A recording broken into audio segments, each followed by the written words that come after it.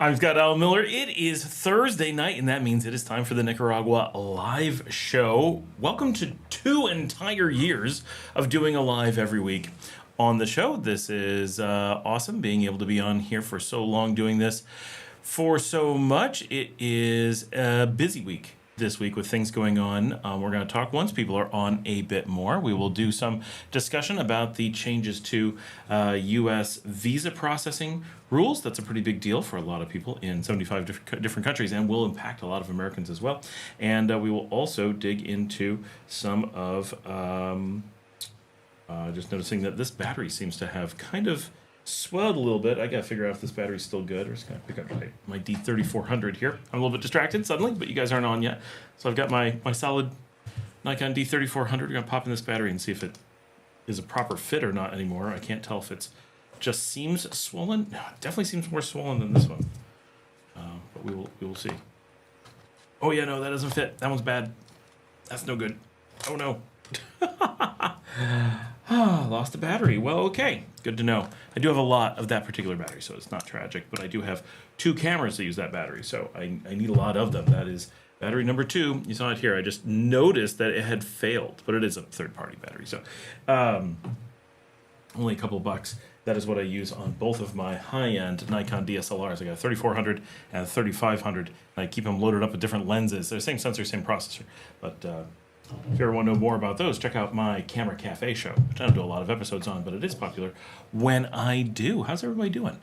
So we have the big changes to U.S. visa processing this week. We also have the official go-ahead with the new law for removing the seeking of dual citizenship here in Nicaragua, which we're going to be doing an episode probably tomorrow about that, which will be our 3rd dedicated to that. We're going to dig into, make sure that we have enough information on that people know what's going on, because no matter how much we cover that particular thing, the amount that people repeat misinformation of it, or hear one thing and repeat another, is just unreal. It's so much. So we're going to make sure that we are covering that probably tomorrow to make sure that people who are not in the live stream do get that coverage. So sorry to those of you who have seen the 2 episodes previously and grok them, or for those of you who are on the live stream now, please tomorrow let the video play anyway and give it a thumbs up regardless to help support the show. And while we're talking about it, make sure to give a thumbs up on this one as well. Luke is the first one here. Hola, y'all. Njord4 is here. Happy Thursday, Scott. Hey, Njord, how's it going? Janet says, hey, good. You started before I had to leave for the store. I'll be back and leave it on while I'm gone. Good notes for everyone. If you're going to step away, please leave the video running. It does help us. And my puppy Rocket SDT is hello. Hola, Senor Scott. Hola. I can't even read hello or hola anymore. It's hard to read live. It really is. So how's everybody doing this week? We have a lot of people on already, which is awesome. We're going to be covering, of course, a lot of things going on this week, but we're going to give people a few minutes to actually jump on. And I'm going to be telling a little later on, this does happen often as the show drags on. At some point, we're going to have some technical discussion about some interesting things Diego and I have been talking about as well. So but I do have some interesting, fun stuff that's happened this week beyond any, business of Nicaragua migration kind of stuff, as is often the case. My daughter did this morning head to the hospital again, but this is planned to get the last of her tetanus and rabies series shots. She's not super thrilled about that, but she is done with that. So she's happy she's done. But it was 2 shots, and it was pretty painful, she said. But it was so easy dealing with the hospital, and she and I had to go alone today, so I didn't have anyone to translate. Normally I have Marcella there with me, and I had to deal with all of the hospital stuff directly on my own, but it went fine. So easy, so fast. It was actually the easiest, fastest of any time we've had to go. I mean, we were in and out in 5 minutes for 2 shots, no appointment. So it's pretty, always so good there. With how that goes, we also had to go deal with some stuff with insurance, had to go pick up a $31.57 check that I had. Ooh, so groundbreaking there. What a difference that'll make in our lives. But it was waiting for us, so I had to go deal with that. And then we did a little bit of grocery shopping this morning. So my daughter and I had a little bit of not exactly a fun outing, but an outing. nonetheless, but we did get time to hang out, just the two of us driving around. So there was that. Spent a bit of time this week. We're working on getting a Dungeons and Dragons game going here at home, and hoping to get one going for some of the expats. Big fan of D&D, and haven't been able to play in a really long time.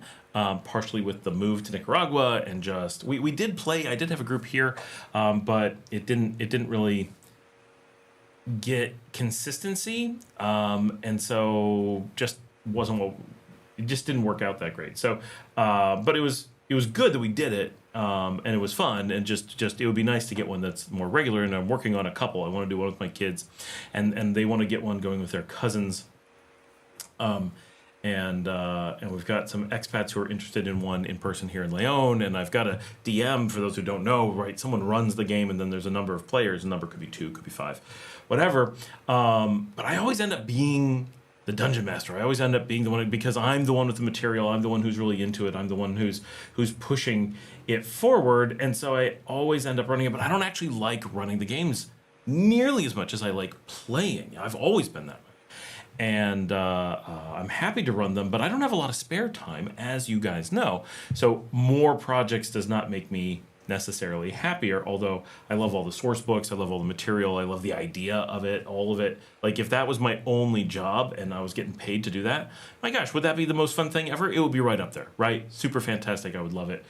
If I could spend my time doing street photography during the heat of the day, and then spend the afternoon in a nice air-conditioned room, laying down, going through a bunch of source books and coming up with amazing adventures to take people on. And that was the only thing I had to do, and that paid all the bills, and I could order in, delicious food all day long, and travel when I want on the budget that I get from doing that stuff. Yeah, that would be super cool. No, that's not the reality of life, unfortunately. So that's not what I do, but it would be super, super fun. And so here in the world of real life, I try to play when I can, but almost always end up being the DM, and would really like to be a player, because I really like getting into the character. I really like exploring the characters' stuff. It's just, for those who haven't played, it is a really fun thing. I really, really enjoy it, and I've been playing since the 80s, right? I'm like the age of the Stranger Things kids in the show, and played very much a similar Dungeons and Dragons at very much a similar time, both in my life and in raw years, right? The show takes place in like 1987, and I was playing in 1989, 88, 89, somewhere around there. So anyway, that is we got a little ramp up going on. Let's see, we don't have too many people on talking. Hey, Giraffosaurus. Or is it Giraffosaurus? How you're supposed to pronounce that, 2350. Hey, brother, only just found you yesterday, but already really enjoying your content. Oh, thank you so much. And yes, Giraffosaurus, I did see your note as to you'll be coming through Leon, and you'd like to get together and possibly interview me. Yeah, absolutely. Let me know. I'm generally here. I don't disappear too much, because I do work full-time, so I have like an office that I have to work in and stuff. So generally I'm here. Definitely. That'd be super cool. Love meeting up with people when I can. And everyone who's tried to meet up with me is like, yeah, when he can. We all know what that is. It's very hard to get on a schedule. It is. You really gotta, and you can't rely on me to be the one who's like scheduling things. Like, that's never going to happen. I am so not my own secretary, and so busy, it is crazy. Luke says D&D 80 to 82, AD&D 83 to 92. So I, like Luke, started on D&D, but not that early. I played with the re-release when it did its second coming, and so I actually have the re-release box starter set somewhere in storage, I hope. And I have the Rules Cyclopedia, which was the ultimate original D&D book, which I loved. I loved that single source book. It was the Player's Guide, DMG, and Monstrous Manual all in one book, and it was beautiful. Absolutely loved it. So that's what I learned to play on, and that's what I really liked. And I did it back before people had miniatures, and they had little folded pieces of paper or paperboard that you would fold and move around on a little plastic mat. So it was early in the figuring out the box sets kind of thing, but it was very cool. And then I did AD&D second edition, starting whatever year that came out. I pretty much got into it the original release year.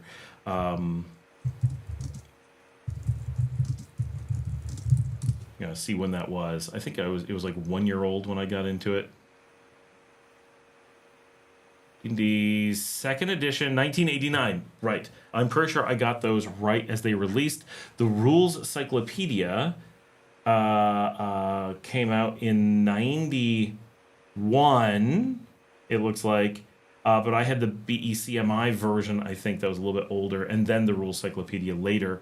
And then I played D&D second, not revised, through late 80s, early 90s. Whereas in Stranger Things, they're playing AD&D first edition.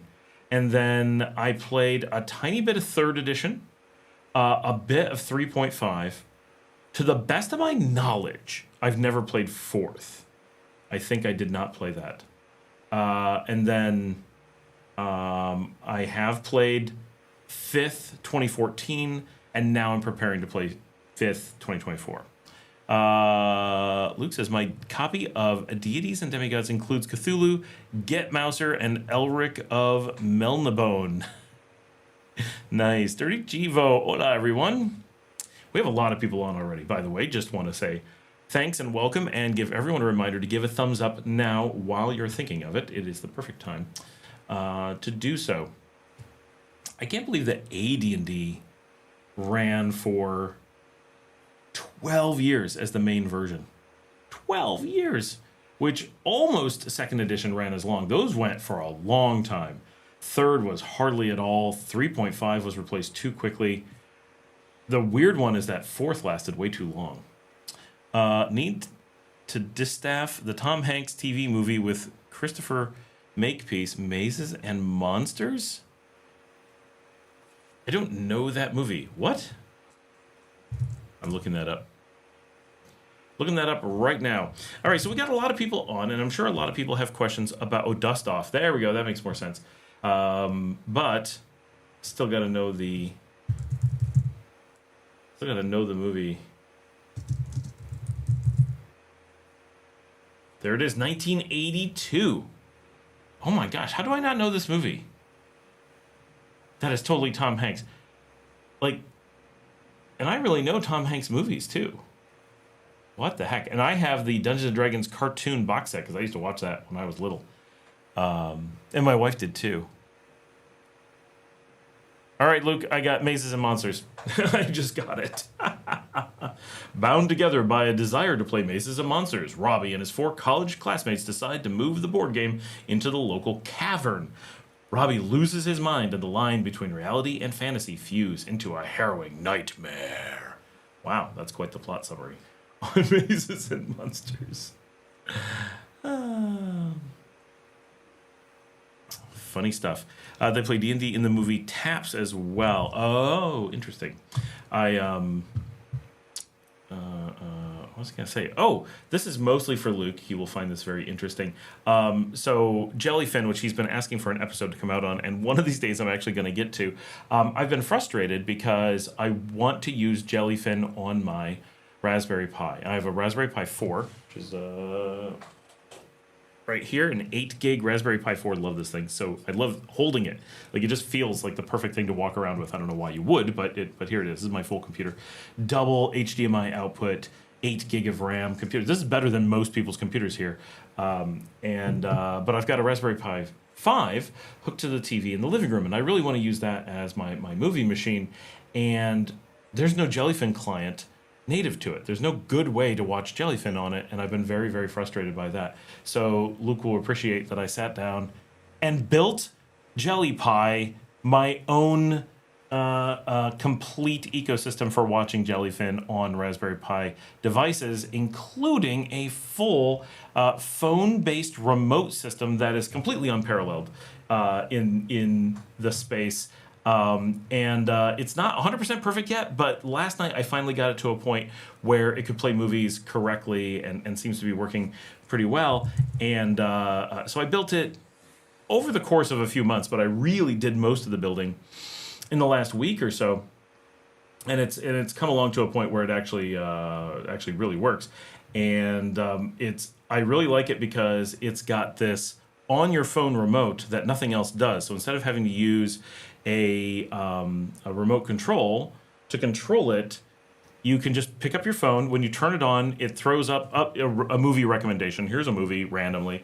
So that doesn't mean anything, but it's interesting. And then it gives you a QR code. And all you do is sit on the couch and take a picture with your phone, and it turns your phone into a remote for that specific instance of Jelly Pie. And instantly you can just search on your phone and get any movie or TV show and see all the series you have and all kinds of stuff right from there. And start it, stop it, pause it, see how long there is to play, see what versions of it you have, get write-ups on it, see the different actors that are in it, all from your phone while the movie's playing, and you can control it on your TV. It's so cool. It also, if you're familiar with Jellyfin, most of the Jellyfin clients max out at a ½ gig cache limit. It's the most they will allow you to cache. They'll let you have no cache. They're a tiny bit. They'll let you have like 32 meg, 64 meg, 128 meg, 256 meg, and 512 meg, ½ gig. Those are way too small for if you have an actual network problem and you're watching a high quality movie. Those do not cut it. So mine has 1 gig, 2 gig, 4 gig, 8 gig, go to whatever limit it can. So when you go to start a movie, you can just pause it, go make some popcorn or whatever. It'll download the whole movie into memory and get it ready for you. My Raspberry Pi 6 has 16 gigs of RAM, plus it runs on an NVMe. It can stream as much stuff as you would. Like, it doesn't need to worry about using up memory or anything. Like, it's super fast and good. So the whole concept of having this limited cache is just really dumb. So I don't do that. I give it, so it is so much more powerful than a normal oh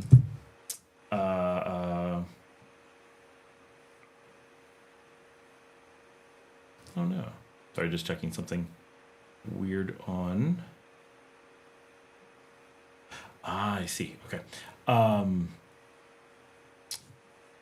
It's so much more powerful than a normal Jellyfin client because it can cache as much as you need. It also caches all the thumbnails and stuff about the movies. So when you want to search for a movie, it's essentially instant. It doesn't have to pull off of your server. Your server doesn't have to build the stuff you're going to. It is so much faster to use, so much faster to start up, so much better quality for watching. It's just a completely better experience. Now, I use it in the house, but my idea is that, like, my dad uses my Jellyfin, and he's far away. So he always needs to do things like turn on his laptop and let it start caching while he goes and, makes coffee or whatever. He doesn't actually drink coffee. But this, he can just tell it, oh, I want the whole movie, and then just let it sit there. And then when he starts watching, he knows he's got the whole thing.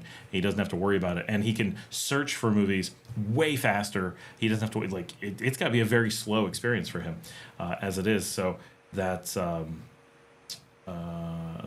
cool. So I'm really excited about that and getting it out and working. So that was something that I did this week. I made a video of building Jellyfin, the server, so that people can set it up at home. My dad is here. It's 11 degrees in Western New York. I didn't even see that you were here, Dad, talking about you with the Jellyfin player. But yeah, so my new Jellyfin player is really cool. And I really think it's going to completely change people using Jellyfin. Like, the features I've built into this as the client, right? Too many things are focused on the server. I mean, the server is super important, and kudos to the Jellyfin team for doing an amazing job and making it free and open source. But the client side is lacking so much that there's so few out there, and they're so limited, and just there's features that you would really obviously want, and they're not available, and that it's not available on all the hardware you want. Like, what? Why would you make it that I can't? Like, that makes no sense. So, fixed and amazing. That is the thing. Okay, so we've got a ton of people on. Let's talk about what's going on here in Nicaragua this week, because this one is the less major item. For anyone who has been seeking or interested in dual citizenship with Nicaragua, this was announced last year. And the way things work here in Nicaragua is that if you're going to be changing the law, you have the National Assembly takes a vote on a new law. There's some process that I don't know where they propose a law and put it in front of people and all that stuff. So that stuff happened last year with this law to no longer allow the seeking of dual citizenship with Nicaragua. Meaning, if you have Nicaraguan citizenship, you are not allowed to seek another without giving up the Nicaragua. Of course, you can change citizenship. That's always allowed. And if you have another, you're not allowed to seek Nicaraguan without giving up that other one, right? So you get to have one, but it's either got to be a Nicaraguan one or a not Nicaraguan one. It can't be both. So that was the law proposed last year, and it was approved last year. But just approving it does not a law make here in Nicaragua. It must be approved twice. It's basically a cooling down period. It's also an opportunity for there to be a vote to change the people who are in the assembly and make a different group of people vote, just in case the first group of people were crazy and you needed to change them out, right? Makes sense. So a lot of people were like, it's a slow process, but it's a really neat function to provide a protection for crazy lawmakers or one-time angry lawmakers or one impassioned speech kind of problems. And you don't want laws being made willy-nilly generally. So that happened, but it was, talking to people in the assembly and so much, they're like, this is definitely going to pass next year. There's no reason this won't pass. It's just a formality that it has to wait a year before it can go into action. So we've known this was coming, and so nobody should be surprised. And I have 2 videos that dig into this deep, and we have copies of the law. This is the one I use as an example. It's the cleanest law I've ever seen, as in there is no possibility of someone reading that law and not understanding both what it says and what its intent is. Now, of course, loads of people tried to make up that it meant something that it didn't. But that was pure make-believe, because when you saw the law, there was no question. It was black and white. But we did, just in case, black and white, pure, straight up, the most clear Spanish you can possibly imagine isn't good enough for you, or knowing that what it did made sense versus the things that the people were claiming which did not make sense. We did get a quote from the National Assembly saying, yes, it does actually mean what it says. It does not mean some made-up thing that random people fabricated, which I can't believe people needed us to get to say, but we did. So what happened is yesterday they voted on it again, and it has now come into effect. So it is now the official law. We just didn't know what date it was going to happen. No one seemed to know. So it was kind of a surprise, but they passed it. They announced it on Channel 13, and it's out there. And basically all it says is what I said, right? The ability to seek a second citizenship is no longer allowed. It was a very difficult thing to do before. Now it's just impossible. That's just all there is to it. And most importantly, the law means nothing that I didn't say. There's no hidden meaning. There's no implied meaning. They wrote one thing and meant another meaning, which is not how laws are written outside of common law countries. It is very specific, and the words are the way that they are for a reason. And any person who tells you that they heard about this law and say it doesn't allow and says something that I didn't say, they're lying.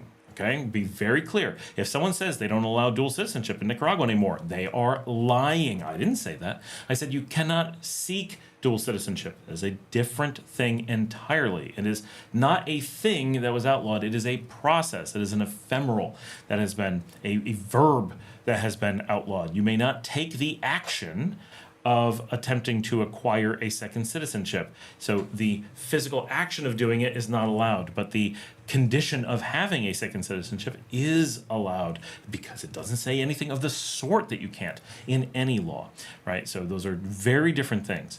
So it's one of the benefits of being in a country with civil law is that the law is clear. Like, it says what the law is. You can't make ambiguous laws because they won't pass muster. right? In common law countries, of course you can, because they don't have to use what's written anyway, so it doesn't matter if it's clear, right? It's only to give an idea, a suggestion in the first place. But here, the written law is the actual law, and it has to be actionable, or it can't be a law, right? So in this case, it is so ridiculously clear to read. It's so short and so straightforward, and the only extra words are the ones necessary to make it say what it does, rather than say something else. So there is this temptation that I will say you may not seek a second citizenship, and people don't like to repeat exactly the words. And this is the case I've learned with many people in many circumstances. They like to repeat news, but they hate repeating exactly what was said. They want to add or take away something from it. I don't know why people do this, but it's really common. And people will take some of the words that I say, or that is said in the law, or they see in the news, and they'll repeat it, changing a few words, and utterly change the meaning, and then act like they think the thing they said and the thing they read are the same thing, even though they are so clearly different and so clearly modified, right? It's like, you're not allowed to go to Walmart tonight is said, and they repeat, we're not allowed to drive the car, right? Well, you're not allowed to drive the car to Walmart, or you're not allowed to take your bicycle to Walmart. You're not allowed to walk to Walmart. What I said is you're not allowed to go to Walmart tonight. But no one said anything about the car. So if it's not going to Walmart, why would you imply that I just assumed that's what you meant? Why would you assume I meant something I didn't say and in no way had the ability to pull that information out of the thing? Like, how could you randomly arrive at that? Maybe you can't go shopping. Maybe you can't leave the house. Maybe you can't breathe. Maybe you can't exist. The number of things that you can imply could be connected to this are unlimited. How did you come up with that specific, irrational, random thing from a different statement, right? And same thing with this law. People who say you can't have dual citizenship. Wow, how did you pull that out of that? Why didn't you come up with you can't seek anything?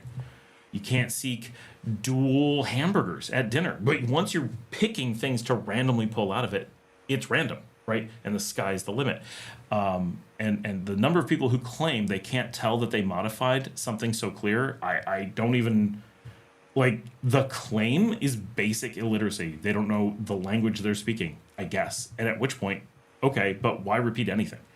But anyway, that is... So watch for that, because essentially every person you see will say they read it. And I had today, right? Someone from the channel sent us thing after thing saying exactly what I said and claiming it meant something else. No, Mia. No, Mia.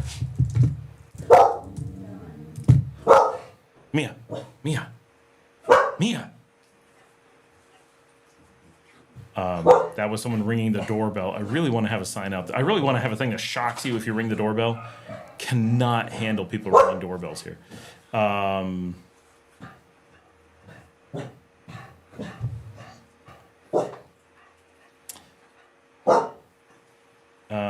So anyway, so someone posted all these things that said exactly what I said and claimed they said something else. Well, I saw in the news that you can't have dual citizenship, and then they post a thing that says you cannot seek dual citizenship, and I'm like, why did you watch this and come up with this as the answer? Like, I don't understand how people make that modification so consistently and so randomly.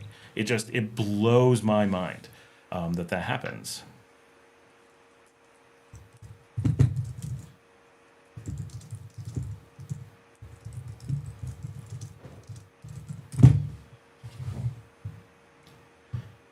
So that was that. So that is, I'm sorry, I'm dealing with the people at the door because no one dealt with it when I was not in the live stream. So that is the change that happened here.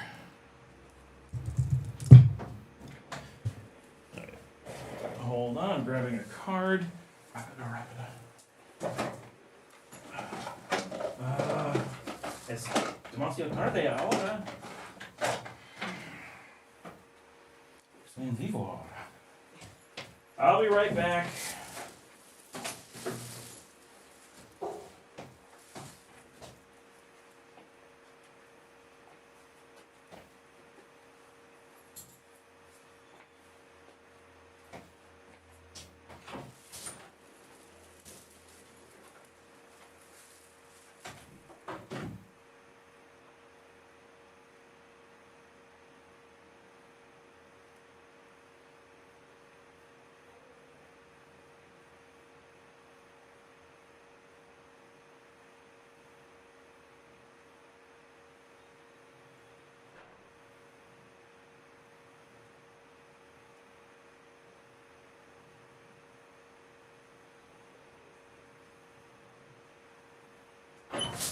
All right, I'm here.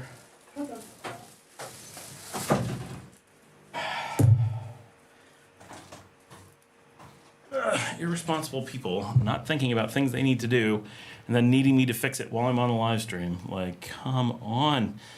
Even as they're pulling up, I'm like, can you not deal with this? Like, they're just like expecting me to go outside and see who's ringing the doorbell while I'm on a live stream. Like, okay. Wow, we got a lot of people on. So, yay, thank you. And remember to give a thumbs up while you're here. I did miss Gary Gulaska is here, 8701. Hey, Scott and chat. I created a video. Family in Southwest Florida are expecting 20 to 25 degree wind chill tonight. What? Obviously failed in my class in Newspeak. My class in Not Speak is really what it is. Once you get to that point, it's just gibberish. The concept of communication is just out the window because you can say anything and then extrapolate anything from it, right? There's hidden meaning, there's implied meaning, but those things have to be actually implied. This doesn't imply anything. It actually very strongly, beyond reason, implies that they are not doing anything about dual citizenship because that would have been easier to write. We no longer allow dual citizenship. That's so easy. But no, they wrote all this extra stuff because that's what they're not allowing. If they were like, why would they go through so much effort to make it clear that they weren't affecting dual citizenship if they wanted to affect it? Yeah. Anyway. So the other change is the United States has currently banned visa processing for 75 countries.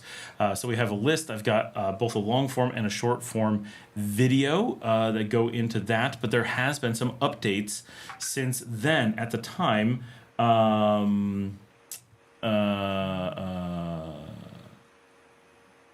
at the time that the news came out and the time that we put out the short and the time that we put out the long, the State Department had held back on actually making an official statement with full wording. What they had put out was a couple tweets, which is fine. I don't have a problem with that. I think it's a dumb idea, but it's fine.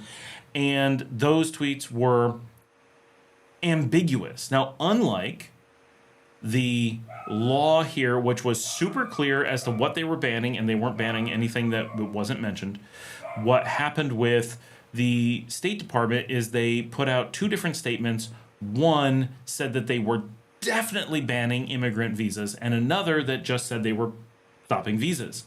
The problem is when you say you're stopping visas, it doesn't mean you're stopping all visas, right?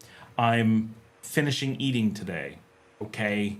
But you might start eating again later. You're just, I don't know, like at some point you can see some linguistic ambiguity where it's like, well, we're not processing visas, but we didn't mean all visas, right? Okay, but it does leave a kind of like, if they process any visas and you say you aren't processing visas and you say, okay, are you processing visas? And this person's processing visas. Yes, right? So that statement is kind of false. So they said things that pretty solidly said that they were not processing all visas, but we did have this one statement where they said they were not processing immigrant visas, and we had to guess that the one was a mistake and that the other that was earlier was a clarification out of order. But the problem with that is that you're then assuming, and this is a pretty safe assumption, that the State Department are stupid and that they can't make accurate statements. Otherwise, the first one was simply a subset of the second one, right? We are not processing immigrant visas. Okay, what about non-immigrant visas, expat visas? Oh yes, we are not processing those either. Oh, okay, that doesn't make the first statement any less true. Just odd that you singled it out, but it was true, right? Whereas, and that's what was said, right? They said once they were not processing immigrants, and then later they said we are not. Oh, we lost the camera, of course. Just a battery thing. I'll be right back. Just gotta swap it out. It did not get a time to charge like it normally does, so my bad on that. Just been a little bit of a busy week, mostly with software development, which is a good thing, and I have more stories of that to regale you with shortly. First, swapping out this battery.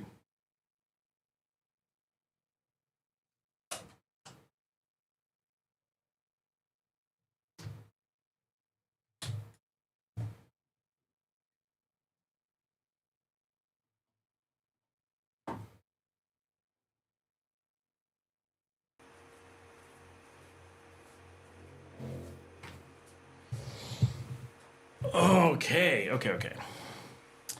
KL7RRC, Ola Scott from Western Washington.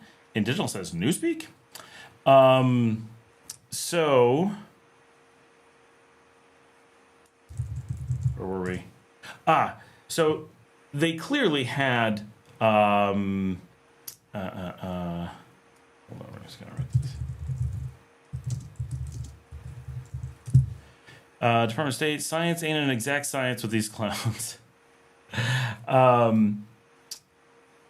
So they left some ambiguity. So we had some news outlets that are taking the one statement and saying they are stopping immigrant visas, and then you have other news agencies taking the other statement and saying they're stopping all visas, and they were both correct. The problem is a few news outlets decided that the State Department was stupid and couldn't speak English and got their information wrong and claimed that non-immigrant visas were allowed in defiance of the State Department.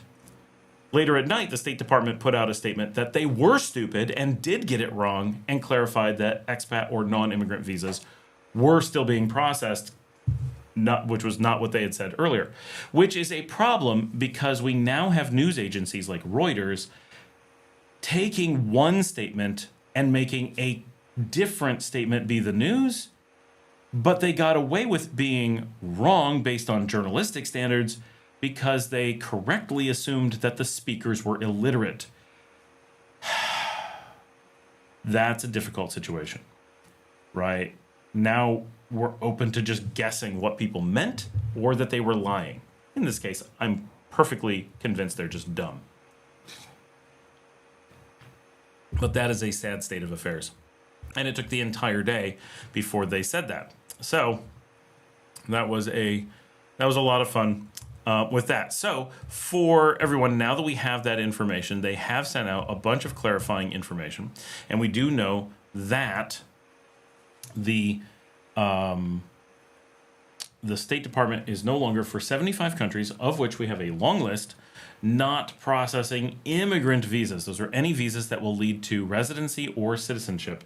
Those have been halted. You may continue the process of going through them, but they will not issue a visa. You can still go to interviews and things like that and keep the process moving in the hopes that they decide to change their minds and start doing them again, which they might.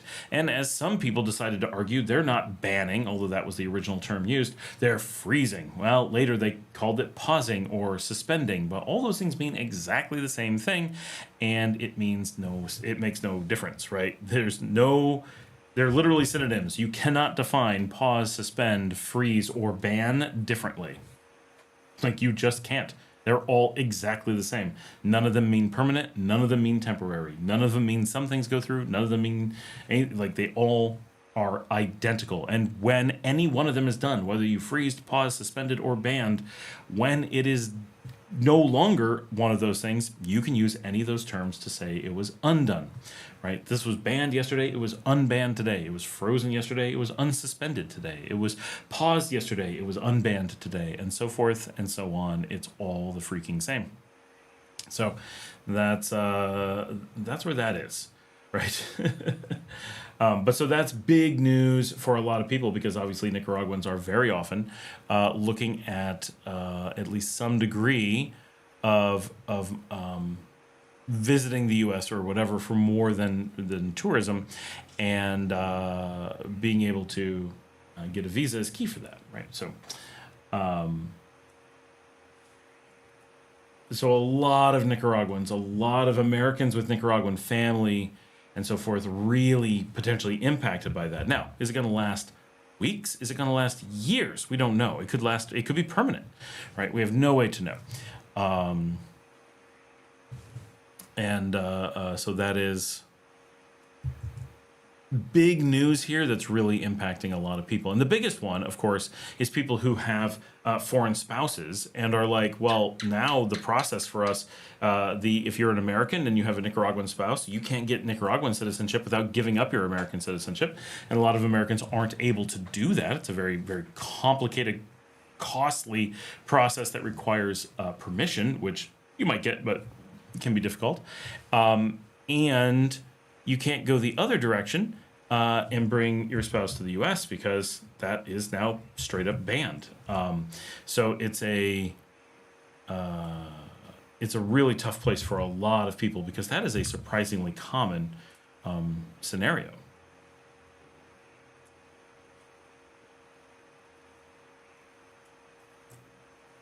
Just actually working in the background here.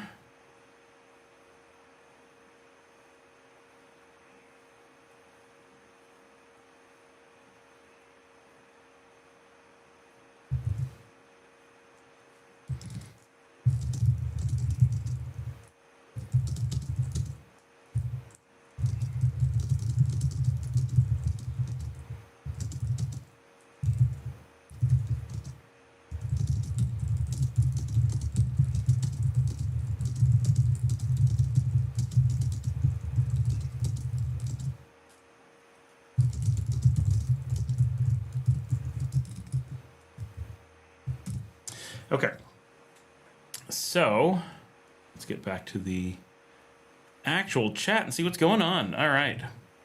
The one thing we know is things with the U.S. will get worse. Tesla or Edison, Rise and Fly is doing a good job also.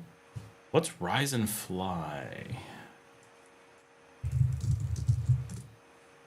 Unpredictability, I'm afraid.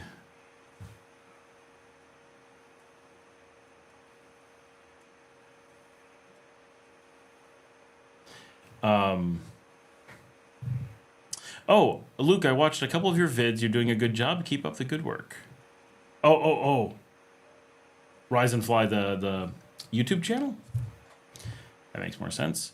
Luke says, exactly why I look for multiple sources to collaborate a consistent message. Yeah, and no matter how much we did, because Luke and I were both looking into this, getting a consistent message was very, very hard. And all the early sources had full ban, and then later sources started putting in a partial ban, but without a source for it. They quoted the full ban. All of them quoted the same place, which is, we've entered an era where even what seems like decently neutral news sources, the AP, Reuters, ABC, NBC, right? All of them are bordering on illiterate and aren't sure how to just quote a source. And so you have to look at their sources and be like, okay, these people are not smart enough to tell me what this other person said. I have to see what that person said and see if the thing that these people said means the same thing. And that's not how news reporting is supposed to be, right? It's supposed to be, here's what they said. You don't have to go look it up. You just have to trust that I got it from this source, right? So if I say, and I'm a reporter for a respectable outlet, I say, so-and-so in the government made this statement.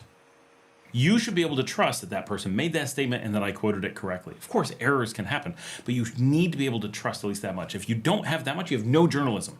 None. It's just gibberish. And that's where we've reached. We've reached a point where I don't trust a single outlet to tell me what they meant. Luke says, we just don't know what they're smoking in that pipe. It is true. We got a lot of people on. Thanks everybody for hopping on. This is popular. Make sure if you have questions or concerns or input or whatever, get in the notes and say it. We're happy to discuss it live. With so many people on, I'm sure we've got some new people in with there was so many things going on with both the U.S. and Nicaragua with law changes or pauses and things, whatever. I'm sure people have concerns or whatever. So hop in and make sure to ask questions. And while doing so, hit that thumbs up. Make sure we got that going. That really does help tell YouTube to get out there and tell people about the live stream, like right in the moment, so more people jump on and find it. So that is important.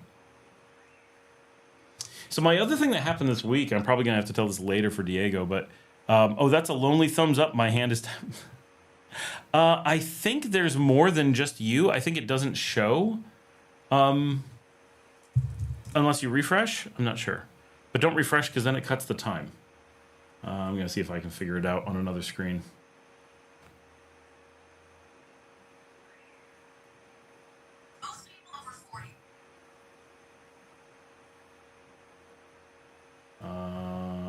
it says 22, which is not enough. There's 42 people on and only 22 thumbs up. Come on, people. We can do better. We can do better. Greetings from San Juan del Sur, the Iron Baron 144. How's it going, Iron Baron? Which is cool, but it's not as cool as the Red Baron. Just saying.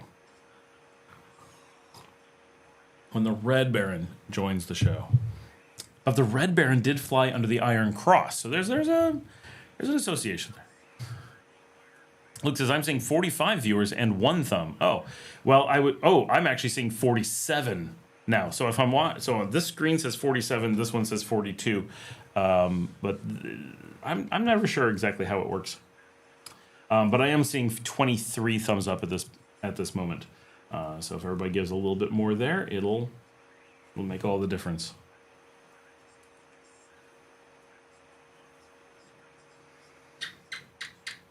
Morris Adams, mine says 24. Saludos desde Tejas. Oh, what part of Tejas? Que parte?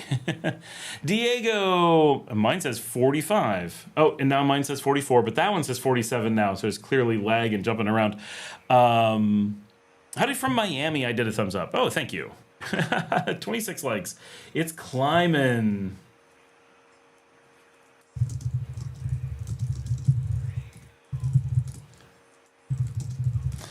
All right, so, I want to see if I got Maze. Nope, I haven't gotten that movie yet, Luke. It's, wait. No, I don't have it yet. I'm trying to see, there we go. I'll have it in 4 hours. That's not bad. And then tomorrow my father can watch it, since it'll be on Jellyfin.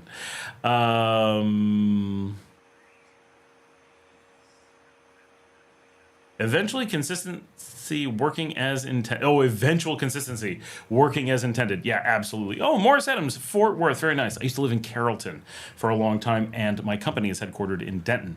So we're right there. Yeah, my numbers are, every number is always different, but they're really good. We got a lot of people on. I'm very excited. So real quickly for Diego, because I know he's on. So my company uses, so we used to use, over the years, we've used Slack, we've used Zoho Click. We've, for the last couple of years, been on Rocket Chat, which is very good. I'm generally very happy with them.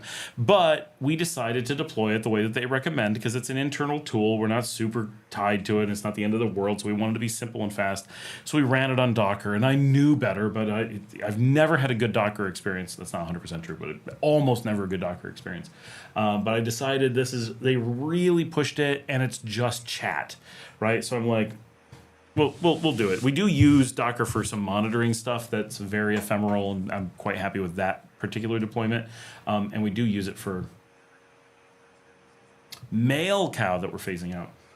But Denton, the home of happiness, Rocky Horror Picture Show. Denton is the home of happiness, I will have you know. It is also the town that wants you back, from the song Ohio. Slack sucks. I don't know why so many people use it. Diego, because it created the genre. Rocket and Mattermost came later. So even though they're nicer in many ways, Slack is older. Like Slack. So before Slack, we had the XMPP things. So like Spark, which was quite good, but they were slow and didn't have the rich features. Slack really leapt us forward in how that kind of stuff worked, and then Rocket and Mattermost and some others came along really quickly and really upped the game and made it a thing. And then some really awful ones like Google and Teams came along, and it's amazing that anyone still uses chat after dealing with Teams, which is obviously the worst on the market, but Slack is decently solid. But like Flickr, which now if you go use Flickr, you go, well, this works, but why are people so enamored by it? And the answer is because the entire concept of the modern web was built by Flickr. And then when you look at it from that perspective, you're like, wow, okay, they haven't updated it a lot in 25 years, but everything we know as modern like web interface and tech is all from Flickr. Okay, that's pretty impressive. And that it's still... I've been using it for 23 years or something like that. Like, James says, do I need to know Spanish in order to visit Leon for a 30-day vacation? No, absolutely not. Very few people who visit Leon know Spanish. A few, for sure, but in general, it's quite not many, right? It is rare. Would you benefit from knowing some Spanish? Yes, yeah, it would not hurt you. The more Spanish you have, the easier it is to read a menu, the easier it is to strike up a conversation, the easier it is to get off the beaten path and do something. Of course, go jump on Duolingo, and every day that you do will make it all just a little bit nicer for you, right? That menu will be a little bit easier to read. Those signs will be a little bit easier to read. The information you see on something will be a little bit easier to read. And tiny little bits will make a huge difference, right? Just knowing a few more words. But needing Spanish is really not a thing. And take this as someone who has, I've lived around the world, right? I do speak Spanish now, but I spoke extremely little Spanish when I first moved to Spain. Some, right? But I've also lived in Italy. I took the time to learn Italian there, and that would be one of the tougher places to not speak something. But my wife lived in Italy and didn't speak Italian. We've lived in Romania. I don't speak Romanian at all. I've lived in Greece. Don't speak Greek at all. Lived in Ukraine. Don't speak Ukrainian at all. And when I first got to Spain, I spoke very little Spanish. I was not fluent by any stretch. I could, for the most part, read menus, but I had friends, and I would take pictures, friends who spoke native Spanish, and I would send them to a friend from Venezuela and be like, hey, what is this? And they'd be like, oh, that's this or whatever, because there were just words I didn't know. And back then, Google search was slow and buggy and very, very difficult to use. It was easier to find a person and send a picture of a menu than it was to do anything else. But even with that, yes, more Spanish would have been helpful. And yes, I put in the time to learn more Spanish for sure. But I lived there. I wasn't there for 30 days, right? And when I left Spain, I went to Panama. When I left Panama, I moved to Nicaragua. And so I kept building my Spanish. So I did get much better. And now I'm decently conversational. But the need for it anywhere. I've never been to a country. I've visited 40 countries, right?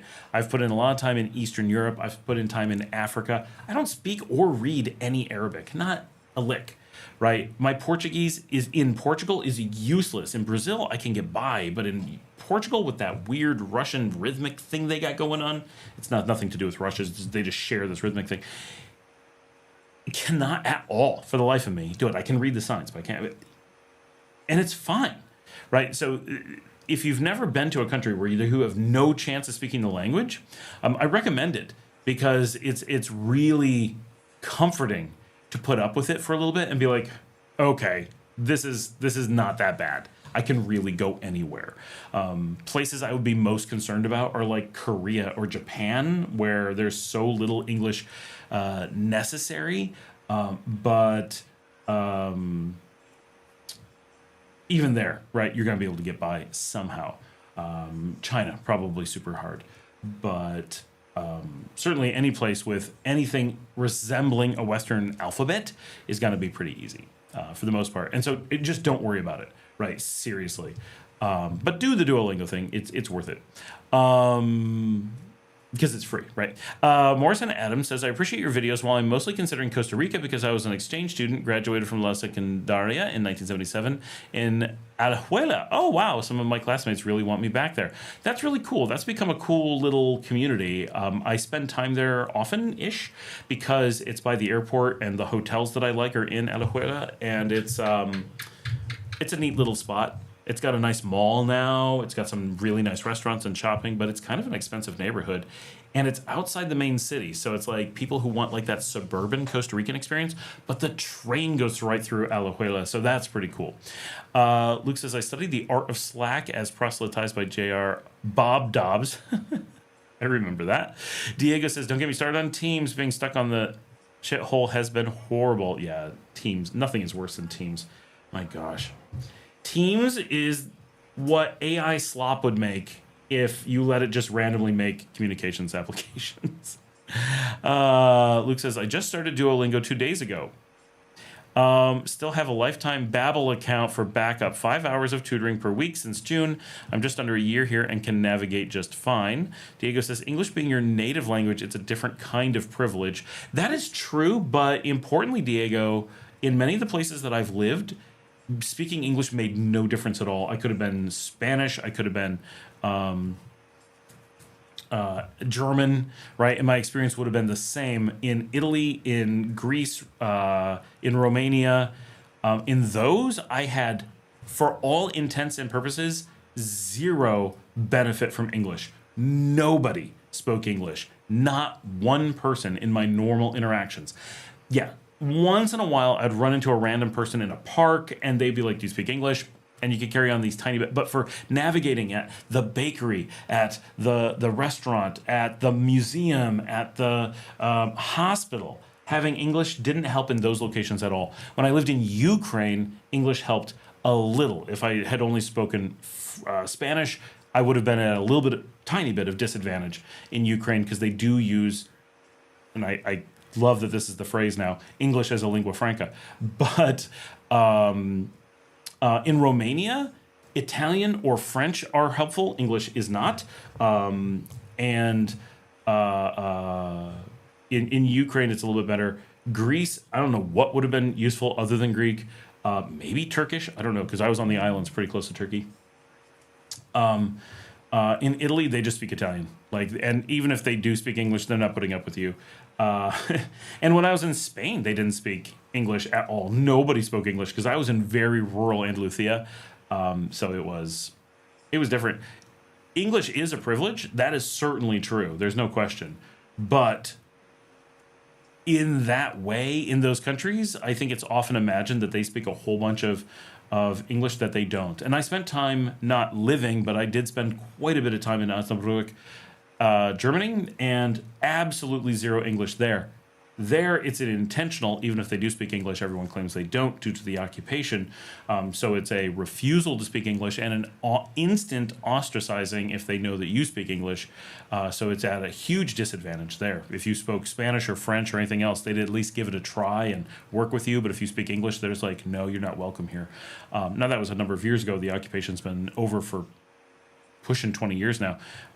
But the occupation was just wrapping up when I was there in 2009. And they did not appreciate English speakers at all. So here, I don't know if English is that big of an advantage. Certainly some.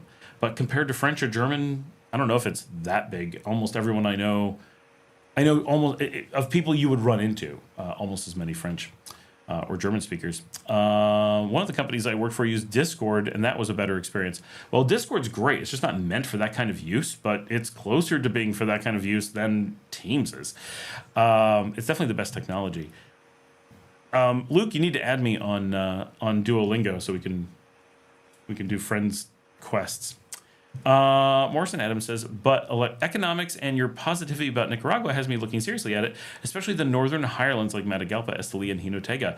Awesome. We do love it here. I mean, Costa Rica is a really nice country, but obviously the cost of living and the crime rate now is a major concern. Even people who are generally pretty happy with Costa Rica are starting to be very concerned about the incredibly high crime rate, because even the police in Costa Rica are starting to warn that expats and tourists are being targeted, not so much in San Jose, but in the tourist areas, in the enclave areas, and the number of stories we get per week out of Costa Rica tops our annual stories here in Nicaragua, and we're the larger country.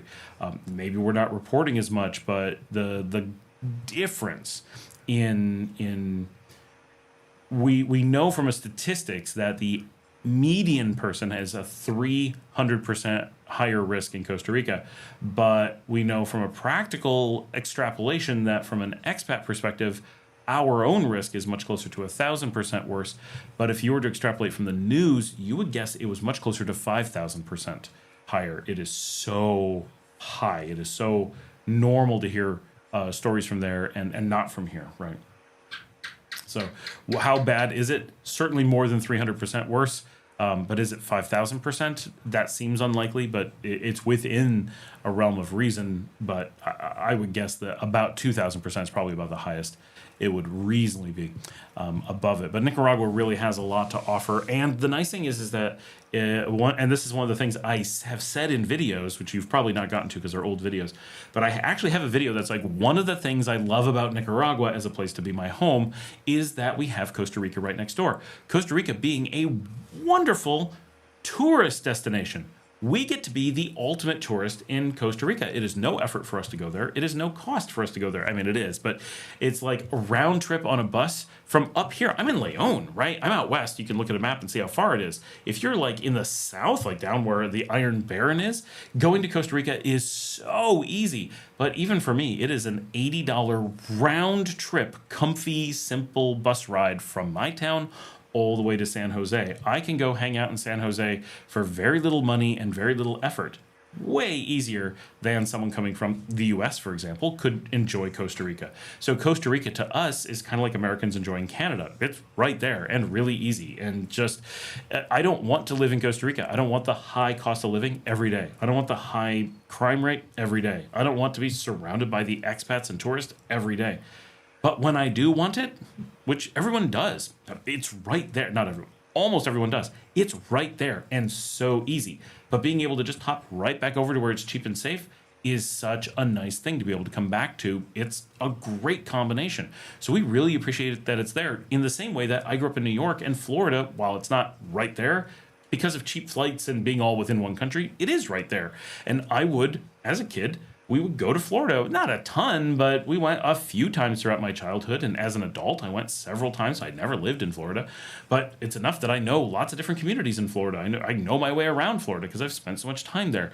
And of course, I've worked there some. And I did have friends that moved there, so I crashed with them for a few weeks.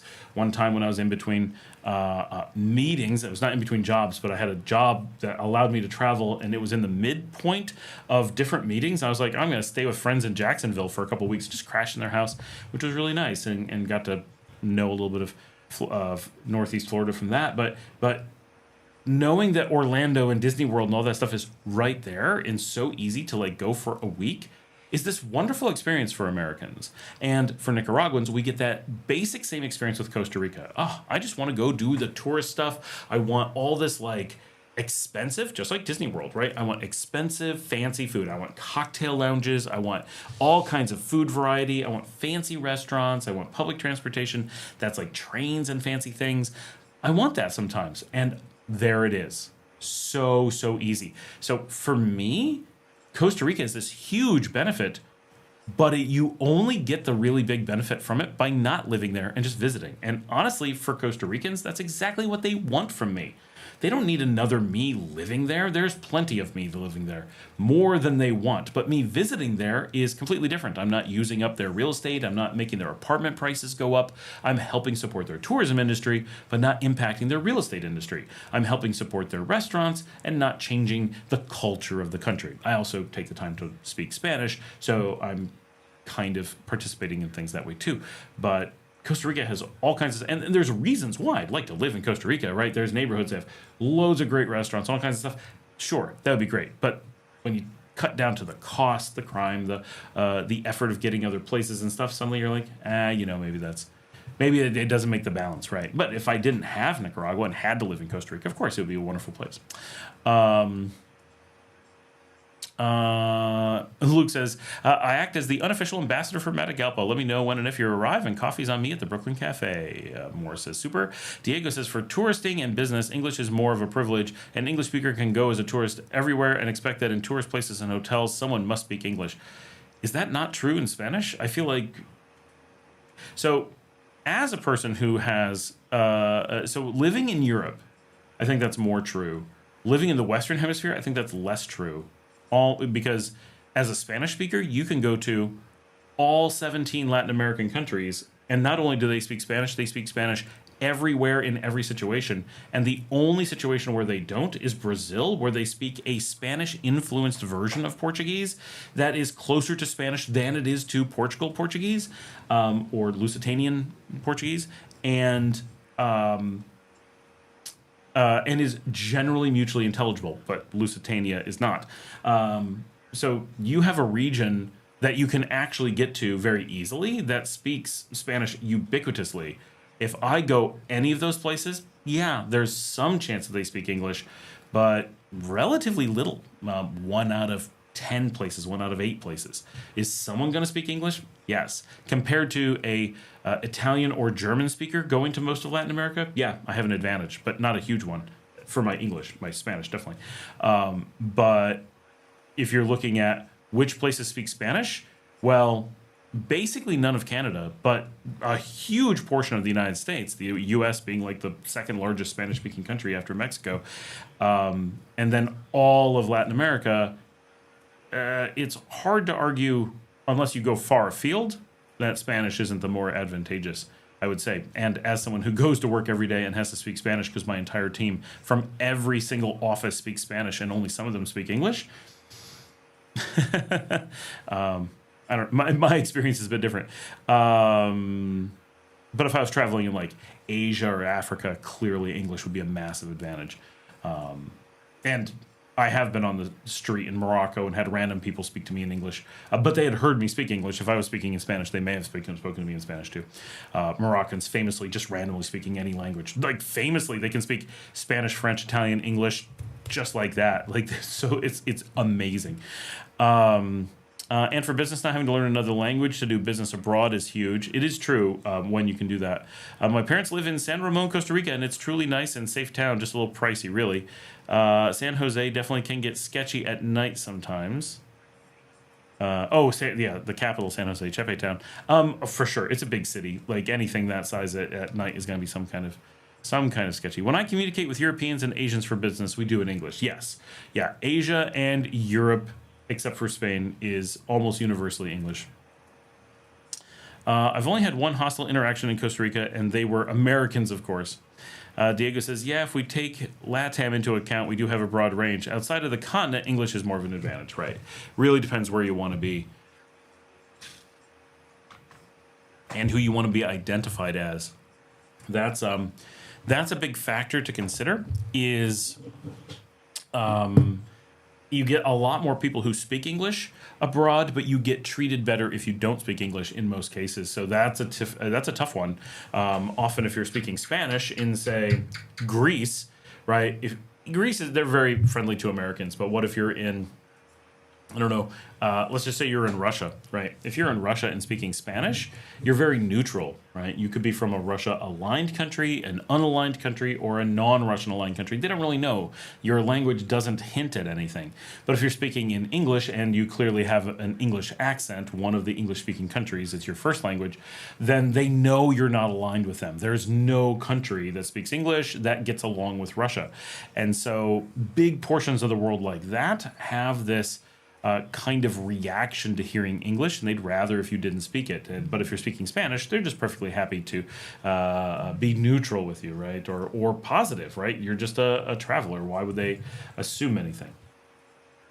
And not that they would assume a lot with being English, not that they're going to be mean to you. I don't expect that, right? I expect completely to be able to go to Russia and have a wonderful experience with wonderful people. I've lived in the region, right? I lived a few miles off the Russian border at times, and it was fantastic there. I've been in Serbia and Moldova and other famously or historically Russian-aligned countries without the slightest feeling of being in a disadvantage because I was identifiable as an American. I don't think I would be any different as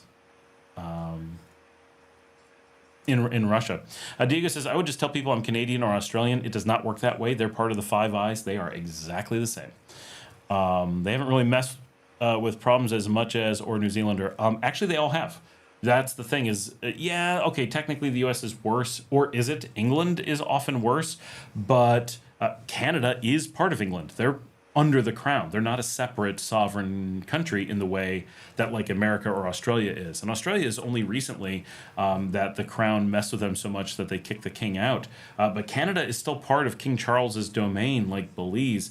And so to countries that are aware of British colonialism or impacted by it, they're very aware that there's no separation. The responsibility of one is the responsibility of the other. So by that definition, Canada has invaded far more places as part of the British Crown than the U.S. has. The U.S. in recent years does way more, but Canada's still involved with both the U.S. and England. I think that feeling that you can just claim to be a different department of the Five Eyes global policing group, it's a weird thing, right? It's like, I think to most of the world, that's a lot like being like, oh, we don't want you, you're Nicaraguan. Oh, no, I'm not Nicaraguan, I'm from Jinotega. What? Right, it's not as separate as you think, because all of them were British colonies. I wouldn't say to anyone I'm English.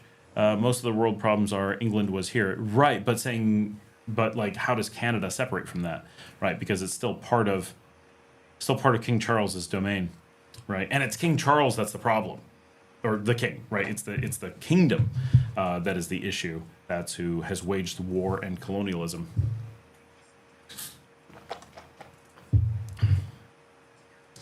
But it's yeah, you can, but also in many cases you can't pass as Americans can sometimes pass as Canadians if you have people who really don't know anything about either, but you have to really be pretty clueless to not be able to tell them apart in many cases. But Australians and New Zealanders, the Kiwis, like, no, you can definitely tell them. You may not be able to tell them apart from each other super easily, although English speakers sure can. But you can definitely tell the Kiwis and the Australians apart from everyone else for sure. There's no casually passing as them. It's not like being from Nicaragua and you're somewhere and you're just like, I'm a Tika, right? And people will be like, oh, I can't tell the difference, right? Now if you live here you can, but in most of the world you don't know. Yes, well, Luke, so there's a difference. The Scots and the Irish are currently occupied non-voluntary colonies, whereas Canada is a non-occupied voluntary colony, and so that is a really big difference. I mean, Ireland is not English, obviously, but Northern Ireland is, and but Scotland especially is kept by military force. It is not kept by the will of the people. But Canada stays by its will. And for those who think that Canada is not part of the crown, the Premier of Quebec stepped down yesterday, and his replacement has to be given by King Charles. Right? That's how it works. Diego says, I could pass as a Tico. Pura vida.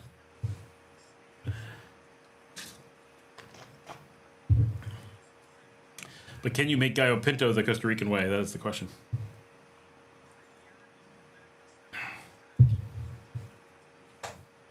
We still have a lot of people on. This is good. We got a nice. Everybody remember to give a thumbs up. If not, I don't know if it's not going up or if it just doesn't update where I am looking.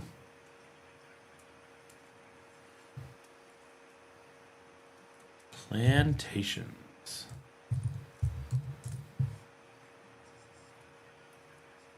I don't know what you're saying, Luke. Plantations?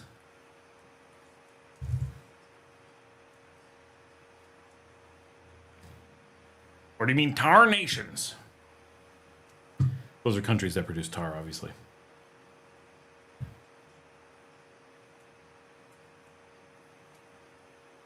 Free coach Ron Williams is here. Hey, Ron, how's it going? Diego says, yeah, I can make Rico Gallo Pinto. I'll just make Gallo Pinto wrong. Oh, we're up to 32 likes. Nice. I'm only seeing 23, so that's cool. It must not update, and this one still says like 1. Right, it's all over the place.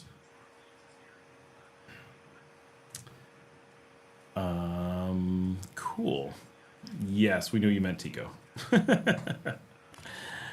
Oh yes, you said Rico, didn't you? That's like Puerto Rico, I guess.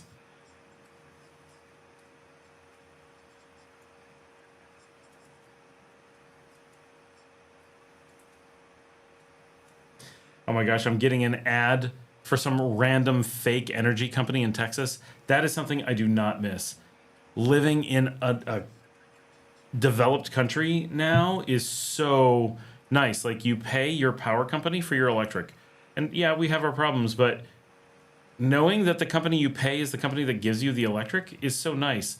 In Texas, you're not allowed to pay the actual company that gives you electric. You have to pay a random company that does nothing, and they resell you electric that they don't provide.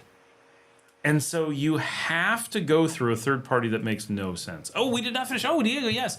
Sorry. So good, because no one was asking a question, so perfect time. So Rocket Chat, we had deployed on Docker, and now this is Rocket's fault, obviously, but they've had Docker set up, so you just do this We just lost the video. Hold on. We're taking a second. We still here? All good?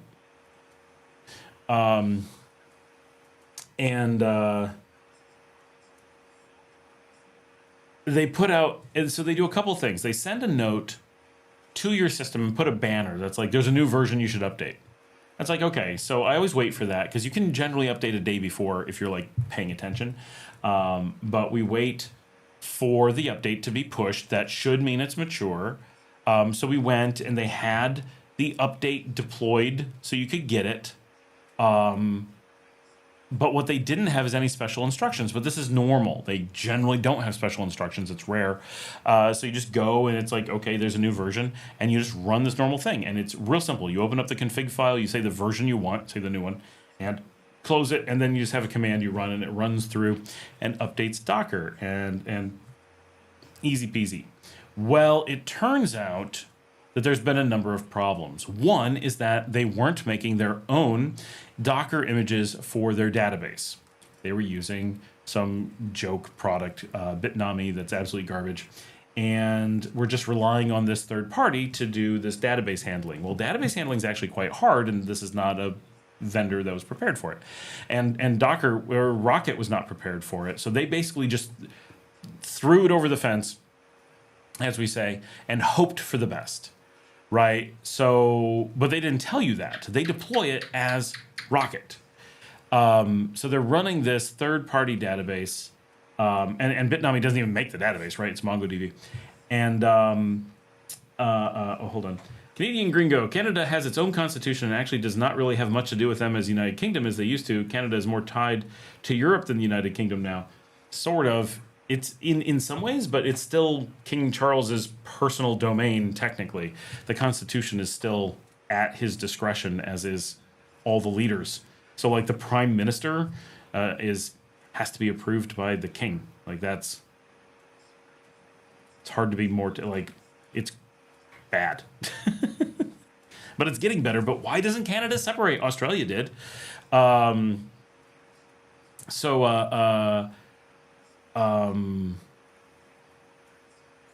Morris says, I no longer hear you. Can everybody else hear me? Hold on. My microphone is going. I'm breaking up. Can't hear. Okay, a bunch of people are having problems. Oh, crap.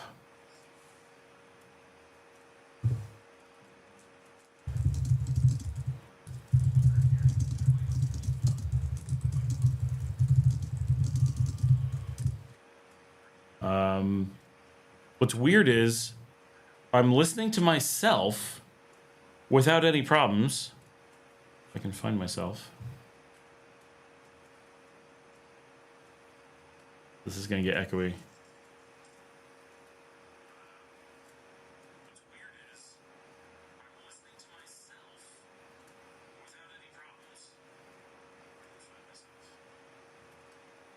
Yeah, my own monitor where because it's not directly tied, right? It goes up to YouTube in the United States and comes back down to my monitor, is completely clear. So in Nicaragua, it's working fine. Oh, okay, I'm back. I do know that I had a little issue where my thing crashed and had to restart. Okay, Tony says we're 5-5. Janet says just back. Morris says we're back. Treasure the time, welcome. Says, hear you fine. Froze up, hear you well. All right, I think we're all good. Okay. Oh, hey, RM. This Docker system has not been maintaining the database, but it acts like, okay, I'm going to take a second. Diego, restart your browser.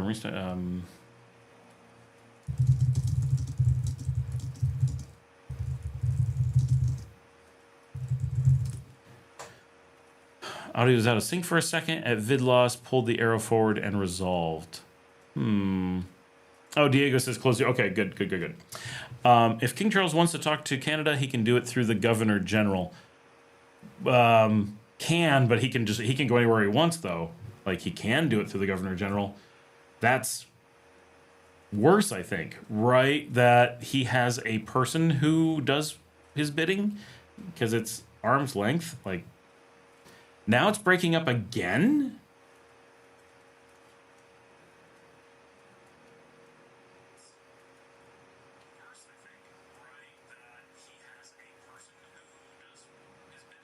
It's clear here still. I'm trying to make it really quiet so just I can hear it in the background. All right, we're going to try moving forward. So Docker has not been maintaining the database, but it pretends that it is. So they give you all these commands to update your Rocket system, and you do your updates, you keep up to date, and it's doing nothing with the really critical database. It's only doing stuff with the application. So that's really bad. Really bad.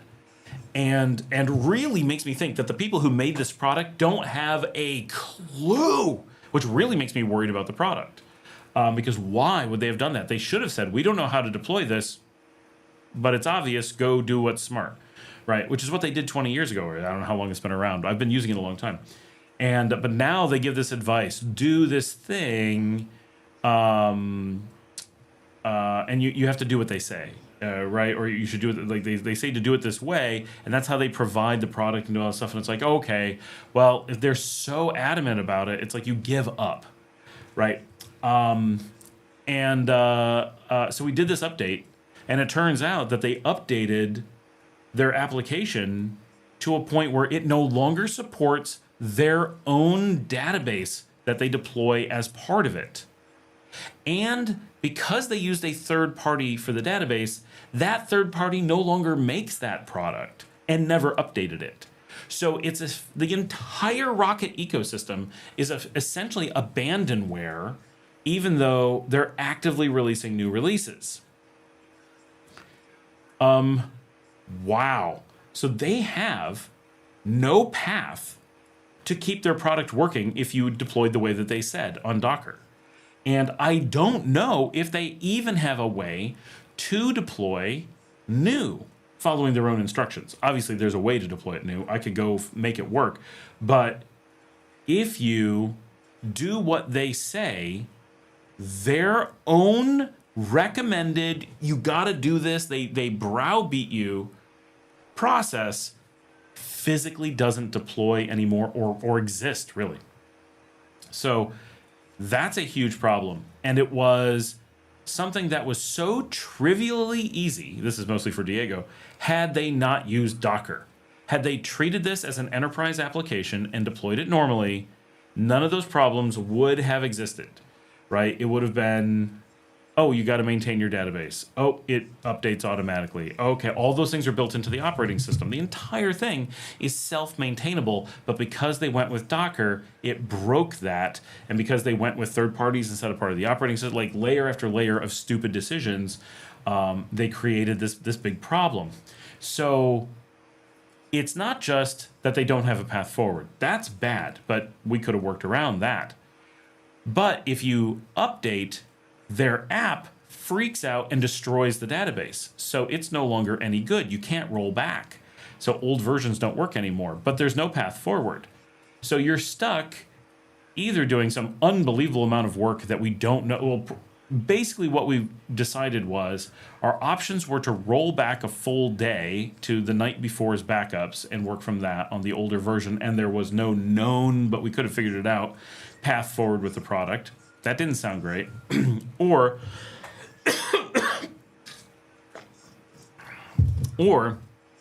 We could just do a fresh deployment of the new version and do that. I can't see you. Oh, hello. Paul is here on his regular live stream interruption. Every week he's got to pop in once. You're so much in shadows there, I can't see who it is. Oh, you can't see it? Yeah, no, you're completely a silhouette. Oh, hey, If you pop in a little bit, I can see you, but right where you are, it's completely... how's it going? Not bad. What are you talking about today? At the moment, we're talking about our rocket replacement, because Diego wanted to know. But also talking about the U.S. ban on visas, which we covered, and the Nicaragua no more dual citizenship seeking process. So what's the deal with Belize? Why are they stopping Belize? We don't know. A lot of countries that make no sense are on that list, because Thailand is on the list, Laos, Cambodia, not Vietnam, Russia, Uruguay, I think, is the biggest surprise. Very safe, very rich, very safe. Like, none of it makes any sense. Luke says, only the shadows know, Paul. But it's such a large list, 75 countries. Really? Yeah. Guatemala's on the list.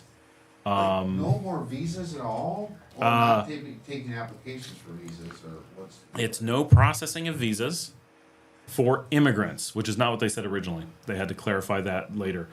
So immigrant visas, so anyone looking for residency or citizenship is halted indefinitely. Okay, so travel visas are still... Which is not what they originally said. Originally they said all visas, then they clarified like 14 hours later that tourist and pass-through visas, some things are not said, like student visas, we don't know. But travel and transit visas are definitely still allowed, but people are reporting that those things are not being honored. Like they're not approving them, but they're not part of this particular ban. They may be soft banned somewhere else. Diego says, isn't Uruguay the richest country per capita in LATAM? I don't believe so. It's still Costa Rica, to the best of my knowledge. Uruguay and Chile are rich, but not that rich. Okay. Well, have fun in the visa. All right. Thanks. Bye.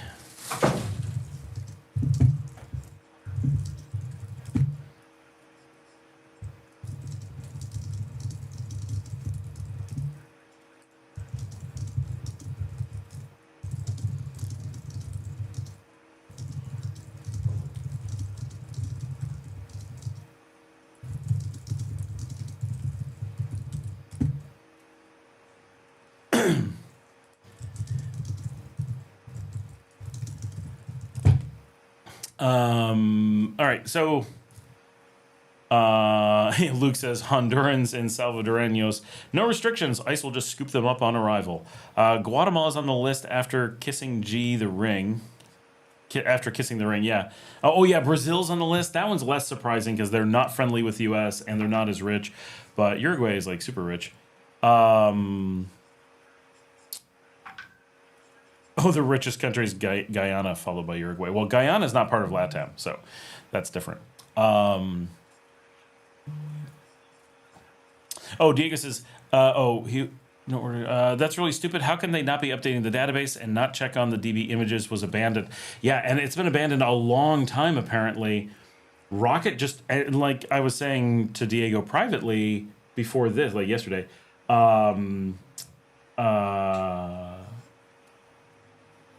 Rocket is not an IT company. So none of this is within their wheelhouse. They have no knowledge of how this is supposed to work. I guarantee there's not a single person on their staff whose job it is to think about how best to deploy this for customers, especially the free version, right? Because the way that I believe Rocket works, and I could be wrong, but the way that Rocket Chat works, they offer a commercial hosted product. And I guarantee that product is either run by an outside entity, most likely, or it is run by an internal team and they have no interaction with other customers. And if you're an open source customer of Rocket and it's an open source product, that's its draw, then you're kind of left on your own, which is how it should be. And if all they did was leave you on your own, they'd be all set. But instead, they essentially browbeat you into doing something completely unprofessional and stupid, and make it that it's just so much effort to do anything else, and they're not about to provide good documentation for anything else. So you're just screwed if you do that. And so that combination of things just leaves you in this really stupid position. So anyway, they managed to completely destroy the install. And so our answer was, we looked at it and said, one, we don't want to roll back and lose stuff. That seems like giving in. Just erasing everything we had before and only going to the new version. One, we didn't trust that it would even work because they didn't have an update to it. So why would they have a working install? Like, we lost...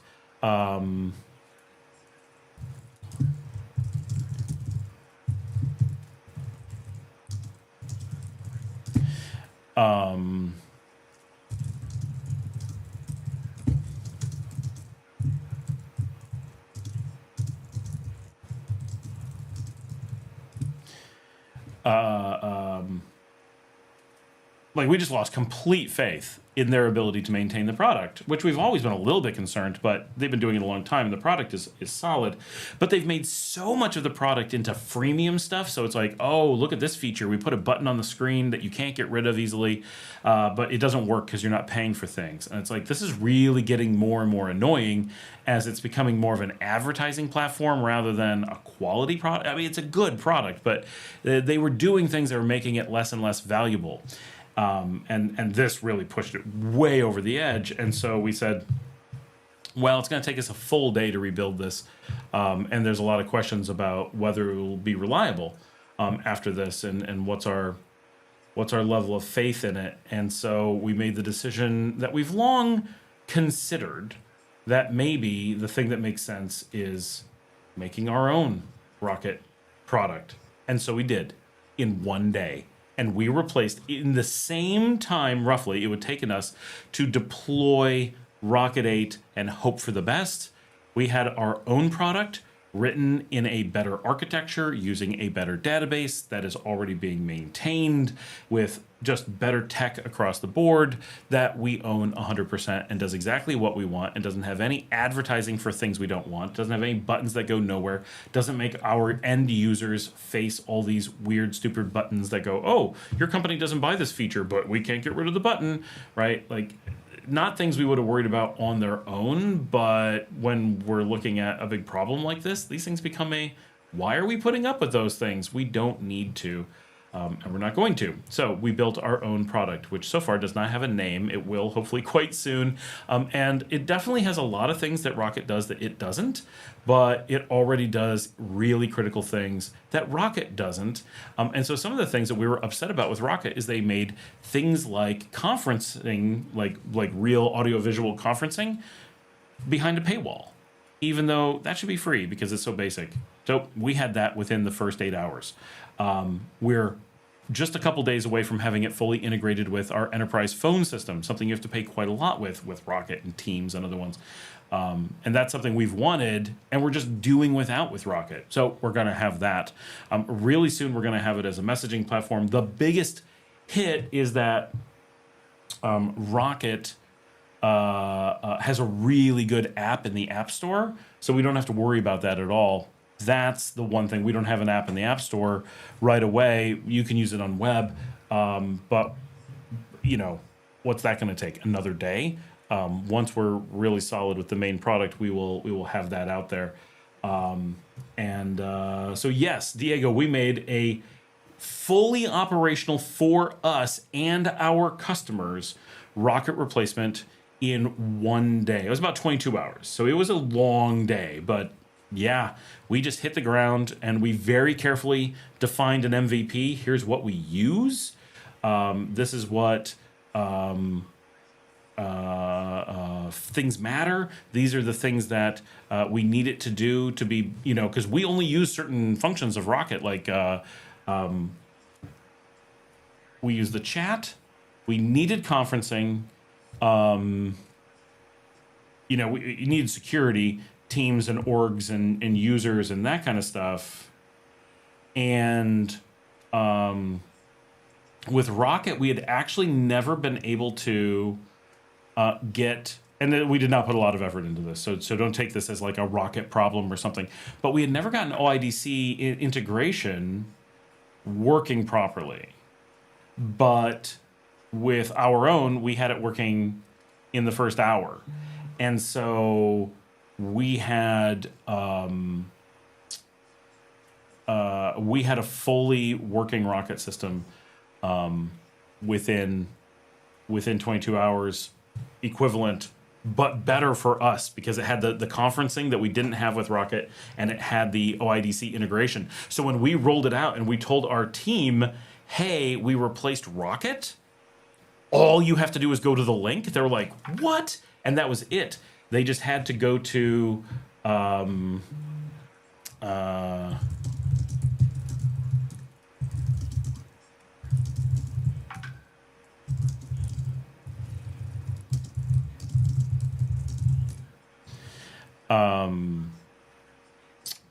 all they had to do is go to the link, and it automatically let them in because they have SSO with everything. Whereas the old Rocket, they had to have their own username and password for it.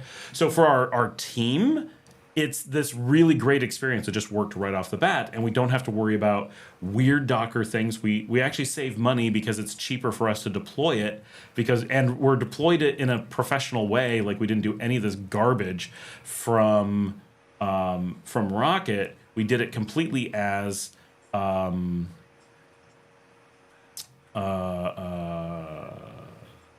did we migrate chats? We did not. And even Rocket couldn't read the chats, so it's not something I really wanted to go into. Could we? In theory, but it would take a lot. Luke says, I upgraded from free to super Duolingo. You haven't added. Real quick note, for anyone who's using Duolingo, my personal recommendation is avoid Max. It sucks. It's not free, but it's awful. So you pay more and it ruins your Duolingo experience. Maybe you'll fall in love with it. I can't stand the free trials of it, and neither can my kids. My kids are like, if they don't stop the free trials of Max, I'm going to stop using Duolingo. It's so annoying. So avoid the Max. The super is good. The free is decent. The Max is terrible. So I don't know why they did that, but they make it bad. So yes, it's a Rocket or Matter replacement. We do have our own Matrix server, but that is not it. Matrix is not the same thing at all. Matrix is like Telegram and Signal, but decentralized, and Rocket is like Slack. Luke says $60 for the first year for the super. Yeah, it's not bad. We have the family plan, so I'm not sure how much we pay, but it's like 6 people.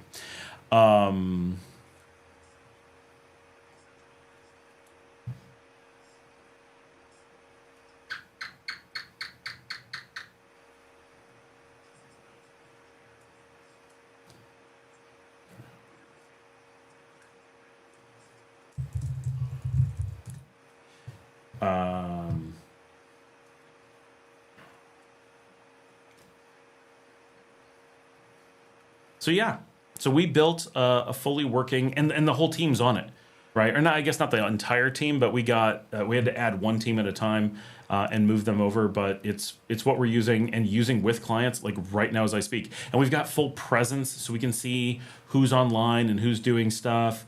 Outside third parties are in because we support multiple companies. Like we're the vendor behind other companies, so those other companies have their teams in here. It's certainly not 100%. It's not as smooth yet as full Rocket, but it's really clear that in very short time we're going to have a vastly superior system that's just way more enterprise and simpler to deploy, and without encouraging people to screw themselves over in the way that Rocket did. So yeah, we're really happy with building our own. With the old one with Rocket, we had to maintain, we had to maintain a separate server just for Rocket. And that's one of the things that was really annoying. We gave it its own server and did everything by the book. And that's what screwed us, because we gave them the benefit of the doubt. We thought they were going to take it seriously. Instead, had we done it ourselves, none of that would have happened. But then we would have put in more effort. But now we eliminate that server. We're able to run This just runs on our normal infrastructure. It literally costs us nothing. So not that the rocket costs us very much, but it's like $200 a year cheaper to run our own than to run rocket. And like I said, about the same effort as deploying rocket without the risk of them destroying it in that way. So win-win-win on that one. And this is, I've been preaching for years that so often building your own solutions when you don't have something out there that's really right for you works often so much better. And people are just so afraid of doing that, right? Oh no, it must be hard. Really? Based on what? What logic makes that really hard? It might be, but it's just not something that plays out in the real world.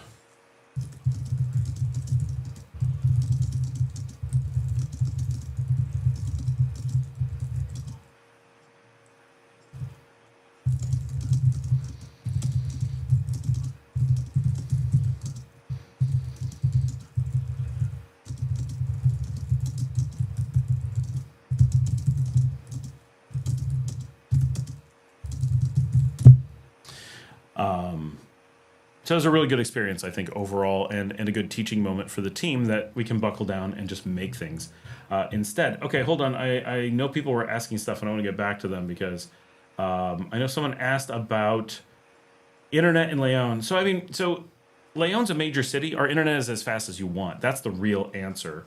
So I'm not sure who asked or how long ago it was.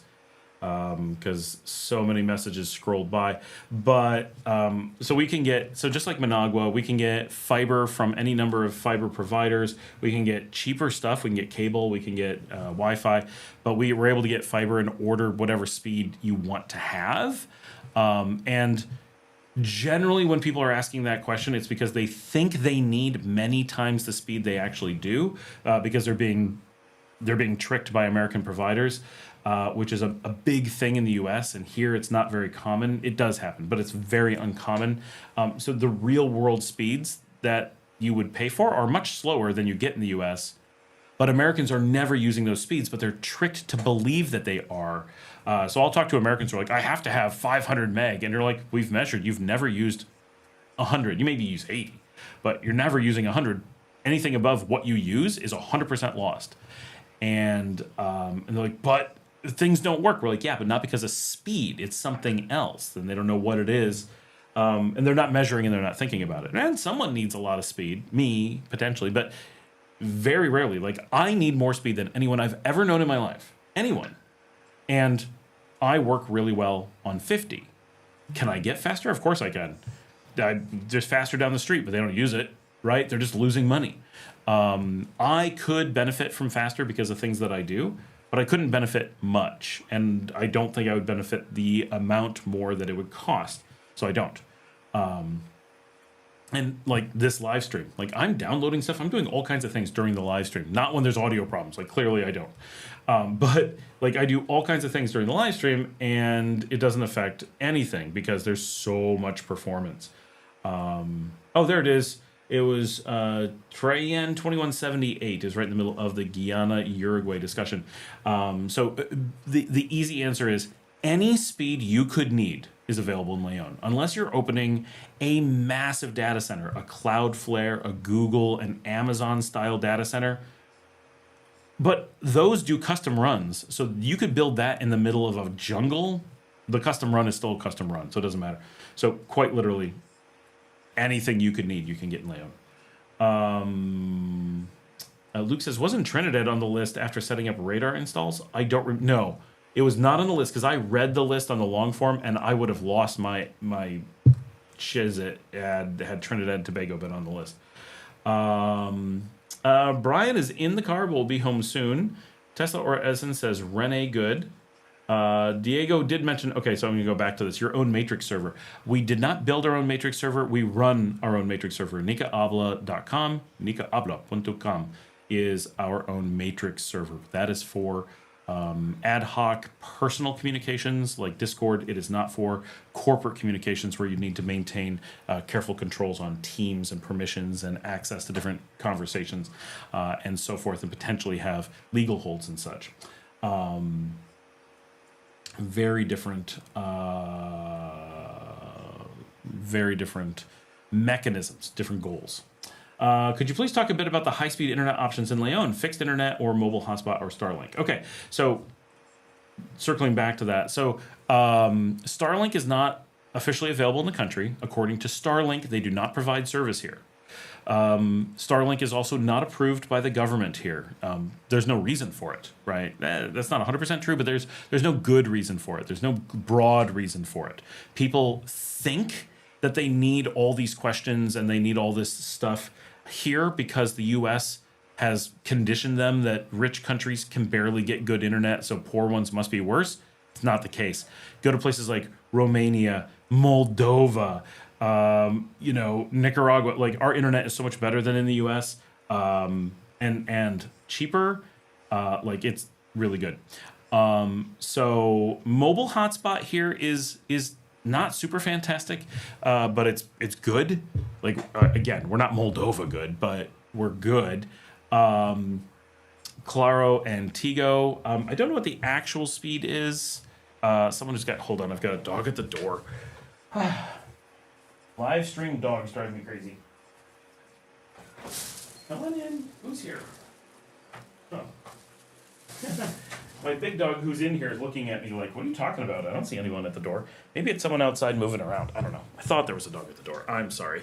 But we have, right, if you're at home and you're working or anything like that, you have a business here or whatever, you're going to have fiber or cable, right? For a lot of people, cable's fine. Right, you're able to do remote work and telephone calls and all those kinds of things. Netflix. If you're retired, why would you need more than cable? Maybe you do, but why would you need more than what's available on cable? Which is quite good here. Claro offers good cable options. But if you need more or just want more, whatever, there are fiber options from Claro, from Teco, and others available here. Teco obviously being the best one in the region, and it's business grade, right? So literally what you need, you can order. Mobile hotspots are definitely functional. We do calls, video calling. People do, like, they're watching YouTube and stuff on them all the time. They work fine, right? If you have a local plan, they're very, very good. And if you're on most social media, like YouTube and Instagram and stuff like that, it's unlimited use, which is really nice. If you're doing emails and stuff, there's some limits, but it's so cheap. But the speed, I don't know. I feel like it's like 80 meg or so that we see in the real world. Maybe someone has tested. Diego might know about how it works. But Starlink, so the question would be, why would you be interested in Starlink? What purpose would that be? Because people ask about it constantly and no one ever has a use case for it. But the equipment is not allowed in the country because it's not approved. You're allowed to import it, but it's very costly. It's to the point where no one has ever done it. Every single one you see in the country, I guarantee, is smuggled because no one's willing to pay to have it certified. Starlink themselves will cut you off if they detect you're in the country, if they're confident. They absolutely do not want you to have them here. I don't know why Starlink hates us, but they do.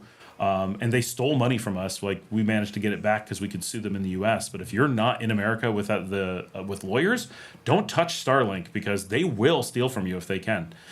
They are not good people. They sold to Nicaraguans, collected money, and then years later just kept saying, "Oh, it's coming, it's coming, it's coming." And they had dates, and they just kept pushing them off, and then eventually silently canceled all potential service and didn't give people their money back.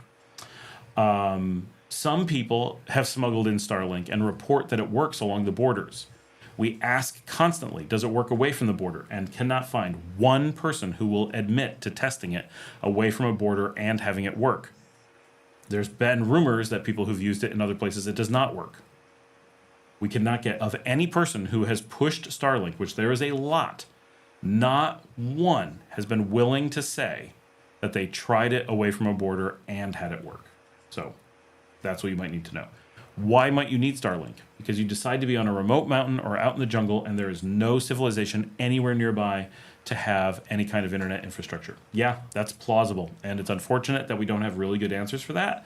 But the number of people in this country that would service is in the hundreds, right? It's so few of people who want to be that remote and want internet, right? Which can totally happen. But the number of people who want to be that disconnected from humanity yet still want to be connected to humanity, it's kind of a weird intersection. The Venn diagram doesn't overlap too much right there. Diego says, going to a previous point of yours, Disnorte does not really make power here. They are a reseller distributor. It's a little bit different because they're the sole representative. They manage it. I understand that they are not the actual generator, but they are the representative of the generator. In Texas, it is not. The generator and the companies that sell it, like you and I could just go start another company and claim to be the power company, and we're just random, right? You can have a separate entity, but they are the representative of the entity. So you are buying it from the generator. Diego also says, in every city in the country, there is high-speed internet. They're rolling out fiber really fast. Leon being one of the biggest cities that has great internet. Yep, there's reasons why we have tech companies here, right? It's cheap to live, but the internet is really good. Diego says, I'm in the suburbia between Managua and Leon, and I have 200 megabits up and down through fiber. And why would you ever need 200? Somebody does, again, but Diego doesn't need it. Schneider says, hello, folks. I live in Managua, and I do work from home. I have 400 down and 60 up, and I pay $50 cable included. What carrier are you on, Schneider? And hello. My dad is leaving. Good night. Love to the family. Bye, Dad. Love you. Luke said, but I have seen Starlink sold at Radio Shack in Matagalpa. Oh, I think he meant Matagalpa. Who here would pay for that amount of gear and subscription fees? Yeah, that's the crazy thing, is why would someone pay for something so slow and expensive where everything is so much better? Diego's got to go. See you later. Bye, Diego. Can I temporarily work on a mobile hotspot? I mean, you can't. That really comes down to what kind of work you're doing. Are you a content creator like me? Probably not. That would be really rough. But are you just doing normal, remote desktop, sending in reports, doing, rocket chat stuff? Yeah, it works fine. We do it all the time. Think about, we work from phones all the time. That's not even a mobile hotspot. It's just a mobile phone. Mobile hotspot's good enough to comfortably work remotely. I sell home and auto insurance for people in Tennessee, remotely, of course, and I have barely ever had issues at all. So, yeah. Schneider says, Tigo on cable or whatever they're providing. 400 down, 60 up. We do not get those plans out here. That's really impressive. Very cool. The one thing is, in different cities, you do get different providers, which is surprising. Now, Tigo and Claro provide the hotspots, the cell phone service everywhere in the country. But for who's providing like cable and fiber, that does vary from city to city for whatever reason. Vince Simmons is here. Hey, Vince, how's it going? I have not looked in a little while to see how many people are on. I will go check that. I know everybody cares. Everybody's glued to the numbers. 38 people on, it says. That's a lot. And don't forget to give, since Vince just got here and Schneider seems to have gotten here recently, make sure you give a thumbs up on the video. It helps promote it as we're doing the show. We have a total of 356 views so far on the show, and we've only been on for less than 2 hours. That's really good. It's not our record by any stretch. Our record was last week or the week before. I think it was the week before at 2, and I don't think it was the main live stream. It was an impromptu. We hit 1,000 views during the live stream. That was something. Hey there, Scott says Yemio Kuwa 650. Hey, how's it going? We have lots of new people on, or at least a lot of new commenters tonight, which is awesome. I love getting new people. It has been a big week. Like, we got a lot of new people on this week, a lot of traffic and stuff.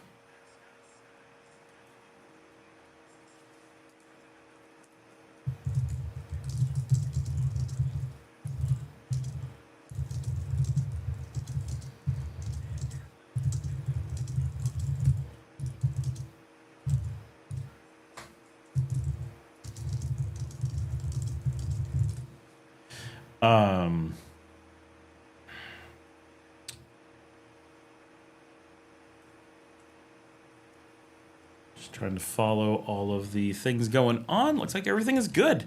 Good. More than welcome, he says. Yeah, I think for most jobs, working off of a hotspot is fine. And keep in mind that a lot of places you might work. So first of all, if you're renting a place, almost certainly they're going to have Wi-Fi. It may not be great Wi-Fi. The problem is, like anywhere, if you get an Airbnb or a hotel, they may not give you great internet because they just don't. The American hotels tend to be the worst because they think that making you pay for more internet is an upsell that they can make money on. So that's negative. But if you stay at a Nicaraguan hotel, generally you get pretty decent Wi-Fi. Not fantastic, but generally pretty decent. So I normally find that it's slightly better. So for example, he just said I need to work right after landing. What I typically do when I'm flying in, obviously I do some things differently because I live here and I own a house. Well, I don't own a house, but I have a house. I just come home in many cases. But if I'm coming in and need to get into work really quickly, or it's the middle of the night, I will hop into the Hotel Munch, which is right across the street from the airport, and it's like, I don't know, $30-$40 for a night, and I'm able to work on Wi-Fi instantly. Now, I also have a hotspot, so I can do that too. I've got options. I also do the VIP when I arrive at the airport, so I'm actually set up with a laptop on Wi-Fi at the airport, having a sandwich and a drink while they take care of my luggage and take care of my passport and do all of that for me. So that's literally, I'm 10 minutes off the plane and I'm sitting in a comfy chair doing that, and that is not expensive. I forget how much it is. It's like $30, right? And I understand, $30 for a comfy chair, a sandwich, and a soda, coffee, does that seem like a good deal? It does, compared to standing in line all night, and I have Wi-Fi and I can work instead of standing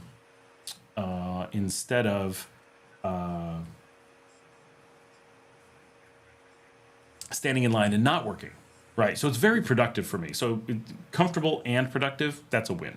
And then I can cross the street and stay at a hotel and do that. Or I can get to my house and do that. But if you're going to a hotel, once you're through the line, just go to the hotel. You're up and running almost certainly. But yes, there we go. Luke says $34.50 per adult. You can get on a hotspot and work that way too. I use T-Mobile because I'm American, so I have access to that, which is fantastic. And so I get slow speed instantly. Don't tell anybody, I'm always on and messaging people before we land, right?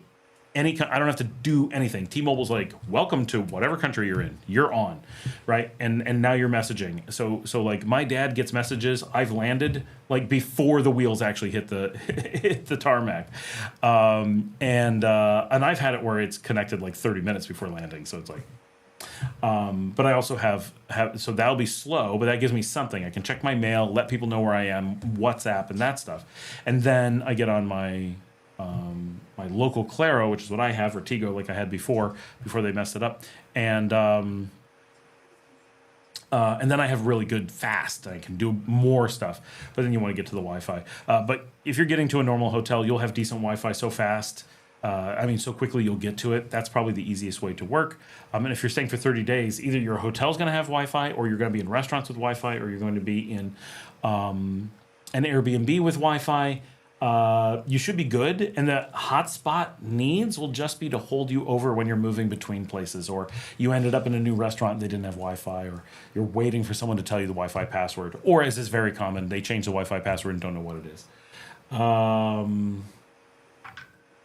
Watson says, internet, like us, where last mile and main carrier are different, like Verizon doing the main run and mom and pop dime a dozen in the last mile. So actually, we have, for those of us who do the business class on like Teco is who's bringing it in from international.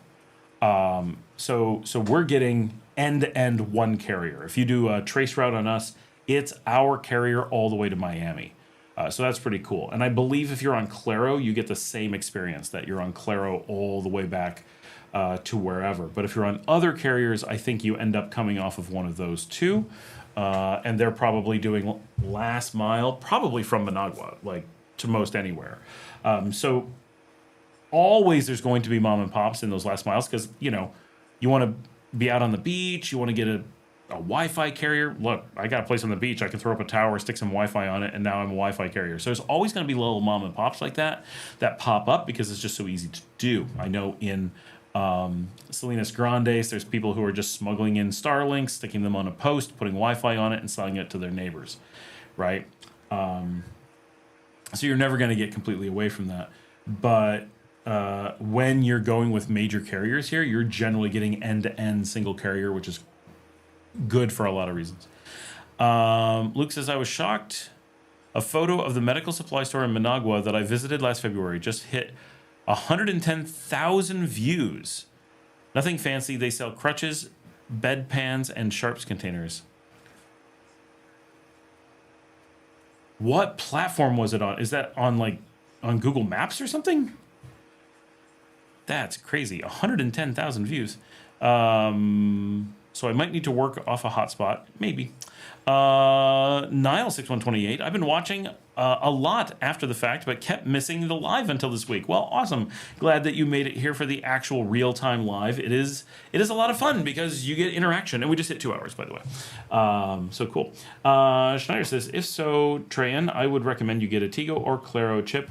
Put 100 Cordobas and you'll have at least a week worth of data. Roaming is slow. For sure, roaming is doable. Get your email and WhatsApp, but yeah, if you're going to work, you definitely want a local SIM. Luke says, yep. Perfect. Yeah, those sometimes get a lot if people are interested in it. Every so often I've had one do really well. The original Joe Schmo is here. Hey, Joe. Red Dog is here. Been a few weeks. Day 42 in Cuba. Oh, cool. What town are you in? How you liking it? You've been there before, right? If I remember correctly, speaking of Matrix, one of my Matrix contacts, Red Dog. All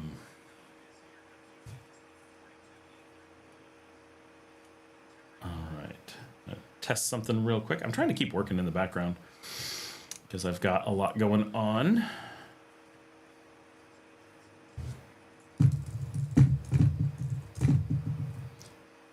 Sorry for my bouncing keyboard. I was hoping to get a new desk this week, or last week, I guess, but it did not work out, and I was sad. I want to get a standing desk. I did get floor mats to put down so I can stand. I'm not going to do the live stream standing. Maybe I would. I don't know. I'll consider it. I want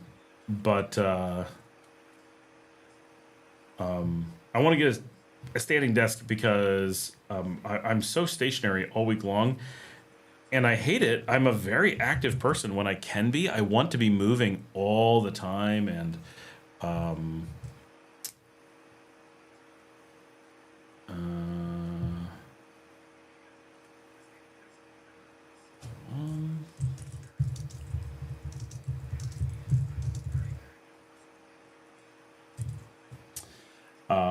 and quite often during the day, I have to move around. Like I gotta go do something, come back and check my computer. Go do something, come back and check my computer. Often my computer's running on something. Often I'm working on something between rooms. And getting up and down from the chair is really hard on my knees and just it's exhausting. It's not great for the chair. And I do a lot of wear and tear on the chair. Like the chair wears out so much faster because I'm on it for a third of my life at least, and a half of it is spent on this chair. And I don't want to. I want to be moving. I want to be bouncing back and forth. You guys see me? Like I'm always kind of like, and it keeps you more awake. It's better for your health. I like to be barefoot. Like I'm barefoot right now. I'm barefoot all the time. And so I got these nice thick rubber, like exercise and industrial mats to put down on my floor here. And I just need to get a standing desk, and that will be nice. I tried to get that, but I couldn't. The espresso machine that we got has been a massive hit. We are using that constantly. We love it. It has been amazing. Now we're big coffee people, so that's obviously a factor, but my daughters have taken up baristering, and that's been so cool, and they make so many different things, and they've really taken to oat milk, which I have long loved, but my wife is like, oat milk. And now both of them are like, I don't want anything without oat milk. Oat milk is like the secret to delicious coffee. I'm like, I know. So our new thing is we're drinking volcanic coffee from the volcanic soils of Chinandega and making it in our espresso maker with oat milk. And there's some pretty good stuff there. It's been amazing. And partially it's because our local coffee shop switched to a coffee we don't like. And they switched to it, and they're like, and I'm like, oh, you switched your coffee. They're like, oh, do you like it? We're like, no, it's bad. It's that fruity Matagalpa coffee, which some people love. So I'm not knocking it. Don't make something else. It's what people like. But for us, none of us like that weird fruity Matagalpa flavor. I'm so used to American coffee, which is more like Colombian. Whatever they do in Matagalpa is consistently very different, and just not gonna cut it for us. And we keep trying it. And when I go to Matagalpa, it's difficult because it's so strong with this fruity flavor that we keep going to different cafes and being like, I can't drink this coffee. So the Chinandega coffee it's nice. Jinotega, not a problem. Chinandega, okay. Nueva Segovia, okay. It's something. It's just Matagalpa has a very different flavor profile, and we can pick it out every time. You go to a coffee shop, you drink it, you're like, oh, this is Matagalpa, and they're like, oh, it is. They're like, yeah.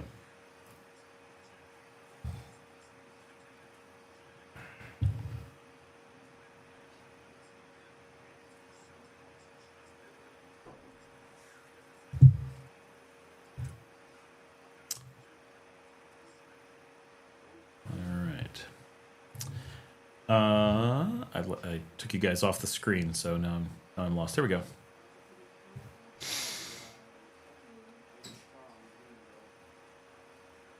"42 days in Cuba. Many times, Cienfuegos."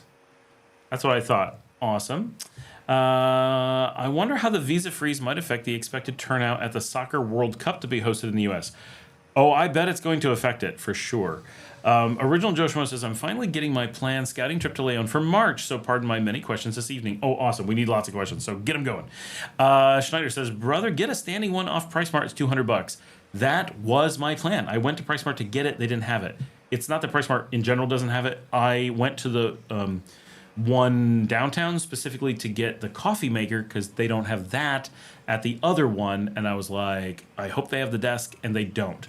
So I need to make a trip to the other one, but I do have a need to get to Managua very soon for some important stuff. So hoping I can swing in and pick one up there while I'm there. But yeah, that is my plan. I did look at them there, and the first time I looked, I'm like, no, I'm not going to just grab one. And now I'm sad that I didn't. I need to go just grab one. Like, that's what makes sense. Luke says, like I said, don't get a motorized standing desk. Either it's loud or the motor dies, not worth fixing. If I can find a non-motorized one, I would happily do that. I don't know if I'll be able to. Red Dog says, great coffee here. Would love to try volcanic coffee. It's good. I like it. True oiling is needed every once in a while. Thank you, Schneider. I will buy a local SIM. Can I get an eSIM? My phone doesn't have a physical SIM. Yes, of course. We're not a backwater here. There's no way to. So this is actually just a thing for travel. You basically can't not offer eSIMs because tons of people wouldn't be able to do it. But I'm an iPhone user, so there's no physical SIM in this either. So not a problem. I did. With Tigo, it was annoying to get an eSIM, but totally doable. With Claro, it's just they just scan a QR. They're like, oh, eSIM, boop, here you go. Like they know exactly what to do. So yeah, you're definitely fine. Luke says, Finca Esperanza Verde is the coffee from San Ramon that is organic certified. Good. Janet says, I love the fruity flavor. A lot of people do, so I can't knock people for serving it, but for me, like, it actually bothers me. Like, it kind of just, blah. Messiah 1 has it. Just came from there. It's there. Oh, the Messiah 1. Okay, good. Because I'll be there real soon. That's the one that I normally go to, but there's always something they don't have. I kind of love and kind of hate that you have to go to both Price Marts to do a full shopping trip. Like, only one has dog food. Only one has cat litter. Only one has the coffee maker. Only one has and one will be like, oh, this is a special item. We're never going to get it again. And the other one's fully stocked all the time. And you're like, wait, do they even talk to each other? What the heck? It's so crazy.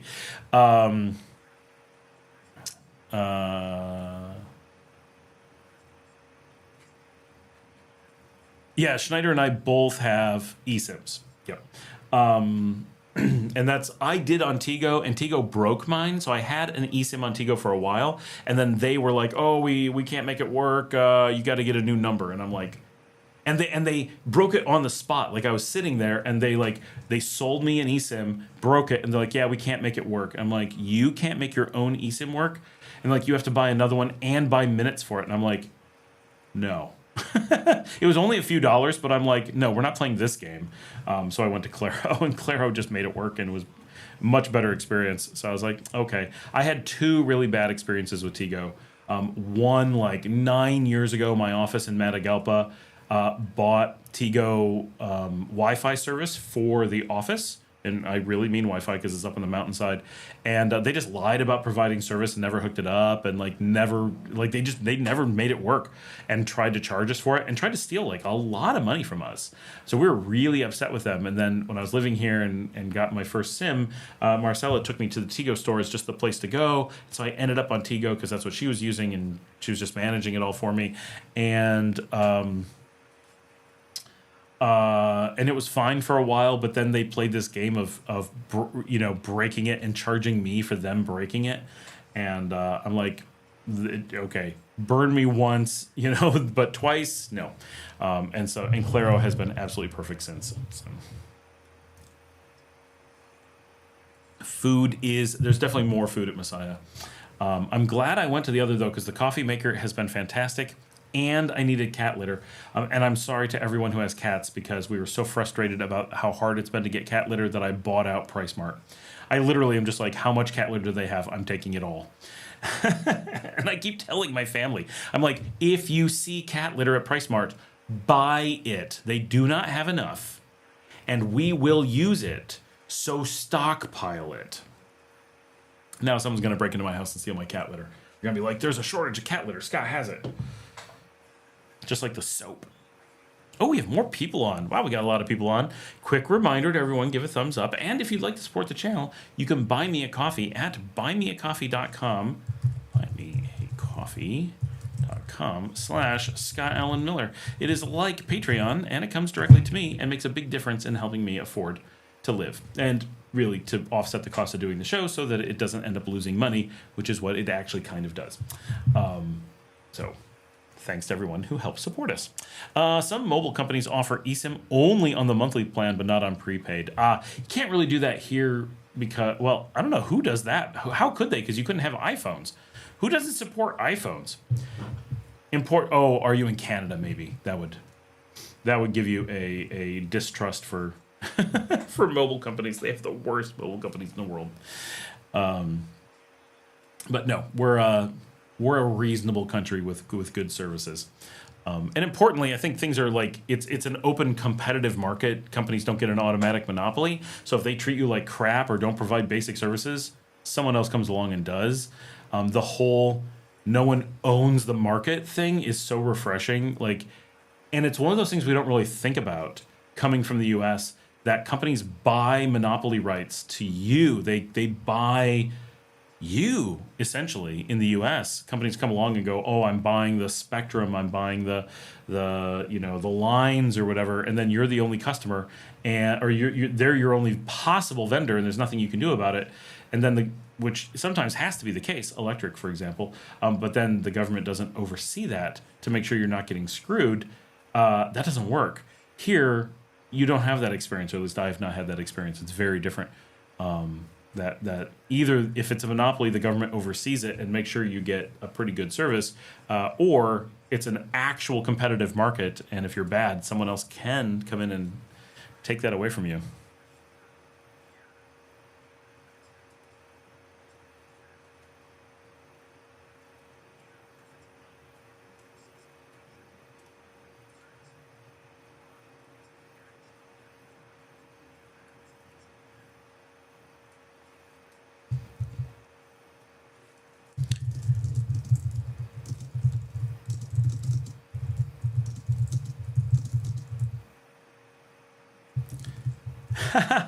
And Joe Schmo just bought me a coffee on Buy Me a Coffee, so thank you so much. I have my computer's where I'm working here and the camera there, but my phone is on a little pedestal. I highly recommend this, by the way. Okay, so I know this is pink and cute, and you're like, haha, that's really funny. But this is a little tiny. This is a cat type robot, and it's Doraemon.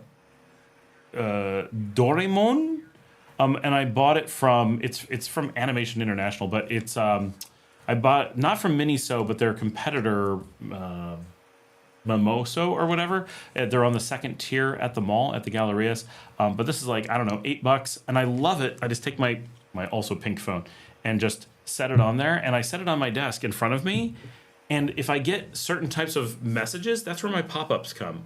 And so no matter what I'm doing on my computers, this pops up, and it's just so comfortable in the middle of my desk. And when I have my headphones, that's what these little orange things are here. I'm so addicted to orange things. It fits right underneath my phone on there. It's like the perfect spot to keep things. But I put it back here to give a little splash of color. Because otherwise I just have that black camera back there, and it's kind of boring.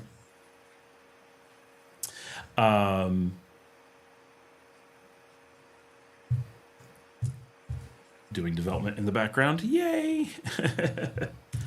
Getting lots done. Then that's how we build things in one day, is by always working. But thank you so much. I really appreciate the support. I really do.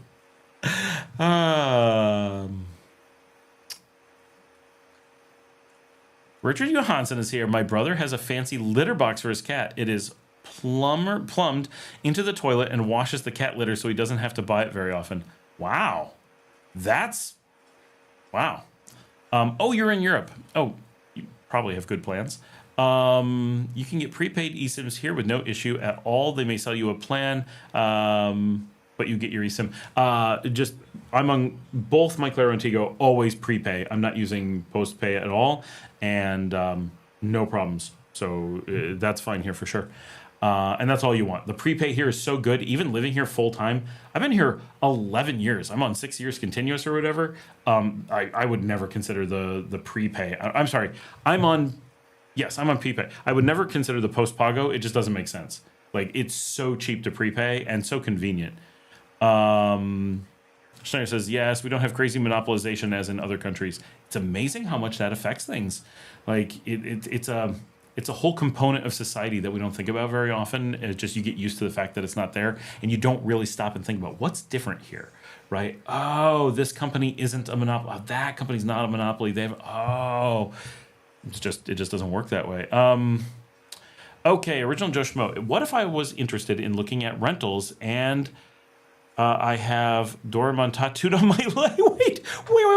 You have Doraemon tattooed on your leg for real? He taught me Japanese when I lived there. Great kids cartoon to learn. That's hilarious. Oh my gosh, good timing. And it was you who triggered me showing it to you.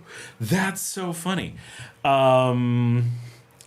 Wait, so you got distracted. You said, what if I was interested in looking at rentals? And then you went right into Doraemon. So go back to the question. Finance Bros, how true do you think those reports are of citizens traveling abroad and later finding out their passports have been canceled? I guess I'd have to know which stories those are. I do have one of my best friends was traveling abroad and did have her passport canceled. This is years ago and not related to anything particular going on now, but as a general thing, I personally know someone who had that happen.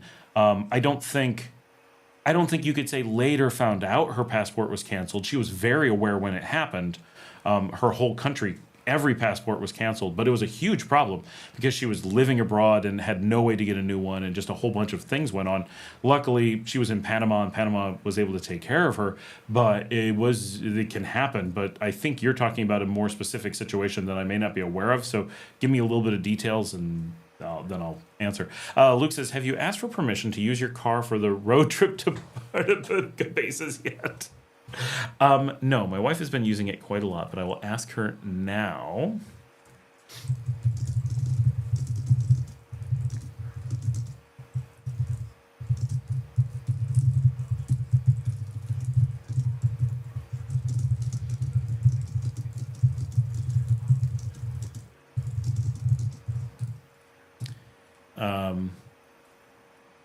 I basically just wrote a, hey dear, can Luke come over and play?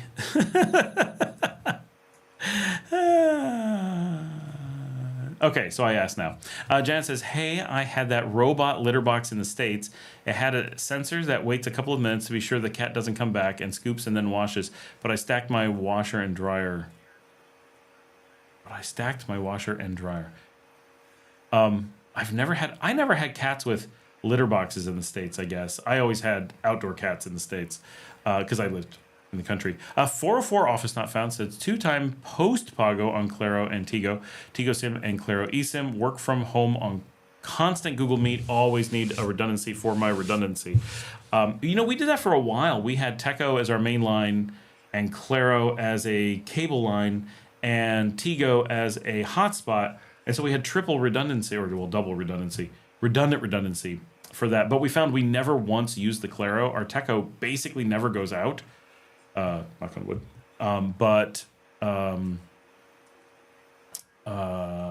We found that we just never used it. We also used to keep an apartment around the corner. We have like a whole bunch of other ways to be redundant and just found like, if it's ever that dramatic, that's what we would do instead. It's just way cheaper. Like, it's literally cheaper than paying for, let's say if I was paying for Claro for a year, and I'd have to go 2 years before I'd need to use it for a little bit, I could just go get a hotel room for cheaper on the off chance that happened. And what if it's out in conjunction with a power outage? Well, then I'd want a hotel somewhere. And what if the entire city is out? Well, then I'd want to drive to Managua and be like...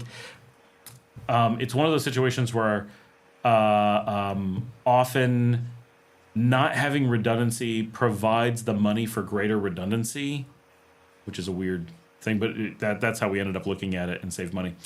Janet says, Larry's here. Hey, Larry. Janet says, continued, installed the litter box next to the washing machine drain, so it was very convenient to use with 3 cats, but I'm not doing that here in Nicaragua. I messed my post up. Should I hire a translator for the language barrier if I find some places to look at while I'm there? What's best plan of attack? So looking at apartments, you're going to want some amount of translation. Sometimes people just hang out with Janet and me and we're like, enough. Sometimes you don't need a translator. Generally, you want... a lawyer if you're going to have if it's for like 3 months, you don't care. But if you're going to be like a year contract or something, it's nice to have a lawyer that goes over the contract just in case there's some weird thing you didn't notice. That can be very beneficial. And just having someone who can translate a little bit or knows what to provide for you. So, for example, quite often people will work with Marcella for that stuff. She doesn't speak a lot of English, but she does do a lot of real estate stuff, and she can muddle through on the English and then do all the Spanish for you. So that's a lot of people have Marcella do that. Having a translator is a very simple thing, so that's a decent chance.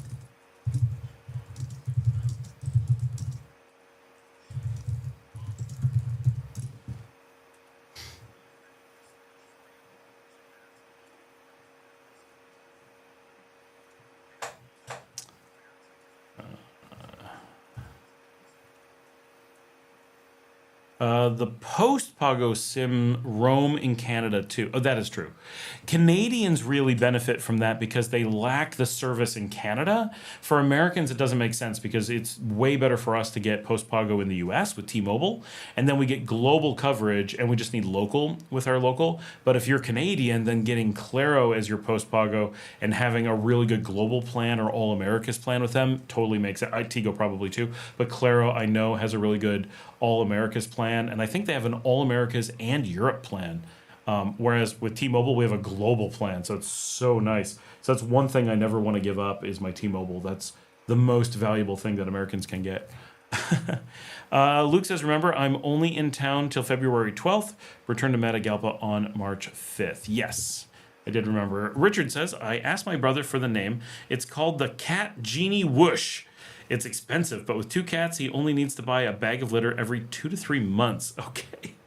I am totally checking that out because one, that name is hilarious, but also litter is a major problem here, and so if it over time saves money on litter and makes us not have to constantly make trips for litter, driving to Managua just for litter or something is not nothing. Oh my gosh, Cat Genie whoosh. Oh my gosh, that is expensive. Self-cleaning cat litter box, $470. Now, Nicasa M1 Plus makes one for $429. The Whoosh Super Clumping Cat Litter Natural Tofu? What? Did they really mean to say natural tofu? Do you have to use their litter or can you use like any normal litter? That's a really big question. The Pet Libro is $600, but you use an app. My wife is dying. She's laughing about me getting permission to go hang out with Luke.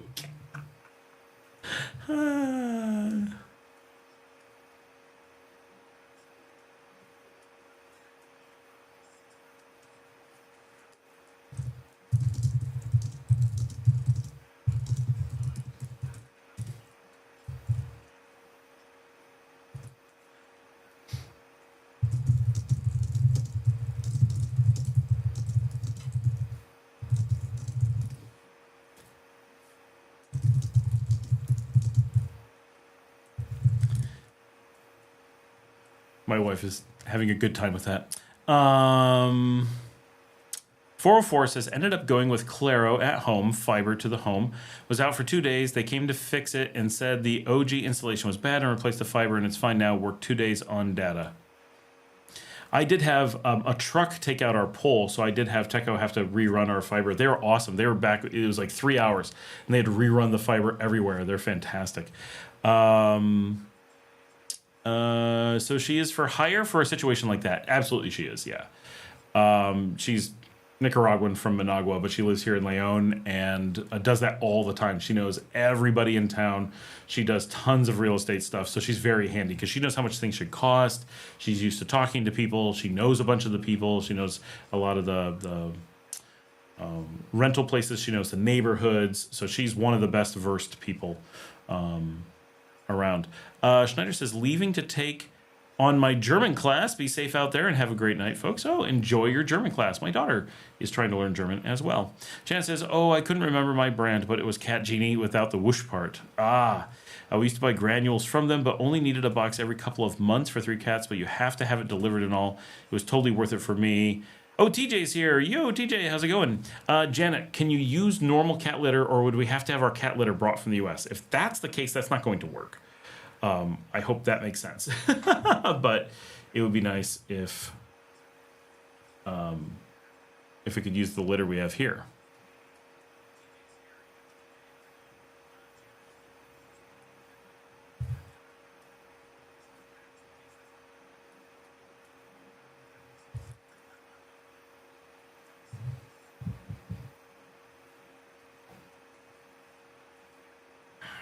Pretty soon I'm going to go for a soda because I'm down to old, cold, acidy coffee. Because this is not espresso, this is just the drip.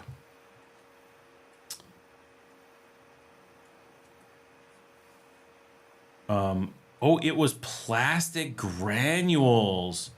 So you bought a liquid to do the washing. Oh, that doesn't, yeah, I can't imagine that working.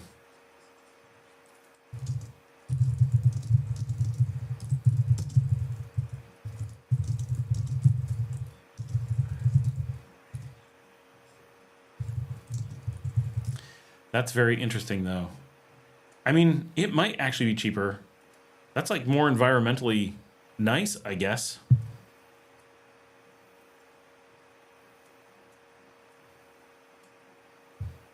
What a weird concept. That makes sense, though. Cats, but it was never stinky, which is very nice. It took a while for Amazon to ship. Oh, wait. Luke says, is the 100 Noticias Nicaragua YouTube channel a reliable source for news? It is not. It's not the most unreliable, which is... this is the danger, right? Is one of places reliable often? Meaning, okay, so that makes it unreliable. If it has real news often, it makes it easy to sneak in fake news. The problem with 100 Noticias is it's like that. It's not completely BS, but it's unreliable. So when you see it, you never know if what you're getting is real or not. And when it is real, it's generally pretty skewed, but we expect news to be biased. So that part's not a problem as long as there's a difference between bias and lying. And so you have to be careful because it's one that is often biased, but is willing to lie. And that's where you run into problems. And so you really don't want to use it, and you certainly don't want to quote it unless you know that it's just a good source of some other news you've verified independently, in which case, okay. But yeah, it's a lot of people quote it, but if you follow it carefully, it doesn't seem to be very reliable. Janice says, so it wouldn't work without ordering a supply and having it delivered. TJ says, my turkey air fryer came in. I ordered it on Black Friday. It took a while for Amazon to ship, I guess. Janice says, but it was never stinky. That is a big bonus because my girls would really appreciate that. And they have a drain. Their cat litter sits over top of a drain as it is. That would be really nice. Because for those who don't know, my daughters have Minerva, our big Nicaraguan Tabby, lives in their rooms. They have a Jack and Jill. So my eldest is on one side, my youngest is on the other side. And they have a giant bathroom in between them. And the cat just has this whole suite of both bedrooms and this big bathroom to herself. She often lives in the bathroom. Like, she decides that's the place because it's got, that's where her cat litter is, obviously, but it's enormous. And so they actually have a whole like spot for her to sleep by the sink. That's all hers. Like, it's got plenty of space about it. And then she has like a big cat tree in my other daughter's room. And then the other daughter, she has like the bed that she can use on a closet she goes into. She has all these different spaces. But she really uses the bathroom the most because each of the girls has their own bedroom. So the cat kind of claimed the space in between, which is hilarious. But it would be so nice to have that auto clean. I mean, I know our housekeeper would be very thrilled to not have to clean the cat litter, but it also sometimes, especially if we run low on cat litter, it starts to smell in there because obviously cats smell very quickly. And it's terrible. Now we also have 6 outdoor cats, 4 of whom are right behind me, and then 2 that come and go in the backyard. But we have 4 that are never, like, I can, as soon as I walk out the gate, they're all right on top of me, and we've got food and water out there for them all the time.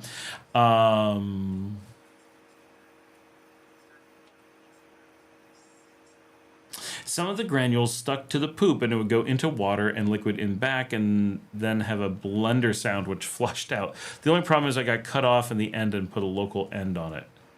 Oh, that was TJ. I got to cut off the end and put a local end on it. Luke says, I asked about the YouTube channel due to some alarming posts this week. Yeah, that's a bit. Finance Bros, have you already discussed Nicaragua to ban dual citizenship? We have, but we'll happily do it again because it's been a while and that is a major topic and obviously people cycle through. So real quickly, I'm just going to jump to Richard and then we'll jump back to that. Richard says, I sent some stuff from the USA on October 19th. The ship apparently got held up by customs. I got a notice today that the ship has been released and is now on the way. Wow. Just days short of 3 months.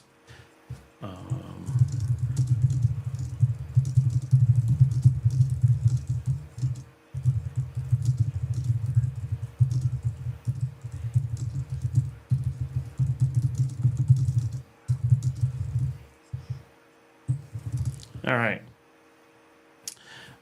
Shipping has been getting worse. A lot of people have reported that shipping is getting worse. But as far as I know, it's only shipping from the U.S. It's not a Nicaragua problem. It's a U.S. problem. Seems to be the case. And we're seeing more and more ads for shipping from China. If anyone has tried it, I really want to know. I need to do some AliExpress shipping, both here and to Bolivia. Obviously, they're completely different. But my office in Bolivia is about to start building our own computers that we're going to start rolling out to staff. Because that's my main offices, my 3 main offices. Well, my 2 main offices and then 1 tiny satellite office are in Bolivia. And it's where we're starting doing our own custom computer builds for all of our staff. But we're going to start doing it for staff here as well. And obviously, we're going to ship things in from China. I noticed shipping from China to Bolivia, the same products are 30% less than going to the U.S. So we're actually starting to find that traditionally it's been that the U.S. gets the best prices on things, and now we're finding that that's really changed. So we're starting to be able to get much cheaper things here, which is really cool. But more work and need to figure out how to do it.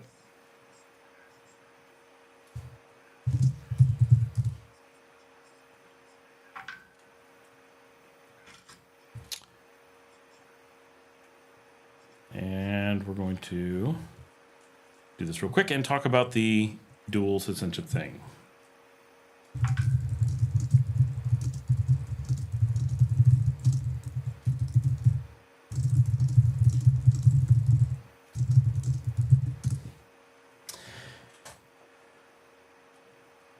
Okay, so dual citizenship. So let's be real clear. The rule that came out last year cannot change. There cannot be a modification to it. If there is, the process starts over. And the process takes 2 years. So what we were expecting this year, and has happened, is that the law that was mentioned last year, this is for Finance Bros. I mean, it's for everyone, but Finance Bros asked the question.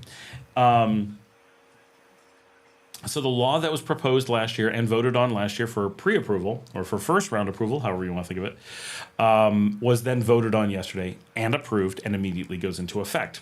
It immediately can go into effect because they've had a year in which they knew it was going to happen. So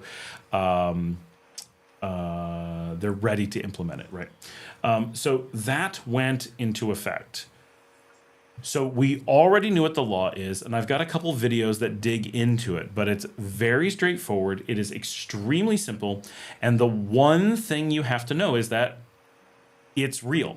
It is not a fake law with a different law on the books than the one that is actually being implemented. There is no implication. There's no they said something they didn't mean.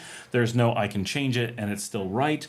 There is one thing that has happened, and it is incredibly straightforward.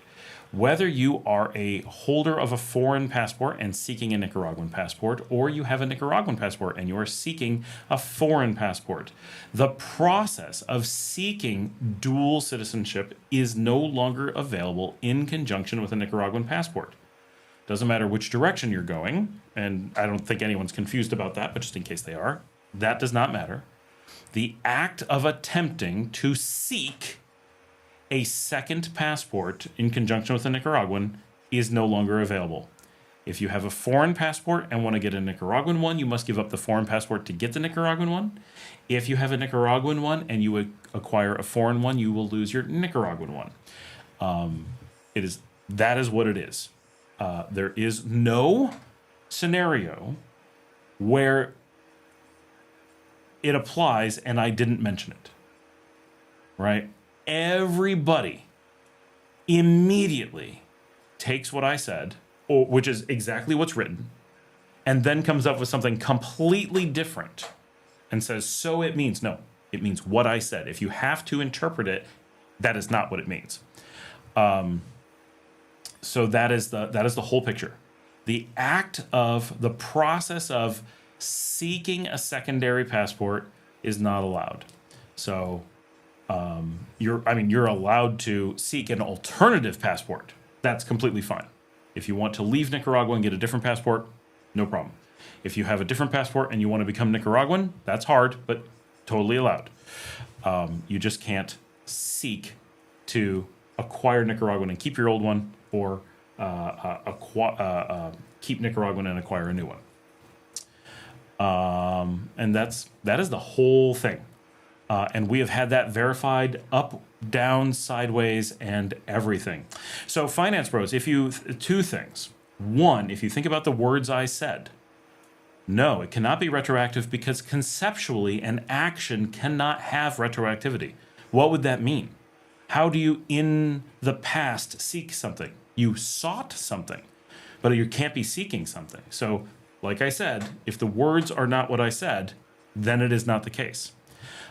Also, separately from the fact that there is no possibility of the act of an action having a retroactivity conceptually.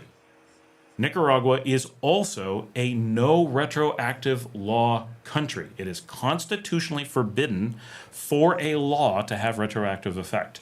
So no matter what they do, the National Assembly is not within the power to pass a retroactive law. They do have the power, in theory, to rewrite the Constitution. I do not know the process for that. I don't know the timing for that. I don't know how many votes they have to have. I don't know if other departments have to be involved. I have no idea what it takes to write a new constitution here. But to do anything that's retroactive would require a completely new constitution. But even a constitution that allowed retroactivity, you cannot, with the words seeking a new passport, have retroactivity. There's just no possibility. So 404 says, it's not retroactive. A friend got another citizenship just last month and it's fine. Right. But it's also, it would be the seeking that would be retroactive, not the passport. There's nothing about dual citizenship in the law. It is the act of seeking it that is in the law. Right. So they would be in, if it was retroactive, they'd be in trouble for having sought it. Right. And that's where everybody jumps to, assuming, no matter how many times I say, the words must be exactly what I say. It's always, what about these other words? But there's absolutely no possibility. And so many layers of protection, right? The National Assembly has said no desire to be retroactive. The Constitution says no possibility of being retroactive. The wording of the law is clear that it is future only, or an active thing. There's the number of protections against any kind of no, Boink, that is incorrect in your wording. So Boink just said Nicaragua recognizes dual citizenship only for nationals from certain Central American countries such as Spain, Guatemala, Honduras, and El Salvador due to international agreements. That is incorrect. Nicaragua is only willing to allow future seeking dual citizenships from Guatemala, Honduras, and El Salvador due to being considered a single country, not due to agreements, because they're not considered international agreements. They're considered domestic agreements or domestic recognition. Spain specifically lost the ability to seek dual citizenship in the new change of law. All other countries before yesterday could not seek dual citizenship previously. Spain was the one exception to that, or maybe Argentina. There was someone else too. But Spain very specifically lost the ability to seek dual citizenship yesterday. But it's still seeking. Dual citizenship is always recognized. There is no change, nor has there ever been change to the recognition of dual citizenship. That is a different wording.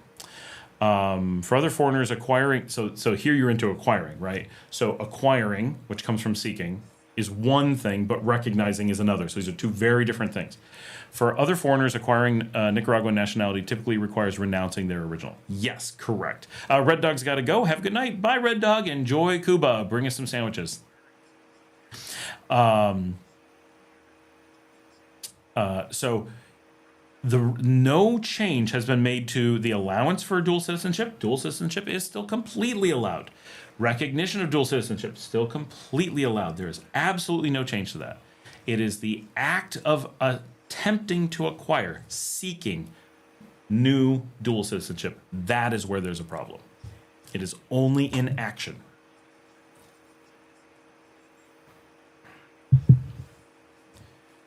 Which I realize so many people try to distill that and say, well, doesn't that mean? No, it means one thing and one thing alone. There's no exception to, does it mean something else? Absolutely not. No exception.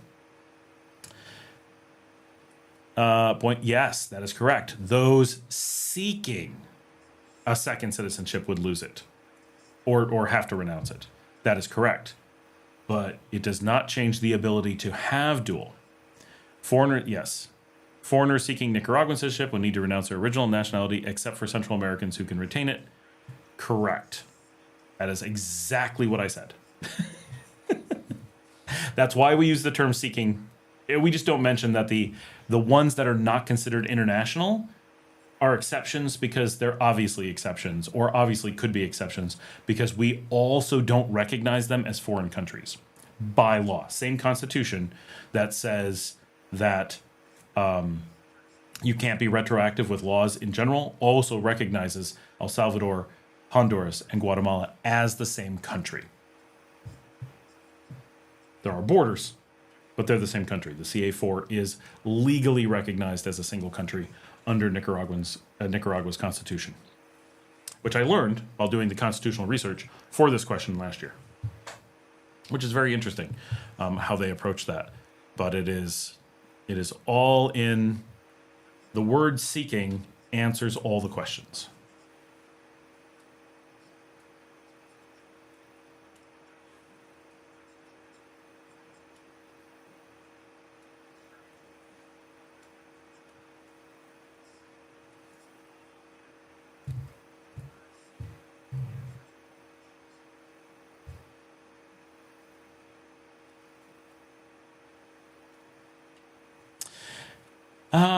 Finance Rose. An American Nicaraguan recently told me that they acquired a Nicaraguan citizenship after becoming a lawyer there, and I wasn't sure how true that was given the laws.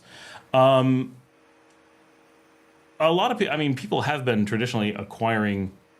An American Nicaraguan recently told me they acquired Nicaraguan citizenship after becoming a lawyer there. It's interesting that they did it after becoming a lawyer here, but certainly possible.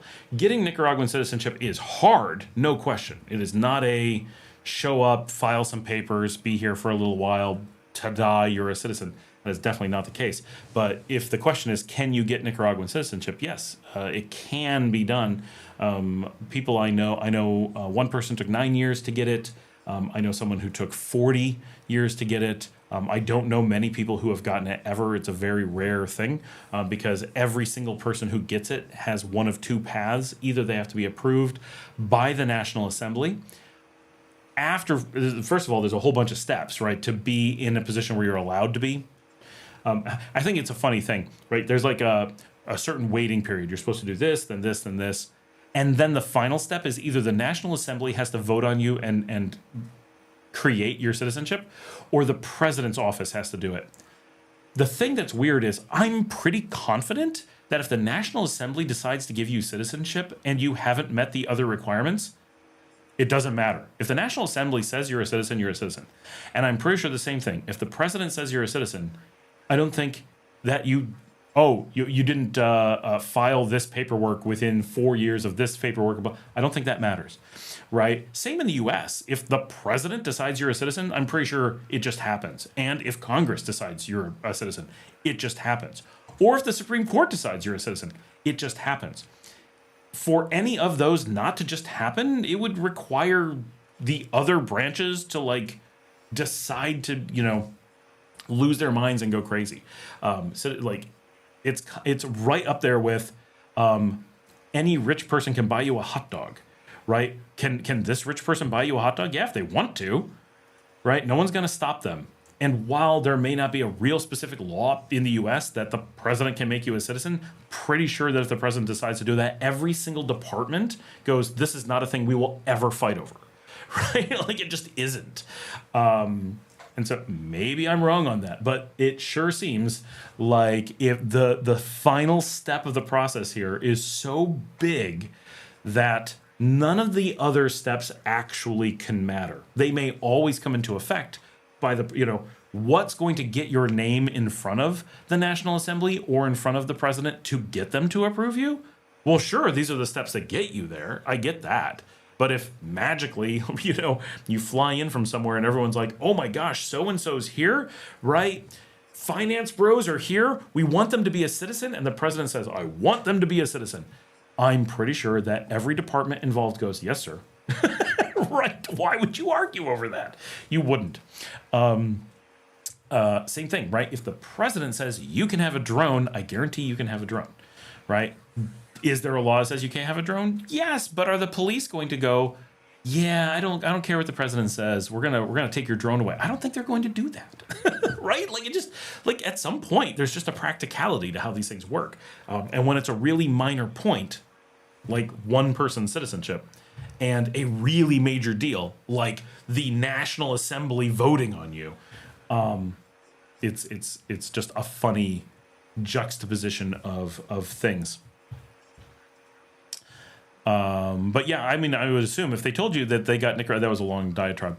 If they told you that they got Nicaraguan citizenship, I would assume that they did.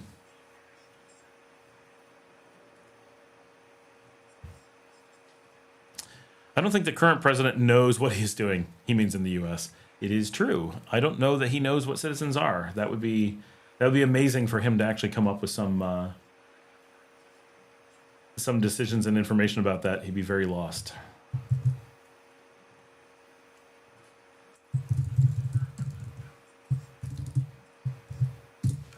My delay on today's video is tiny. I hear myself saying things like immediately after I've said them, which is really nice. Normally it's a really long delay, which I'm always like, how do you guys carry on a conversation with me? It's so long.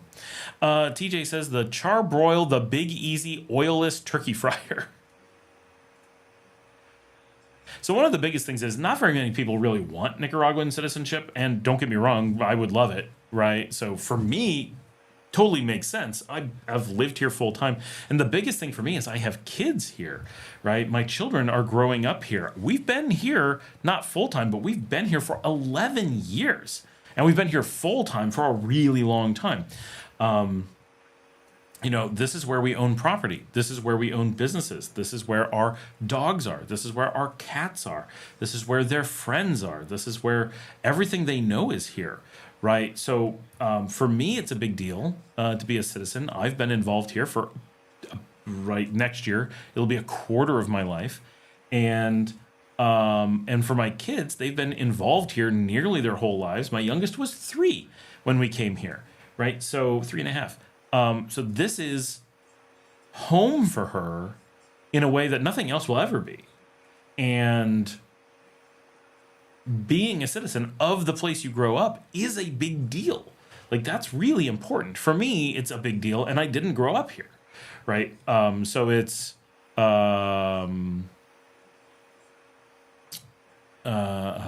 an important thing. Like, it's a big deal. Boeing says other countries in Latin America make it much easier to obtain citizenship. In almost all cases, that's true. No one makes it as easy to get residency, and no one makes it even close to as easy to reside as Nicaragua. But to then get onto citizenship, they make it right up there as one of the hardest. But it's within reason. But it's also hard because the amount that people actually want it is low, but the amount that people think they want it is much higher. The number of people I talk to, which is still not very many, I want to be real clear, is not that many people, but it's a shocking number still, that either come here or say they're coming here, and are like, oh, because I got to get a passport. And I'm like, what? Like, one, what do you think that passport's going to do for you? Now, if you're passionate about living in Nicaragua, like me, and you know this is where you want to be, then that passport does matter. Right? It changes how I interact with the country. It changes what I'm able to do. Like, at some point, you're just more involved. I'm able to be more involved if I was a citizen. I'm not a citizen. If I was, I could be more involved with more things. It would be nice for my kids to have it. Obviously, that's for them, it's even bigger, or will be. But for a normal person who's like, I'm interested in Nicaragua, I'd like another passport, I'd like to spend some time there. No. Right. It is not for people who are passing through or think it might be interesting. It's for people who are really passionate about it. Panama's residency program is fairly easy. That's what I've heard. The residency is pretty easy, or at least it was. I've been told it's gotten much harder in the last 6 months, but previously it was very, very easy. Not too long ago, but never Nicaragua easy. Nothing like that. Janice says, I would love to get citizenship, but with the rules in both places and my need to collect my Social Security from the States, well, it can't happen. Actually, that's something we were talking about today on the channel. Social Security does not go away by becoming a foreign citizen. Even renouncing your American citizenship does not cost you your Social Security, but it may increase your tax rate because you will go to a nominal 30%. Jen says, I don't need the passport because I don't want to leave. She doesn't even want to visit Costa Rica, just to be clear, not going there. if this isn't the right forum, forgive me, what disincentives has the U.S. put in place to discourage Americans from moving to Nicaragua apart from propaganda? A few, right? Now, this is weird because they also have put incentives in place to get Americans to move to Nicaragua. So it's not a pure disincentive process. So incentives include you get amazing tax benefits. Now, they're not targeting Nicaragua. They're just not taking those away when you come to Nicaragua. It's not being singled out. The biggest disincentives are definitely in the propaganda. That's by far the biggest things. Once you actually move here, and I think to put on the American hat and try to play empathetic with the U.S. government's view on it. What they want to do is use propaganda to craft a what we call a shape of, this comes from my software engineering background. They want to craft a shape of what the demographic moving to Nicaragua is. And so it's not that they actually want to stop Americans from coming to Nicaragua. That is not the case. What they want to do is make it Americans that it is beneficial for the U.S. to send to Nicaragua, which unfortunately could include those who are going to spread propaganda. Those who are going to spread propaganda, or those that they're offloading as are costly to the U.S. and they want to put that burden on someone else. Those are examples of who they want to get rid of. People that may invest overseas and provide a pro-U.S. Message, right? And this is not necessarily like I don't want to make this sound like the U.S. is being evil in doing this. In some cases, it is, right? Oh, let's put people in who will act in an evil manner and try to overthrow the country. Well, they definitely would try that, but let's ignore that. They want to put people in who are just rah, America's great. Oh, then why are you here? Oh, well, right, I felt I needed to invest for America, or I'm an ambassador for the country, or I just couldn't afford where I was, or I fell in love with someone here. They want people who have a story that explains why they're living outside the United States without having to say, because I like this better, or because that place was bad. For Canadians, that's very easy. Everyone, including the Canadian government, is perfectly happy when you go because it's warm and Canada's cold. Nothing negative against Canadians or the Canadian government. It's just cold, and the government can't stop that. They're attempting global warming as fast as they can, but they can only do it so fast. But the United States does have a lot of that good weather, but still has a bunch of bad weather. And so it kind of relies on those things too. So they do want to put people here for a number of reasons, because the government does find it beneficial, as they do around the world, which is why they have such strong incentives to live outside the United States. So primarily, they really do use propaganda as the biggest tool, right? And that's propaganda creating fear, propaganda creating worry about taxes and stuff, for example, making Janet think that she can't get her Social Security, making people who don't do their research think they're going to be double taxed when in fact they're going to get zero tax, and so forth. They create a bunch of different things, and they're able to leave gaps in that statistic messaging to allow some people to slip through the cracks. And then there's some people that they really don't want to go abroad, that you can guess some of those people who get here and are like, it's fantastic here, and here's why it's better, right? They don't really want that to happen, but they know some are going to slip through, and that's a risk that they take. Are there greater incentives? Absolutely. One of the biggest ones is making travel very difficult. So, and investing very difficult, right? And lacking a certain amount of support on the ground. Now, that's pretty minor, right? In general, when you're talking about on the ground support, you don't need very much. But here, you essentially get none. Not actually none, but it's very low compared to a lot of places. But the biggest one that I notice is how much the U.S. Restricts travel by air. They're not doing it just to Americans. They're doing it to everybody, but we get caught up in that. Whereas... oh, shoot, I had something.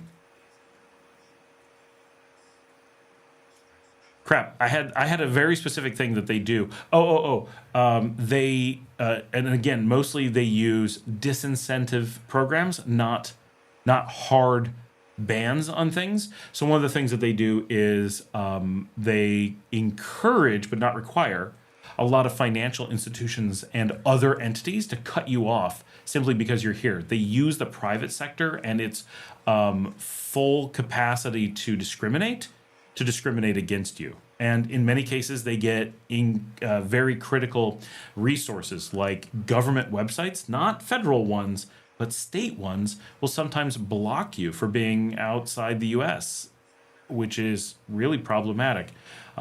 Everyone has ways to work around it, but making you work around things and not knowing when something doesn't work versus is just blocking you specifically can be very confusing and difficult. So they have some things. They're pretty minor. It really is propaganda that does, and just outright fear. Right? The U.S. has openly said that it's going to invade and bombard Nicaragua. You could argue that that's propaganda. They've not done it yet, and if they don't ever, it's purely just posturing, which would make it propaganda. Okay, that's valid. But direct threats are normally slightly different than propaganda. It's a gray area. You could argue either way, but that is a very real thing. So a lot of Americans and others living here are like, well, what's going to happen if the U.S. bombards Nicaragua? And what happens if the U.S. seizes control of the government as they have in the past and then starts seizing property? Because that's what the U.S. does in a lot of cases. So they create real fear, and real fear past propaganda is technically a different thing. I think those are the biggest things. We don't really experience direct interference from the U.S. government, and only reasonably minor interference through its monopoly controls of private industry. The flights are by far the biggest, and they affect everybody. Janet says, but aren't you saying they would tax my Social Security 30%? Yes, that's the assumed number, but check how much they're taxing it now. It's not zero. Luke says, influencing the airlines allowed to travel here. Right, that's, I don't know if he mentioned that before I did.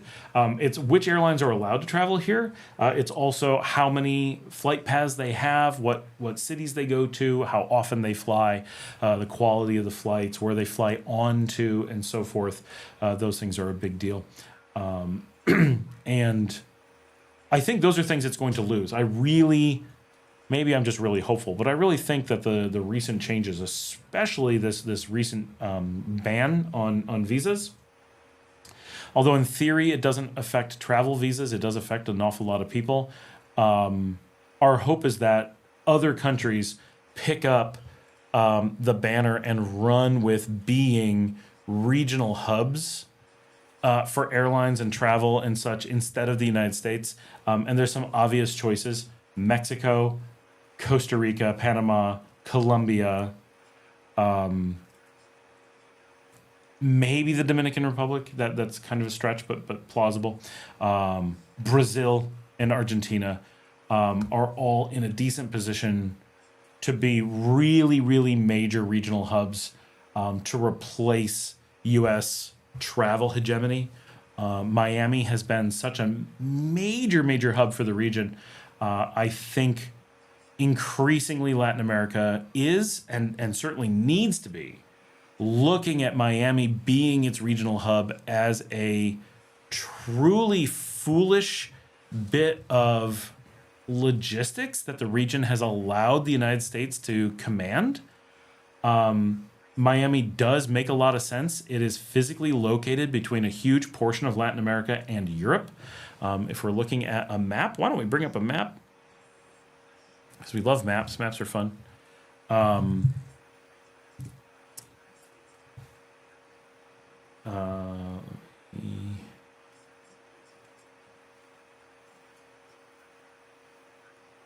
Give me just a moment.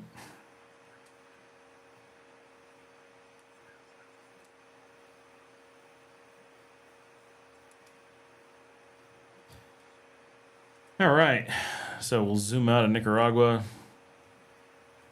So if you look at the region, very few people are looking to fly into Africa from Latin America. Some, sure, but very few, which is very sad because I think that there's just so much opportunity for Latin America and Africa to coordinate and grow and really create a global South power center. Here we could have, I mean, if you look at this distance, right, Brazil to the Horn is so little that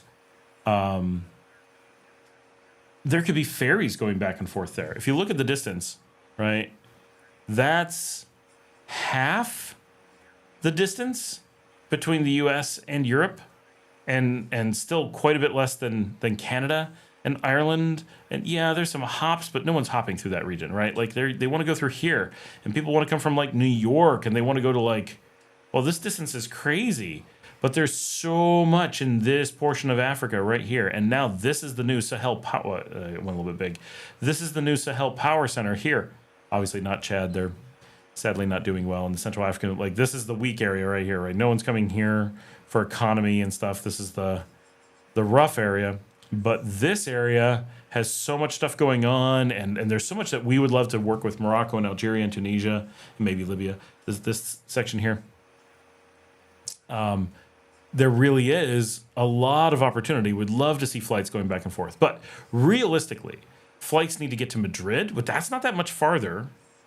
And potentially other parts of Europe, right? We'd love to be able to go to Greece. We'd love to be able to go to Turkey. And it's funny, we often think of Istanbul, which is right here, as being so far away. But really, once you're flying into Europe, Istanbul's not that much farther. Really, it's so far anyway. And that's why flights coming from Sao Paulo, which is right here, actually aren't that bad for getting to getting to Istanbul, because they can get to Istanbul as easily as they can get to Germany. And so that's a potential. But if you look at where Miami is, for like us in this region, yes, going this little hop to Miami, so easy, and it's on the way to Europe. So that makes sense. But does it make as much sense as being into the Dominican Republic? Oh, heck no. The Dominican Republic is directly between us and Europe. That is so much more direct, right? That's perfect. So the Dominican Republic really does make a bit of sense, and Cuba makes a bit of sense. And that's what, if we want to go to Istanbul today, we go to Havana and then to Istanbul, which is not that bad. That's really not bad at all. It's better than Miami, in fact. Now, Mexico's way over here. So Mexico really makes more sense for being the connection to Asia, but much less for being the connection to Europe, which is funny because Mexico is like the most European of all the countries in the region, except for Argentina, of course. For South America, really, it's northern Brazil or Venezuela are where the things that make the most sense are, but Bogota is kind of here. So that's not terrible unless you're coming from over here and then they have direct flights. But you can see that there's a lot of region where and there's, Panama Airport, Costa Rica's main airport. There's a lot of spots that aren't too far out of the way that really might be just as good as Miami or better for being a regional hub to get people out there. And really, I think that, I don't know where the big airport in Dominican Republic is. I know Punta Cana has a big one, and that's where my CEO recently got stuck, or Santo Domingo. But somewhere in this little region right here, we need a giant international airport that connects, instead of Miami, all of Latin America up to Europe and to Africa. And I think we would solve a whole bunch of problems. I don't know if they're prepared to take up that mantle and be that regional airport, but that's where it would make sense and have everybody transit through there.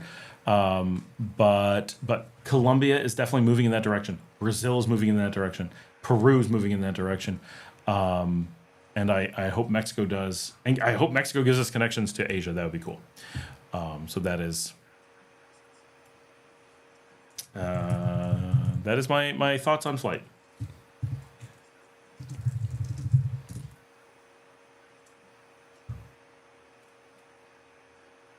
No one has asked a question in a while. What? Why has it gotten so slow? We still got lots of people on. So that's not a problem. Give a thumbs up while you're thinking of it. Got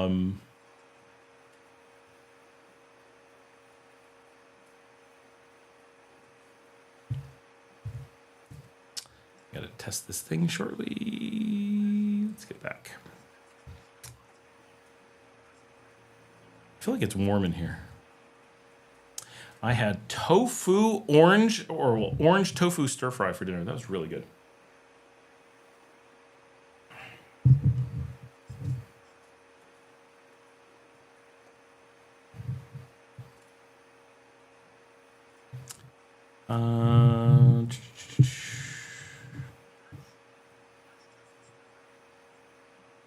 I'm looking at Aeromexico to see where they fly now. Janet says, so I looked up the info, and if it wasn't working, too, I would have no tax on low Social Security I will be getting, but it will work here.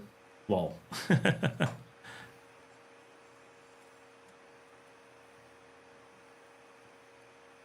Okay. Seoul and Tokyo are the only places that Aeromexico flies, but they do go there.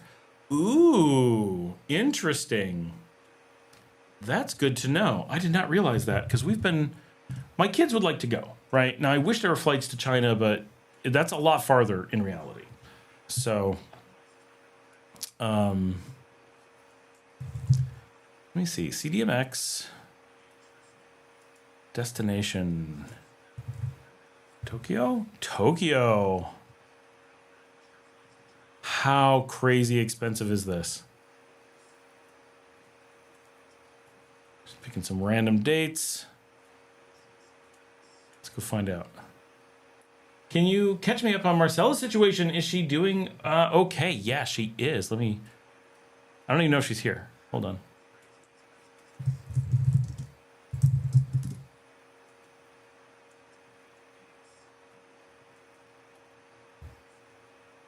Aw, Larry just sent me a picture of his puppy. His puppy's so cute. Go away. What is this garbage? I don't want this ad to go away. All right. Mexico to... Okay. Full round trip. From Mexico to Tokyo, Tokyo to Mexico... $1,018 US.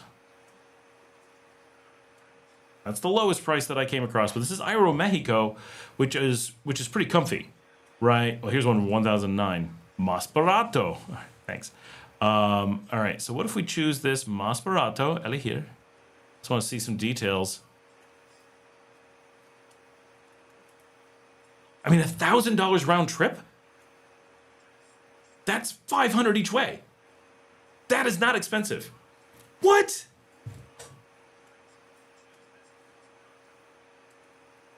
Everything on Aeromexico is so expensive, but I can go to Tokyo round trip for $1,000. Wow. That is crazy. Okay, that's something to keep in mind. I had no idea. So Marcella is doing quite well. I'm trying to see if she's here and can come over. I don't think she is. She was here at the start of the live stream.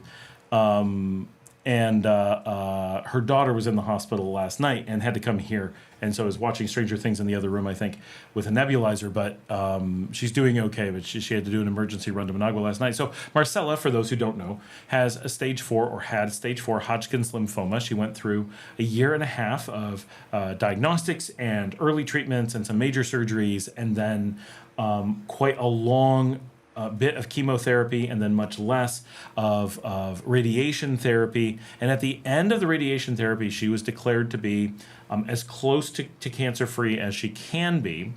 And at some point in January, she's supposed to go do the ring the bell ceremony to basically be that she's cancer-free. Now, it doesn't mean that she's 100% free of cancer. They said there'll always be like this little bit of cancer or something. I don't know. It's a little bit, but she's in incredibly good health, and it was the best possible outcome from this system. So she went from in mid-2024, July 2024. They didn't know she had cancer because this was the first. We did the video where she was doing repochetas here down the street. It's hard to believe how long ago that was. And in that video, she was feeling decent. And within a week, she was suddenly really struggling to breathe. and then started going into the local hospital to get x-rays, and they thought it was pneumonia, they thought it was tuberculosis, and they kept going through things. And so it was a few months of that, but she was to the point where she was suffocating and could not do anything. She was just gasping for air all the time. And then they finally figured out it was Hodgkin's lymphoma, and she went into cancer treatments. They figured out in December that what it was, and in January she was able to start getting treatments, and so all of 2025 was her doing cancer treatments. That was her year of cancer treatments. January and February were pretty minor. By March, she was really impacted, right? Losing her hair, really, really major. And that was her life for the entire year, was just cancer treatments. But by about late October, early November, they had wrapped up everything and had done tests and were just like, this is as good as it can be. And so she's in really good shape now. Now she's still tired, she's still recovering from all of that, she's still not at 100%, but she's not suffering from cancer at this point, right? And she's not suffering from the amoebic infection that the cancer had allowed to have happen. She's really just and some of it is she still has massive pain from the radiation, and they're like, this is something that may never go away. You may just have to live with this, but it's not cancer. It's just you've got some damage, right? So, so there's still some of that, but it's really impressive. The whole process of her going through the public healthcare system here for oncology was so impressive. The doctors were so good. The facilities were so good. The care she got has been just fantastic. We're so happy with how they took care of her, and for her to come out of this having been so bad. I mean, we thought we were losing her in late 2024. Like, it was really bad. And once she had the diagnostics in 2025, and it was like, this is how bad it was, and it was just getting started, we were like, there's no hope, right? And it really felt like a no hope situation. And within a year, they're like, and she's all good. Incredible, absolutely incredible. So she's in good spirits for the most part. There's some things that are very tough for her through the process. And the timing was very, very difficult. Her children really find, as you can imagine, the entire process incredibly stressful, and she was not able to be there with her children. She had just moved to Leon weeks before getting sick, so her home here was unlived in for most of the year. And she had to stay with her mother in Managua in the barrio, and they just, dirt floors and one bed in a room with no doors, and there's no space, and she had nowhere to take care of her kids, and it was very, very difficult from a family perspective. And in that process, her kids decided to go live with their father, because they've been apart for 10 years or something. And so now they live back in Ciudad Sandino with their dad, so she doesn't see them as much, she's very sad. That's really, really hard for her. But now she's living in her house here in Leon, so she has a much nicer house, a much bigger house than they have there. They have like a tiny 2-bedroom there in a small community, and here Marcela has a much larger house with a much bigger yard, with more bedrooms, and fewer people, right? She lives now alone, but if she has her kids, it's just 3 people with 3 bedrooms, whereas they are 4 people with 2 bedrooms where they're living now. But they're in their old school and with their friends, and that's important to have that support network. But Marcel's very sad that they're not with her, and she has all this space and everything for them now, and is finally prepared to be able to have them. And during this process, they ended up leaving to be with their dad.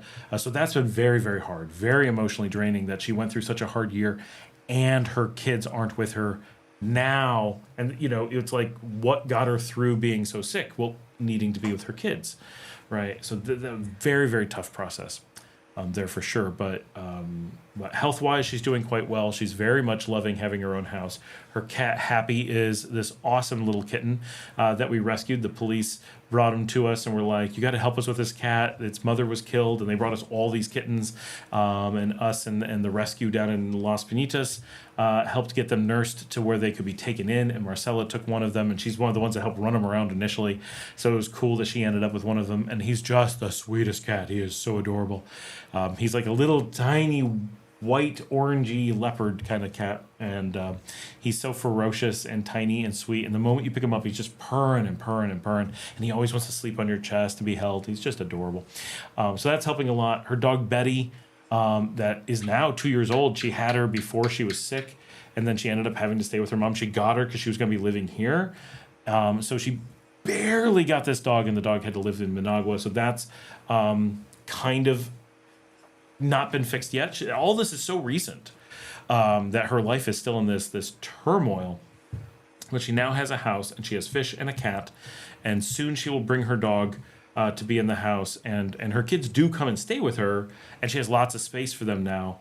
But she hasn't gotten internet at home yet. She goes out and sits on the porch and uses the neighbors, or just uses, and there's no cell service in her house, which is why I can't send her a message to see where she is right now, I'm sure, which is very frustrating. But it's the situation is overall pretty good and getting better. And I have a feeling once she's settled down and stops being so worried about it, and they have time to really stop and think and see that things have stabilized, I think her kids are going to move in with her, because it's a way better situation with her. And they prefer living in Leon, and they get to do more things, and they have a big house with lots of space and a neighborhood that they can just go out and play in, and access to more things, and you know, they have a much more active life out here. But it's taking them a long time to see that, because every moment they were out here was dealing with their mother, they thought dying, which is unbelievably hard for small children. It's hard enough as an adult to go through a parent dying, but when you're 10 years old, that is really, really tough, for sure. And of course they feel like there's nothing they can do, and they're constantly terrified. The number of times that they would be staying here, and her 10-year-old would be texting me and be like, she can't breathe, what do we do, right? And it's like, there's only so much we can do, right? Like I don't have medicine for her. We can take her to the hospital, but that's not always the answer. And it was just very, very hard. And I think they felt very overwhelmed. So that is where she is now. That's the situation. Don Timoteo says, flying to Asia is cheap because the airplanes are huge and business travel pays top dollar for first class seats. I've been Seattle to Taiwan for less than $400. That's really cool. It's sad that there's only a couple destinations from this region over there directly, but it's pretty cool. It kind of sucks. It passes through Canada, so that's kind of nice that it doesn't go through the U.S. from here. It goes through Vancouver, so you potentially don't need a visa for the U.S., but Nicaraguans need a visa for Canada, but that is easier than the U.S. Hassan Juan says, buenas noches a todos. Hey, good evening. Not to run away as you come on. I'm just going to go get a soda. I'm not actually running away. We've got a lot of people on. Remember, if you just joined us, give us a thumbs up on the video. We're getting a lot of love tonight. I'm just going to go refresh what I'm drinking and be right back. So talk amongst yourselves, ask some questions, get a few conversations going on. We got 33 people according to this screen right now, so I expect to have at least 35 when I get back. If anyone jumps on and you catch them, right, be like, you're right back, you're just getting a soda.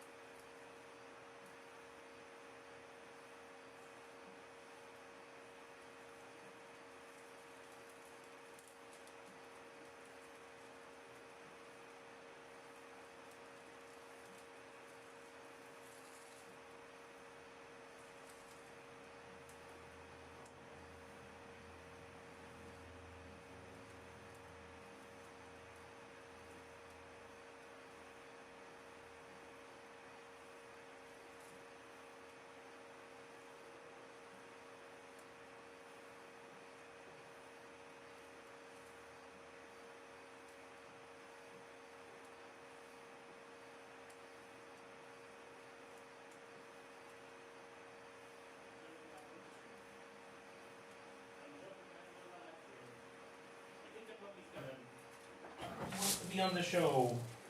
Look, Mia, I brought us a puppy. Aw, are you so today?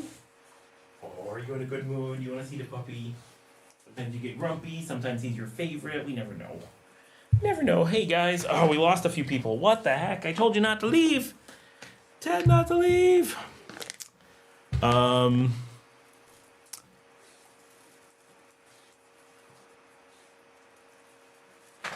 Okay, catch up flights. Buenas noches. Tony, I have a way back question again. Is Bryce still in country? He is. Jenna says he is indeed. Hassan says, when's the last anyone has spoken to him? Right as the show started, he said he would be on. He might actually be on just silent, but that seems unlikely. But he said he would be on. I am pouring soda. Okay, wait, hold on. I got to show you guys. Come here. Come here. Come here. Yeah. Oh, you come running. This. This is the new dog. This is the tiny, tiny, tiny puppy that we rescued. He was only the size of his head when we rescued him. He would fit easily in the palm of your hand, and he's doing so well. He was almost dead. His siblings were killing him by not letting him eat. And now he is a big, healthy, happy whippet mix. And he's so crazy. He's so crazy, but he's sweet. And he's so handsome. You're such a handsome dog. Yeah. Oh, yeah. Yes. And the other dogs are now tolerating him. And they actually play with him. And, oh, there they go. Okay, yes. And the little, I have to go get the Boston. He's at the door. Oh, they may all leave or they may all come in. It's hard to say. Are you going out to play with slime? Is that what you're doing? Okay, have fun. Anyway, that is our new puppy that we rescued because he was he was a day away from death. He was dehydrated and starved and was just skin and bones. He was in such bad shape, and now he is so healthy and so happy and very, very sweet, and he sleeps on the floor still. He can't handle being on I think my dogs would not take it, but he sleeps just under my pillows, like if above my bed, because I sleep with my head in the middle of the room. You don't have any water. No, oh. All right, I'll be out in a minute. I have to change the water. The water bottle is empty. But yeah, we spoke to Bryce all the time. He got a new phone number and joined the chat. Yeah, he snuck into the chat by getting a new phone number, and we didn't know it was him, but he's been mostly pretty good. There have been votes for him to go sometimes, though. Mostly, though, it's just people who are angry, either that he snuck back in, legit, or just generally angry. And it's tough because there's a lot of people who are very angry with him, but based on old behavior, and not on current behavior, because his current behavior has been very different. James says, notice that a senator from Ohio has started a 2025 bill to make dual citizenship not recognized for the states. Don't know the name of the bill. Yeah, I've got a video on that. We've talked about it a bit. It's not likely to go anywhere because it goes totally against everything that the U.S. does. It would be very devastating for the U.S. In a lot of ways, meaning like it would really hit the government's revenue sources and stuff. It's not very likely. I have peanuts, by the way.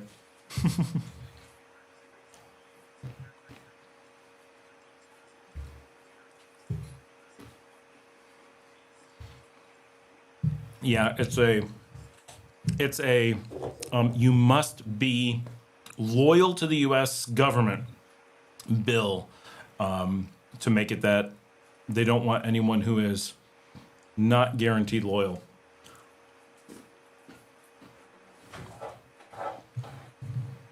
Yeah, Bryce, are you here?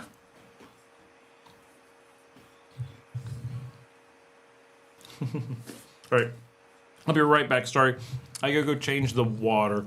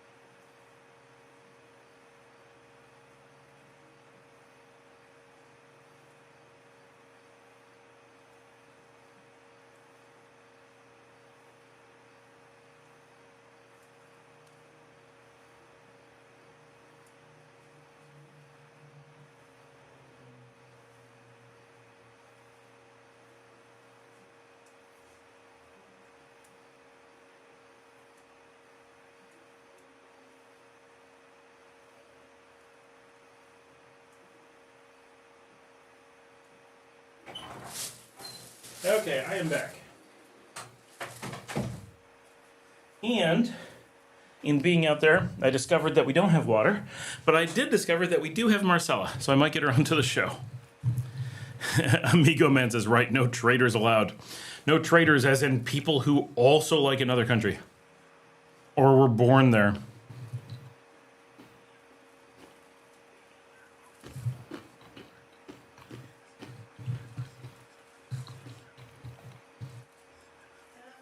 Larry says, today I was brought to tears of joy when my monthly account as a member was posted. Well, I appreciate that, Larry. Thank you so much. Hey, we're still here. Hey, guys, I told her to come in and say hi.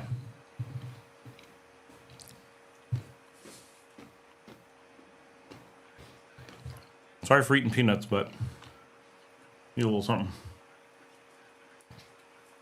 I don't know why she's not here yet, but I'm going to try to get her to come in and talk for a minute.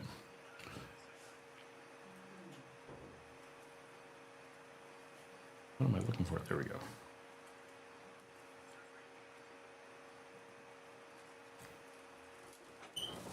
Here she comes.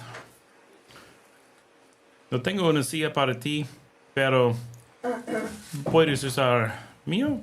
Voy a comer aquí. Ellas preguntaron sobre ti y es ya disponible. Entonces, here she is. Look, she's doing all right. ¿Cómo estás? Ah, no, ¿a dónde? Aquí. Okay. She can't handle my monitors. Hold on. Hola a todos. No, pues no sé cuáles las preguntas. Estoy bien, estoy súper bien. De hecho, la próxima semana tengo mi primera cita para exámenes de rutina y luego cita con la doctora. Her first routine exam is coming up this next week. But hace 2 semanas, 2 meses. 2 meses. Claro, de más o menos todo. Sí. About 2 months she was done. There's Janet. Hola. Ay. Say awesome. Hola. Es imposible para pronunciar. Es Yemio Gua. Hola. So, in inglés? ¿Qué? What is? No. No, no. She's too sober to talk to you in English. Es un secreto. Fíjate que no. Todo el mundo sabe. Due to the speed of Marcella's speech, I can catch about half, a lot better than last year. Es poquito más lento.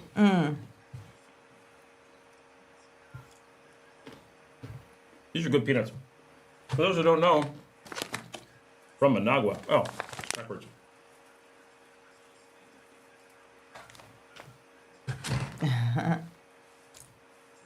Estoy leyendo los mensajes. She's reading. It's good to see you. Es bueno para verte. Y Luke puede hablar un poquito español ahora. Yo sé. Pues, Entonces, she didn't really have anything to say. She just wanted to come in and show up and say hello. no sé, She's- ¿qué quieren saber? She's in the other room binging Stranger Things Season 5 with her daughter. Todo el día. Sí, todo el día. Es 5 episodios y casi 2 horas por episodio. Es mucho. Wishing you a full recovery. Ojalá una... ¿Cómo se dice? Recovery. No sé. Salud buena. Completamente. When is the bell ringing? ¿Cuándo está ding ding? Oh, Enero. DC States. sí, pero no fuimos. Yeah. We haven't been able to go to do that. No hay tiempo. Yeah. You just made her come in and say hi. Honestly, like Ramon makes me talk to people on the phone. Well, I ran into her. I crossed the hall and the dog was out, and then she walked by. And I'm like, wait, you're here? Let's celebrate the cancer-free milestone soon. Yes, necesitamos tener Una celebración. Sí. Sí, es buena idea. Valentina quería esta. Oh, hay mucho. Pues no sé, cuando tenés tiempo para ir a Managua, creo que podemos hacer esta en el hospital. When she when she has time to do the bell ringing, we're going to go to Managua, obviously, because that's where the oncology is, and I'll film that, and we'll definitely bring you guys along. It won't be live because we can't do that from Managua very easily, but we'll bring you guys along and show that and talk about it a little bit. Para Valentina. Ok, ella está comiendo el pollo. Hay gallo pinto en la cocina y ella puede tener un poquito de tofu naranja porque Ella ya comió. Luciano no quiere. Nunca. Have you been following Landman? No, I don't know what that is. That'll be really nice. Yeah, it'll be cool. It'll be neat to bring that along because you guys have been along, all of you have been along for this journey for 1.5 years now. So it's been a long, it's hard to believe it's been so long. It's mucho tiempo. Hit a store up for leftover Christmas decorations for some jingle bells. Oh, yeah. Necesitamos ir a la China, la tienda China, para ¿cómo se dice? How do you say bells? Campañando? Bells. Ding, ding. Una campana, una... Campana. Is there a smokehouse in Nicaragua? Are you seriously asking a guy who owned a smokehouse if there's a smokehouse in Nicaragua? I had a really well-known smokehouse. No!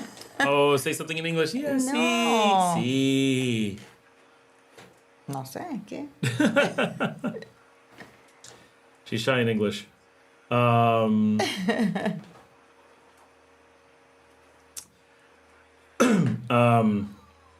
But yeah, smokehouses are not a ton, but that's what I had, a smokehouse on the beach. Desperados, but that's closed. There just wasn't a lot of call for it. People just don't know the food there. Here at home, I have a full smoker rig as well, so we're able to do it. Cold smokehouse? Like in Canada? Like nothing's cold here. No, I don't think there's a cold smokehouse. It could be, but not that I know of. Ok, necesito ir con Valentina porque es cada 2 horas su medicina. Okay. Entonces, gracias a todos. Thanks to everyone. She's going to take care of her daughter and watch Stranger Things. No, ahora es... Okay. estamos viendo otra serie. Oh, ¿es terminé ahora? Oh, they finished Stranger Things. ¿Cuál serie ahora? ¿Cómo se llama esta? ¿Ann? No, no sé. Escríbeme. Fui llorando con esta serie. No sé. Oh, well, your restaurant is closed. How about your hotel? No, we closed the restaurants. Hotels are fine. Restaurants are impossible. To do anything of any quality here is so difficult. It's just not something that people are interested in.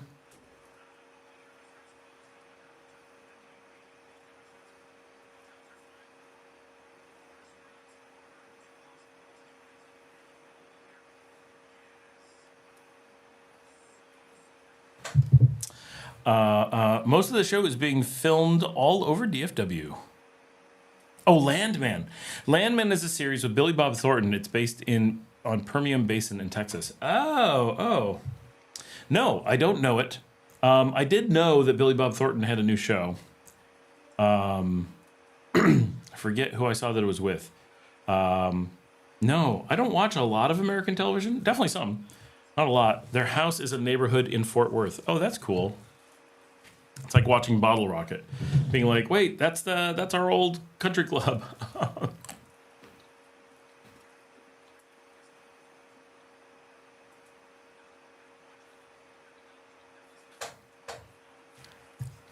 Yeah, we were all hot smoke for our places. We can do cold smoke at home if we need to, but we don't. We really don't smoke at home at all, but we can. We have a nice smoker here, but on the beach, if we ever wanted to do it, we still have all the restaurant's still there. It's just closed. There's just no business, right? Everyone loved it. And people have been complaining that it's closed. They're like, we want the steaks, we want the burgers, my kids want the salmon, but you just cannot sell a fraction of what's necessary to just break even. It's so costly. And so talking to my wife about it, and this has come up a number of times. You have to think outside the box, right? And her thing is that owning a restaurant and losing money on it is both risky and costly.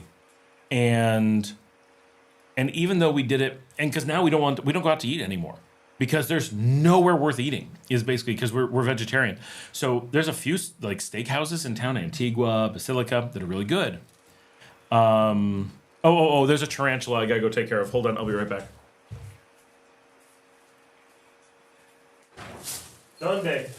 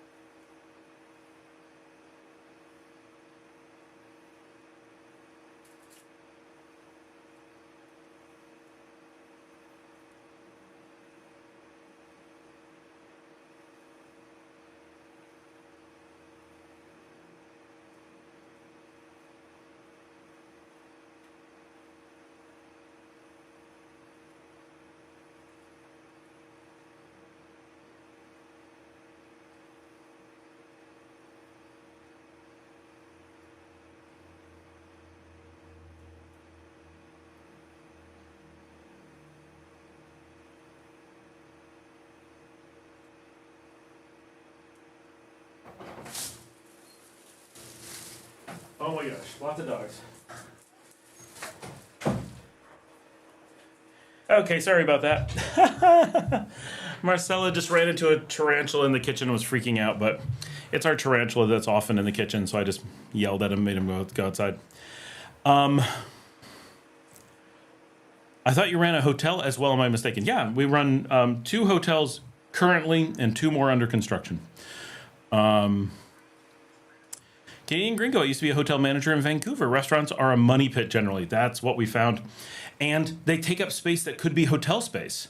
So that was one of the things that was killing us, is giving up all this space to the restaurant instead of the hotel. But the hotel makes money and the restaurant wastes it. So it made no sense. So the thing that we said is, instead of losing all this money to the restaurant, it would be so much cheaper to hire private chefs round the clock. Because one of the problems is we have a cook during the day, and she's really good for most things, and during the day, but my kids have wacky schedules. They sleep all day, and then now it works out because my youngest daughter and I really like cooking together, so it's a big thing that we do. But pretty much every night we're cooking together, right? And that's a lot of time, and there's a lot of things that I don't have time for. I don't have energy for. Sometimes at night, I just want to relax. I don't want to be doing dishes. I don't want to be cooking. She likes to cook a lot more than I do. I like to cook with her. Like, I like spending time together. So it's a thing that we do to spend time. But there's a lot of time that we would like to just watch a TV show and not have to cook or whatever. Or my other, another battery died. Hold on. Swapping batteries again. You want to go out there for some reason? Come on. Or do you want to go down here?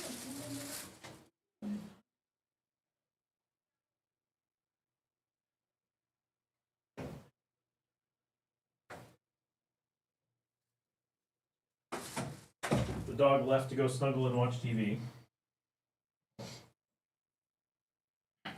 It's been a long time since we had 2 batteries die during a show. That's crazy. Unprecedented.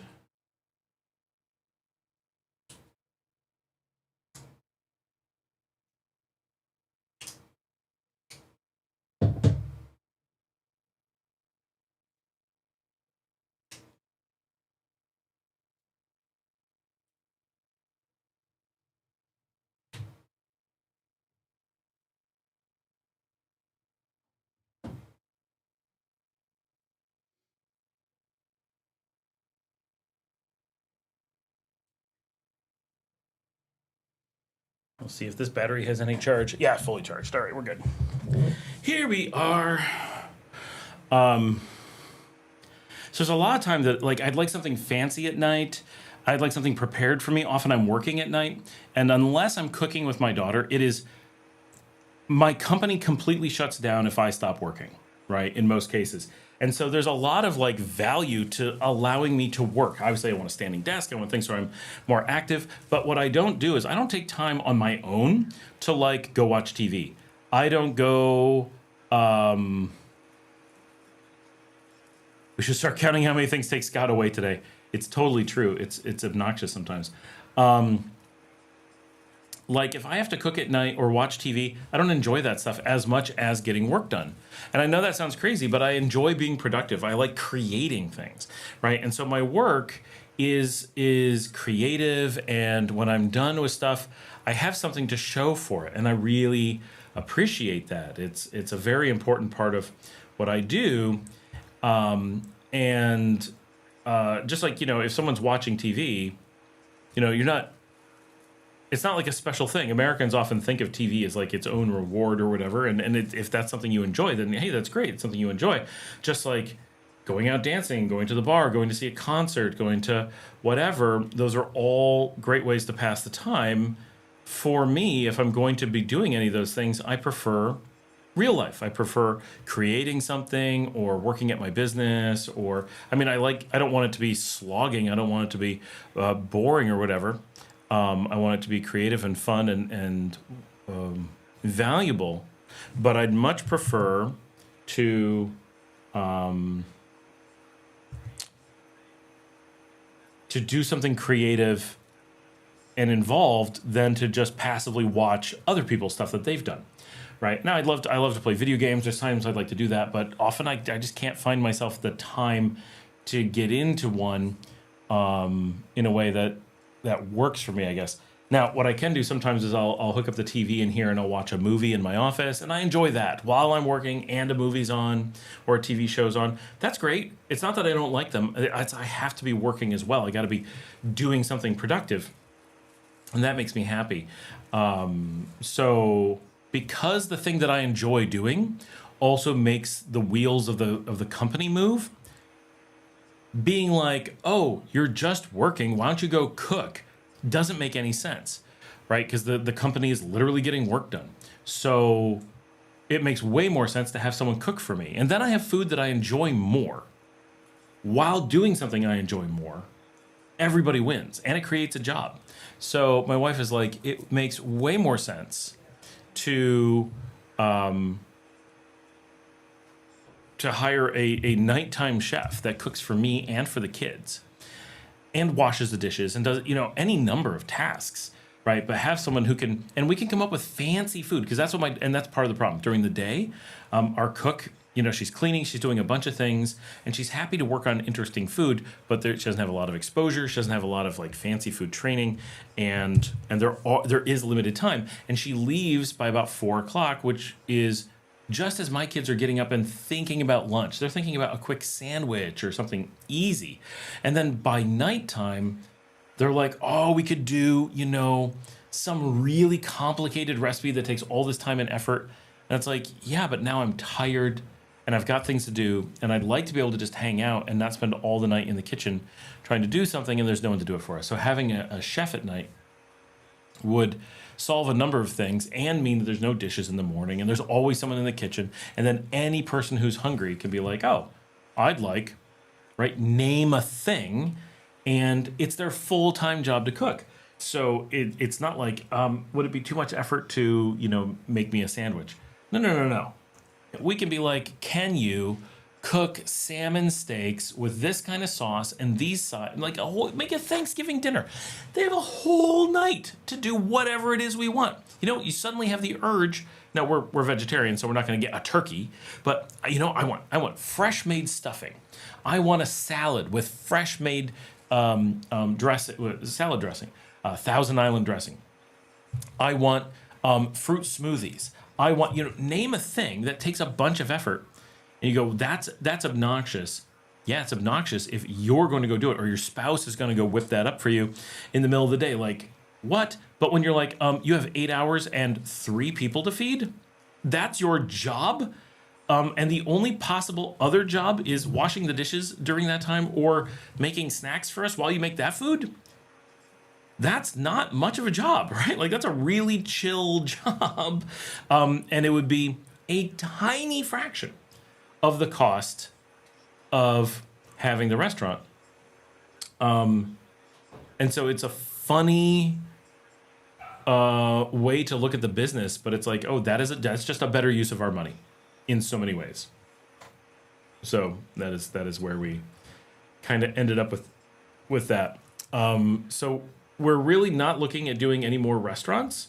They've just not been good ideas. I'm not 100% giving up on ever doing a restaurant again. I do really like owning a restaurant, but it really needs to make sense. It's really got to be something special. It's really got to fit the need. And from a business perspective, I like the private chef thing, right? The reality is I don't want to go out to restaurants all that often. I like being home. I'm American. This is one thing that's very difficult for me to give up. Being in Nicaragua, like Marcella, she wants to go out 7 nights a week. She never wants to be home if she can help it. She's here now, right? Instead of at her house. Nicaraguans in general don't have this really strong, hold on.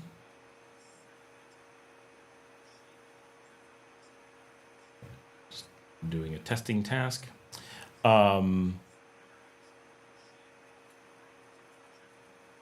She just has no desire to pass the time in her house. Now, she doesn't have great internet. She doesn't have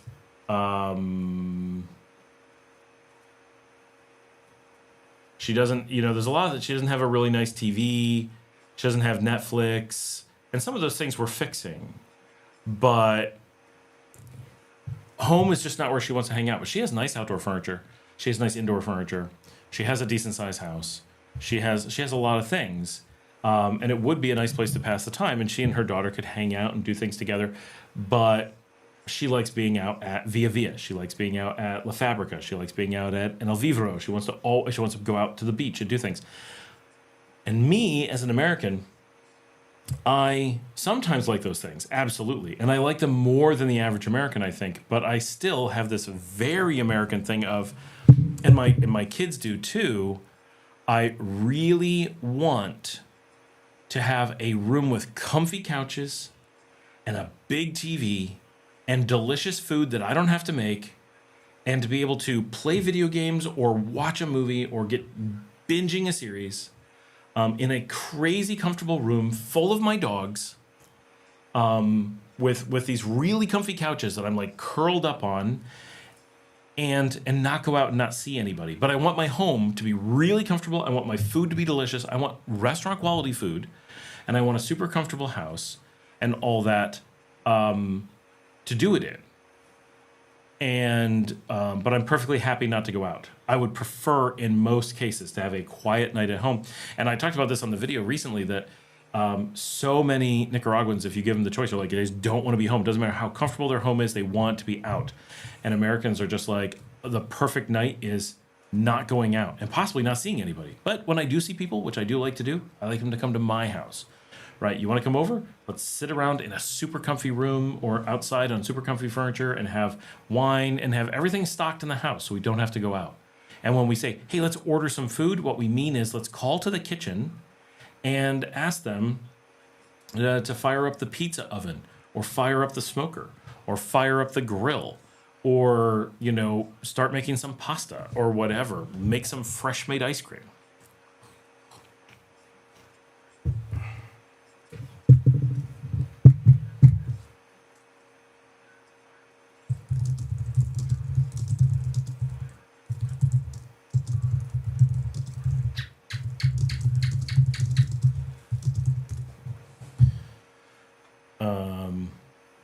So that's something that's very different. Bacon is cold smoke. Most of the show's filmed all over DFW, which is really cool. Their house is in Fort Worth. MTV Studio is actually a pretty good show. Restaurants are like a boat. I used to be a hotel manager in Vancouver. Restaurants are a money pit. Hot smoke, a little wacky tobacco, Scott. Hot smoke. Exactly. More rooms, more money. We should start counting how many. Oh, we said that. Does Nicaragua have Mexico and DR style all-inclusive resorts? Not really. No. There's one or two. I don't know if I would call them Mexico style, but it does have all-inclusive resorts. But probably not Mexico style. Very limited.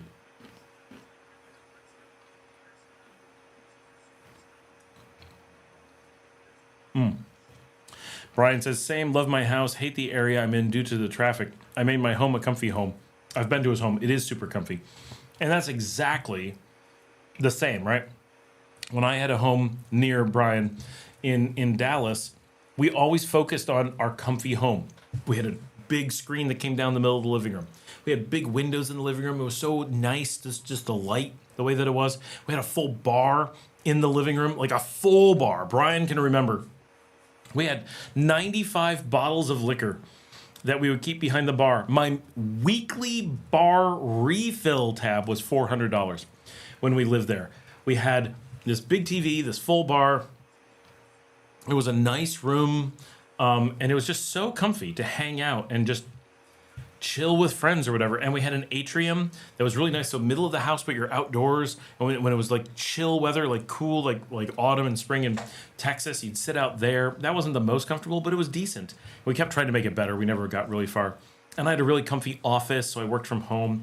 And that was just, it's so nice being home. I like having a big home, like very American. I like having a big home with lots of people in it and lots of things going on. I like having the dogs and the cats and lots of different spaces and places for work and places for relaxing and places for sleeping, which is difficult for many Nicaraguans to have, and just a culture that many don't have. It's just, they wouldn't want it even if they could. Jan says, yeah, that's why my dad built his house the way he did and put his own pool. He loved having huge barbecues and swim parties. That's how it was for me growing up. And that's partially why I like that, right? Growing up, we always were the place that could entertain. We didn't do it that much, but we always were prepared for it.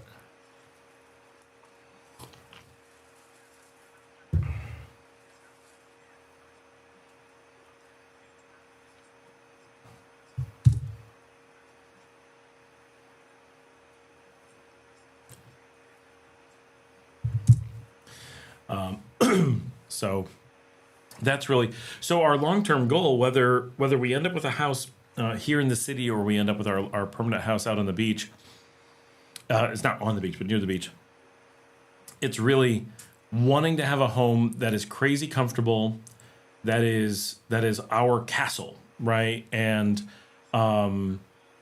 just really situated so that we can spend more time and be more comfortable and have all the variety of food in the house, and be able to have like a restaurant style menu and be like, you know what, I feel like fried shrimp tonight, and be able to have that made in the house. And this happened last week. We were like, you know what, I want fried calamari, and some of the best. And my daughter, who is a calamari fanatic, said it was the best calamari she had ever had made in the house. And we didn't have to go out. We didn't have to do anything. It was just there. And I just remembered that I got a couple different food items for her to try. And I think we're making pasta tonight.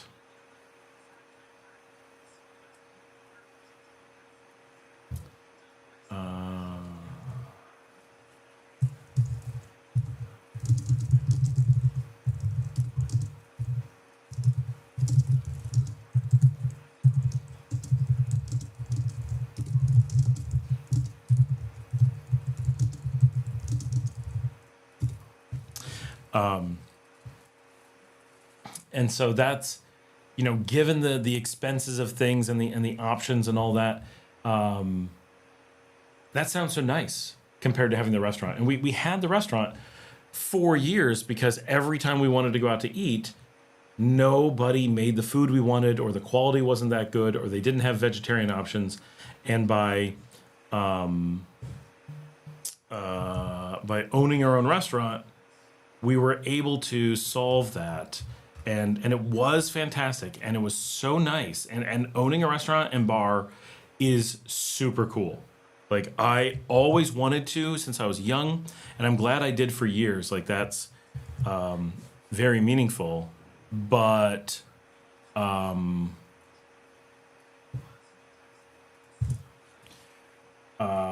it really just doesn't make sense to keep doing unless we have a completely different situation to fix it. But yeah, having a chef in the house, that sounds great. And without a million things, Brian says, I'm chuckling at the memory of that bar and the other bar we used to go to. It's so true. My home bar was so obnoxious. And that was why we bought the house. We had been looking for a few months, and we had mostly been looking in Irving. And this one house came up in Carrollton, and we looked at the pictures of it, and I remember telling our crazy realtor, if you want to picture my realtor, if anyone knows the show Frasier, his agent, the BB, the insane agent, that was my realtor, basically. And she didn't want to show us the house. She flat out, she's like, no, we're not going to go look at that house. That house is terrible. And we're like, we want to look at this house. And we finally came and looked at the house. We walked in the front door and looked at the living room and the giant bar and the big windows. And we're just like, this is the house. We knew that's what we wanted. And my daughter, who we only had one daughter at the time, she ran down the hall and just went into an empty bedroom. And the whole house was empty. There wasn't a thing in it except for one stuffed seal. And she ran out with this stuffed seal. And we're like, oh my gosh, where did you find that? And so we were like, we're taking the house, but they have to throw in the seal. And the people who sold us the house were like, no, that's someone's, we can't. But they bought her a seal when we did the sale. They found the same one somewhere and bought her a bigger one or a smaller one. I can't remember. But she still has that.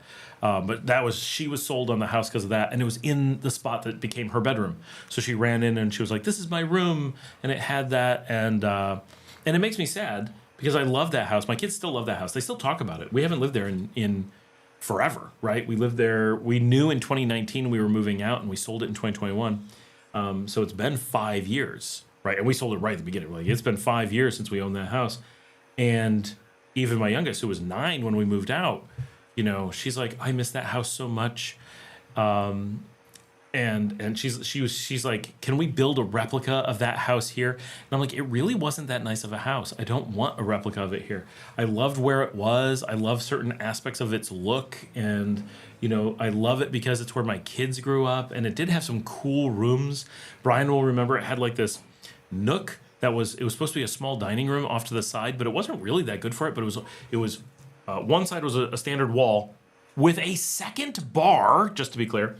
And then one wall was open into the living room. So it wasn't windows. It was open, but it felt like windows. Like, it was very almost outdoorsy. And then 2 sides glass. So you were like outside. It was like a sunroom, but it was meant to be a dining room. And we never would use it as a dining room. So when the kids were older, it became a classroom. But when they were little, we put a TV in there and a big comfy chair. And that was my video game den.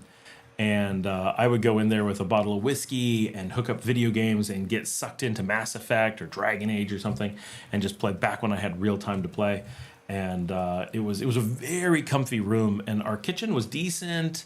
The atrium was super cool. Luke is signing off. He's got Spanish classes in the morning. Have a good night, Luke. I have not heard when we can take the car yet. Still waiting on that information. We really missed that house. It was so nice.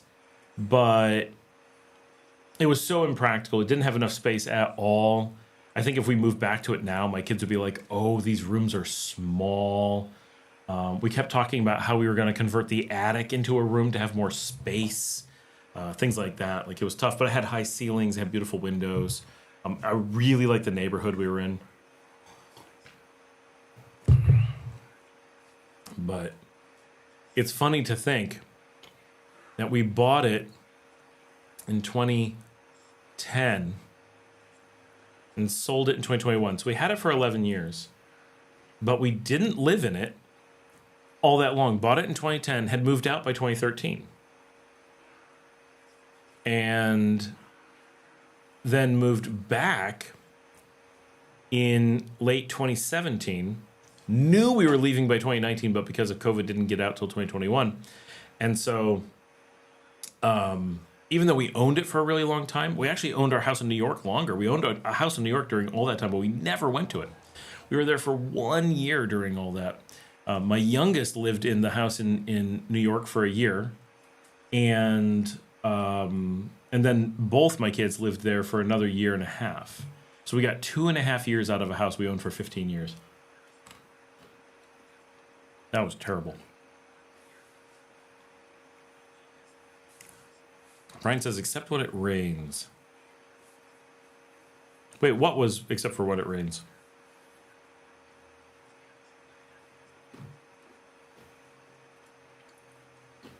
I have more peanuts.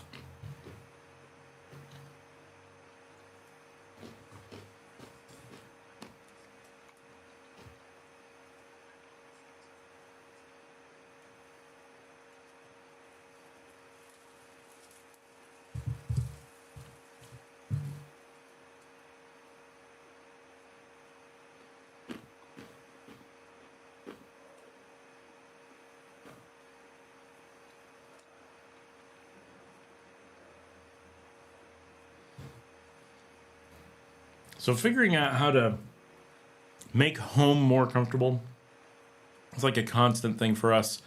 Although I have to say our home here is insanely comfortable, right? With, a full-time outside security guard, which yesterday was a great example of why we need one. We had a coral snake. I don't want to deal with a coral snake. He dealt with a coral snake. He goes out and watches all the kittens all day long, make sure they're okay. There's a lot of things that he does that is not security. Having a, housekeeper and cook, having a major domo, having our friends live down the street, people being able to come here really easily, having great fiber internet to the house, having the whole house wired up with jellyfin, which we'll have a video about soon. There's so many things that make this house really comfortable, and we keep making it better. We just added a fountain in the living room, which is actually quite nice.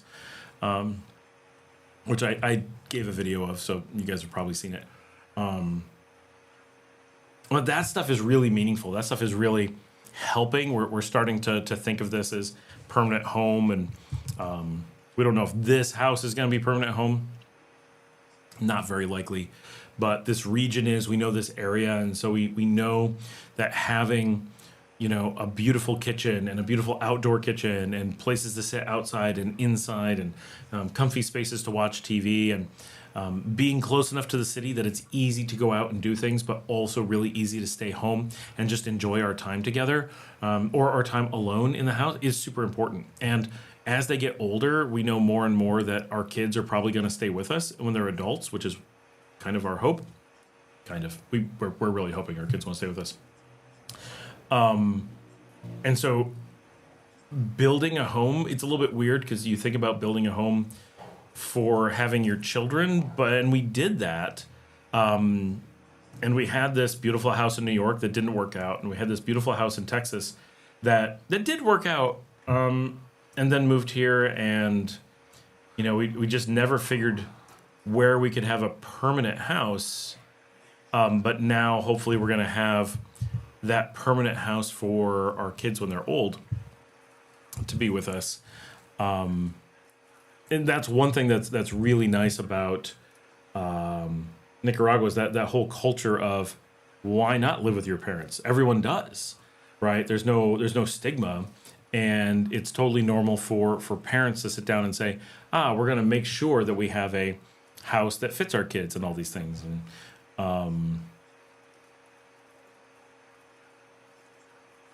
so that's been kind of where our mind space has been recently.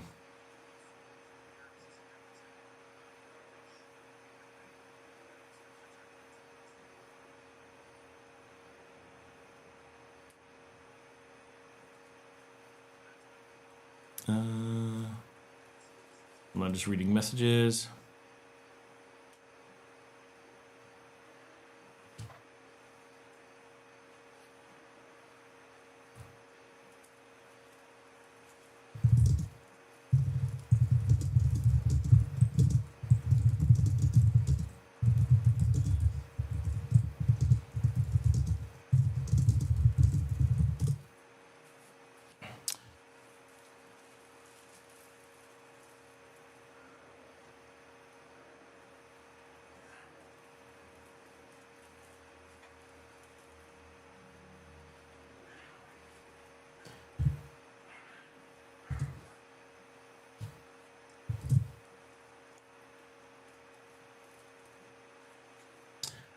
Oh, the leaks in the atrium. Oh my gosh. Oh my gosh. I forgot about the atrium filling up with water. What a disaster that was. Wow. I can't believe I forgot about that. Yeah. My atrium, it didn't always do this, but early on, something went wrong. And so the house was like a U shape. So the living room, this is top down. Living room, and then two sides. This side was kitchen, this side was bedrooms. And then there was a wall across the back, and in the middle was an atrium, which was really nice. Our kids' bedrooms looked into the atrium, so they were really secure. Not that it was something you had to worry about, but it was super secure. And our kitchen looked into the atrium, so if you're in the kitchen, you could see the kids' bedrooms. Like, it was just really nice. And but that atrium, something went wrong with it, and it would get leaves in it, and it would fill up the one drain, and the water had nowhere to go, so it would actually fill up. And it would start coming into the house. And it would just rain into the atrium. And it had a drain that was like this big around. Sometimes I go out there and the water would be like, it was probably up to my shin. It was probably up to my calf. And I'd have to wade through. It was basically black water with who knows, like huge centipedes and all kinds of stuff in it. And find the drain. And I'd have to like clear out the drain. And then it would start going down. And it was so nasty having to do that. And you had to do it in bare feet. It would ruin anything you took out in there. We did eventually get that fixed, but that was a big thing that went on for a long time. And every time we had a really big rain, man, I can't believe I forgot about that. Man, that was dramatic. And if we were away from home and it started raining, we would freak out because we're like, no one's there to watch. And it wouldn't like kill anybody. The house was flat, so like if the water came up very high, it would just go out the front door or whatever. It wasn't gonna flood the house and like drown the dogs or anything. I don't think the house could possibly have ever taken more than 2 inches of water in the house itself. It would have destroyed the carpets and stuff, sure, but it wouldn't have like done damage to living things. But what a mess. Finance Pro says La Boquita video is great. I wish I could see more. I do have another one coming that'll show a little bit more of La Boquita. I just haven't had time to do with it. To do anything. Recently, did your older dogs readily bond with your new puppy? I wouldn't say readily. It probably took them a month. For a while, they were standoffish. They're not the most adaptable dogs. They are a little bit older, not old, but they're 6 and 8 now, which makes me sad. They were my puppies, but now they're very bonded. For the most part, they're all a little pack running around, and they play together and they run together. They aren't to the point where they all sleep together yet, and I know that's going to be a fight. But the little dog can't jump up on couches and stuff yet. I have no idea. He's bigger than the one who can jump over a couch, so it's amazing. He's just not coordinated, so he hasn't figured out how to jump like that yet, which is amazing. Both of the other two dogs are hardcore jumpers. And it's hard to believe. We owned that house in Texas for so long.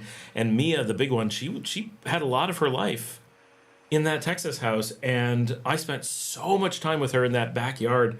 And she would jump over our back fence. She was crazy. Such a crazy dog. And she doesn't jump like that. She weighs more. And she was 2-3 years old back then. Now she's 8. But she still just tears up the yard and runs everywhere and jumps over everything. She's wild. Boy, time has flown. It's hard to believe. It's hard to believe how long we've been here. And just this last time, right? It's hard to believe how much time has passed.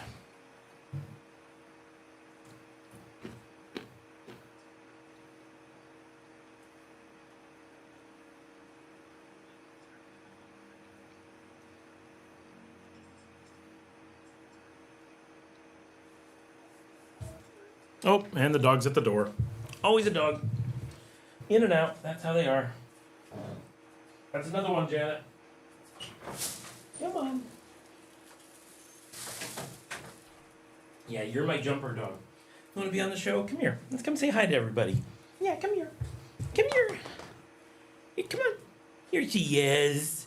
Here's a good girl. She's such a good girl. I can't believe you're going to be 8 this year.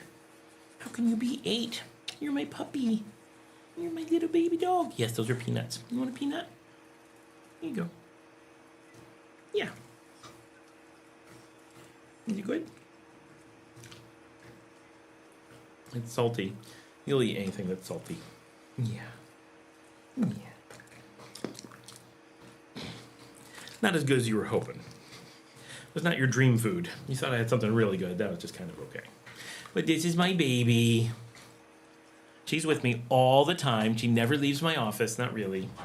Oh, and there's the little one. Okay, we gotta let him in. I know you were enjoying just having a little bit of daddy time for a moment.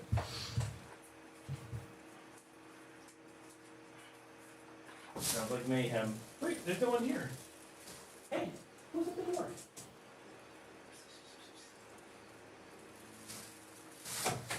Stupid dogs clawing at the door and then they run away. It was the dog version of Ding Dong Ditch. Oh my gosh, now he's attacking the front door. Okay, hold on. I can't open that one. I can't believe he did that. What a dumb dog. Hey, what are you doing?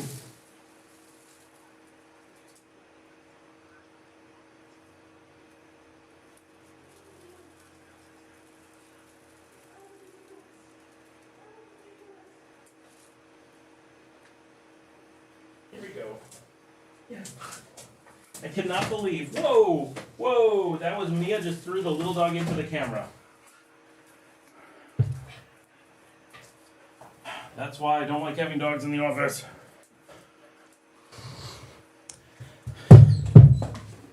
Hi, he's back.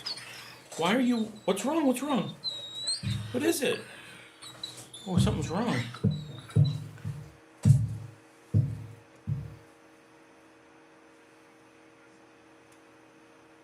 He's wagging his tail. Maybe he's just like hungry or something. Oh, there they hit the camera again.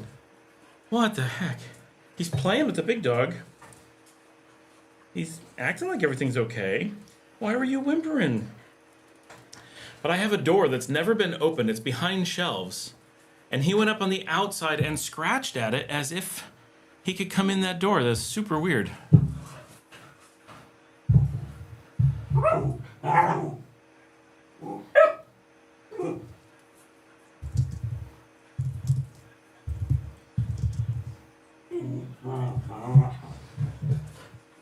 Yep, he seems okay now.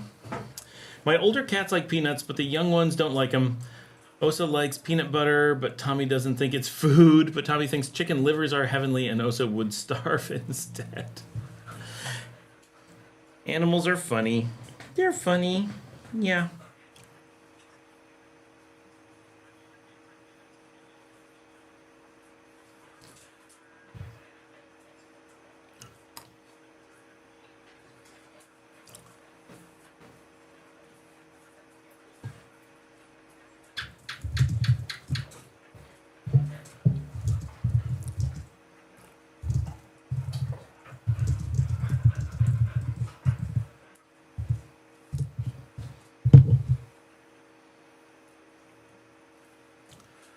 Are you building a Nicaragua-style house or architectural statement? So at the moment, we're trying to find out if we're buying a house or not. We're playing around with a couple different ideas. And now he's playing. So we really don't know. But if we're building, we are absolutely building a modern house, not a Nicaragua-style house. We want to live indoors. I mean, I like the outdoor living, but we can find ways to do it without making the house so incredibly open. But we need a certain amount of open because these dogs just love the ability to be inside and outside all day long. And it's so good for them. And it gives them such a good life that's something we're not going to give up. That's for sure. That's been just fantastic. Right. So that we will be figuring out a way to recreate that as best we can. But we want a place where we can, especially for my kids, they want to be able to move around between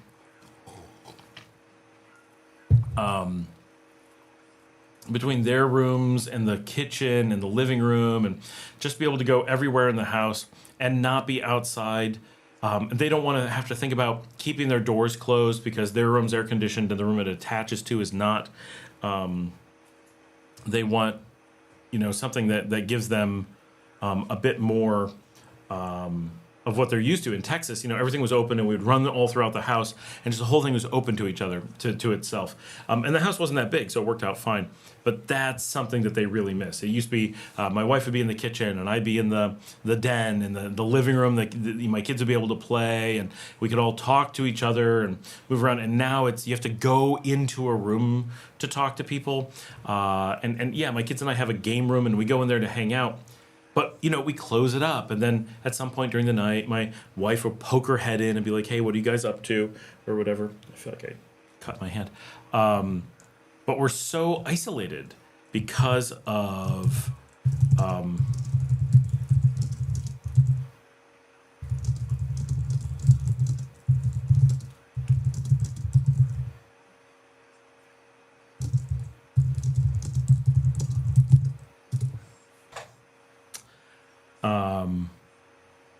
that's something that my kids really want. They really want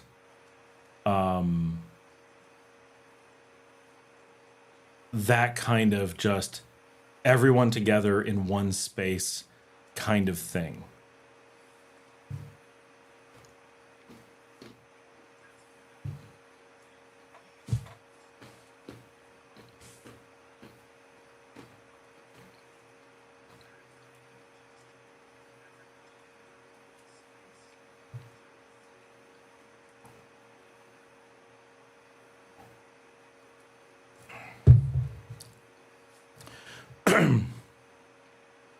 So that's what we need to have, right? A Nicaragua-style house with a big open area in the middle that's super warm that every room opens into, not going to cut it.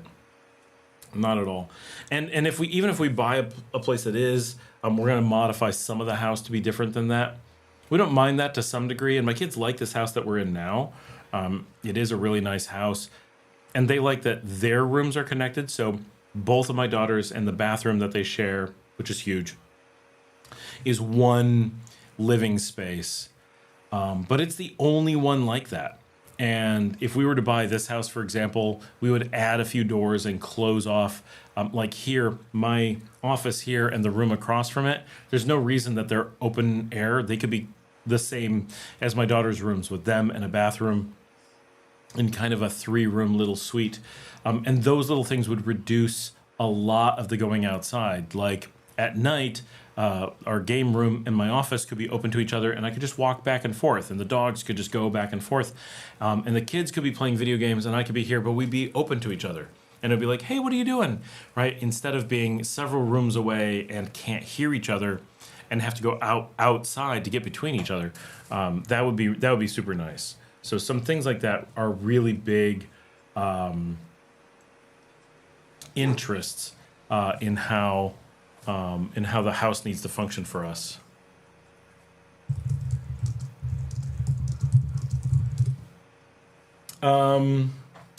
Older cats, building a house. Diego's back. What did he miss? A lot.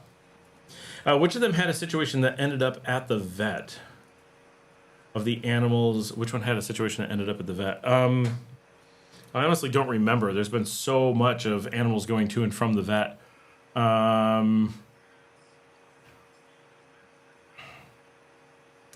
The cat had to go to the vet. That would have been... Well, we had to have him come in for the one cat. All of them have seen the vet recently, so I'm not actually sure. Have you or your kids ever tried martial arts? No, and being Americans, that is not that normal. I mean, it's certainly normal, right? But it's not like here. Like here, a really high number of people do martial arts, and in the U.S., it's a very small number. It's maybe 10% of the time compared to here. I cannot I say I can't even fathom my kids ever considering that. But no, my eldest, I could see her in another life having considered that. She would not do it in Spanish. She would find that very, very frustrating. But if she could have done it in English and known people, and I don't know, maybe she would have done it. But no, not something she would do. A pool and access to water. It's funny. My wife absolutely must have a pool. She's like, that is gotta have a pool. And both of my kids are like, we don't care at all. They actually don't want one. I'm in the middle. I grew up with one, and when my father, was like, okay, the house is gonna be yours. What do you want to do with the pool? I'm like, fill it in. I don't ever want to deal with it. And I'm glad we did that because he ended up selling the farm. At no point did we ever have a moment we would have used it in all the years after we filled it in. And the people who bought the farm didn't undo it. He made it so that he could get back to it. And the answer was, we never want to do that. We never want to use the pool.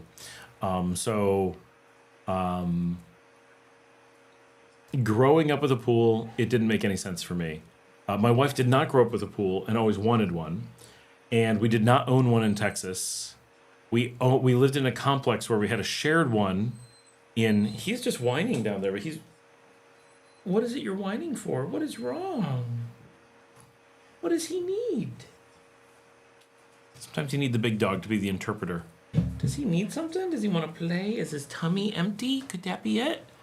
Did he want your bed? Did he do all that to convince you to get off of your bed and he stole your bed? I saw that. You're always being tricked out of your bed. It's your bed. You gotta claim it. Yeah.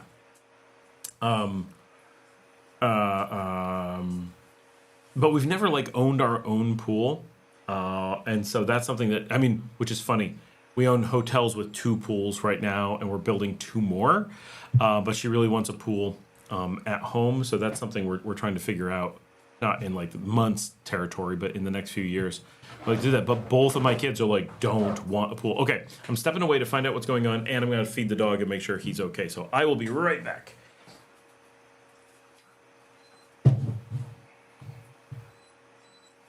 Yeah. Let's go see what's going on.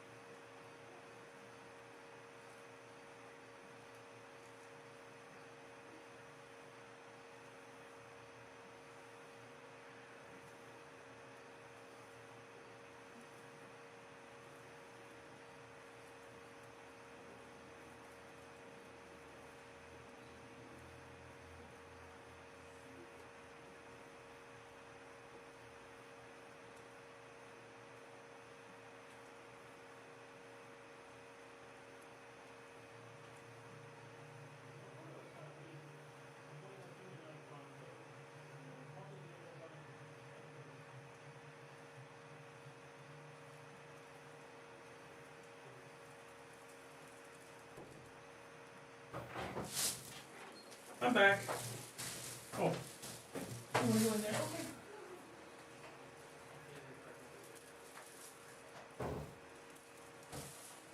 All right, well, the dog has been fed, but I don't know that that's what he wanted, but he's out hanging out with my wife now, so he'll be okay.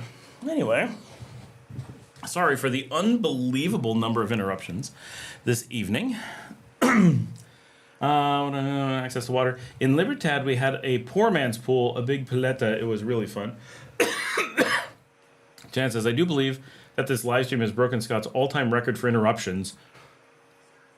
That is definitely true. This has been a lot. Noel is here. Hey, Noel. Hey, Scott, Cancun is so a big dial now. They broke the record for most flights in a single day. I think it was last week. 771 flights in a single day, which is crazy. Wow. Although partially that is because of the Venezuela situation. So my CEO was caught in Cancun for a week waiting for a flight out, and then when she finally got a flight out, got stuck in Punta Cana because they couldn't fly over Venezuela. So Cancun is a really busy airport, but they compressed several days of flights into much less time. So I'm sure that accounted for a lot of that extra traffic and stuff. But that's cool that they're handling that many flights. It is Mexico's second biggest airport. Sadly, we can't fly. Well, I don't really care. Right, we can't fly there from here. You have to fly through Mexico City. I don't ever want to go through Cancun Airport, so I don't care. I love Mexico City and I hate Cancun, so all good for me. I'm happy with all my flights going through up there.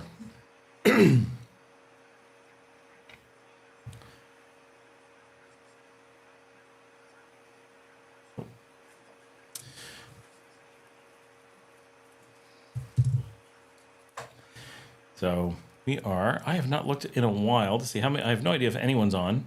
A few. We're dwindling, but our view duration is good. Very good numbers tonight, I must say.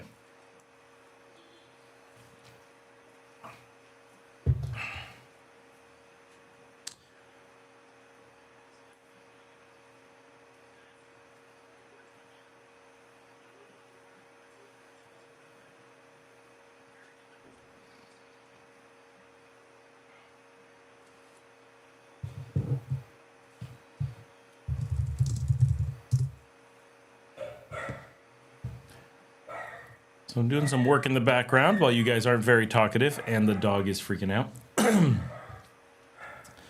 That dog.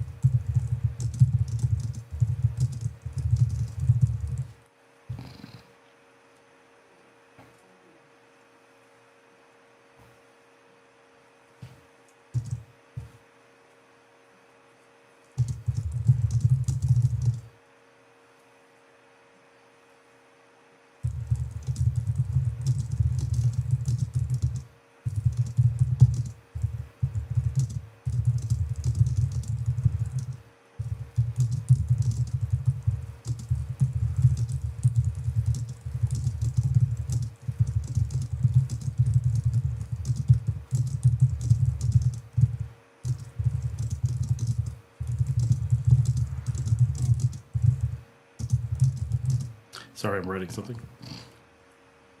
A little very phlegmy tonight. Might be the peanuts.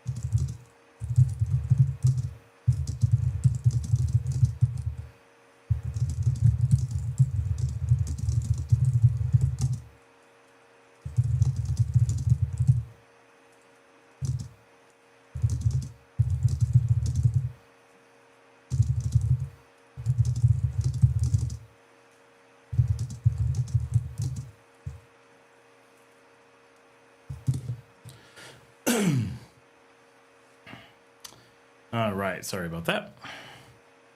I'll get one more person on. Is that you? Cancun. The original Joe Schmo flights booked, hard part done. Awesome, congratulations.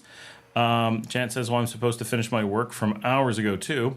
Diego says, I just want the weekend to start. I'm so tired. Janet, what is that you teach? She teaches English.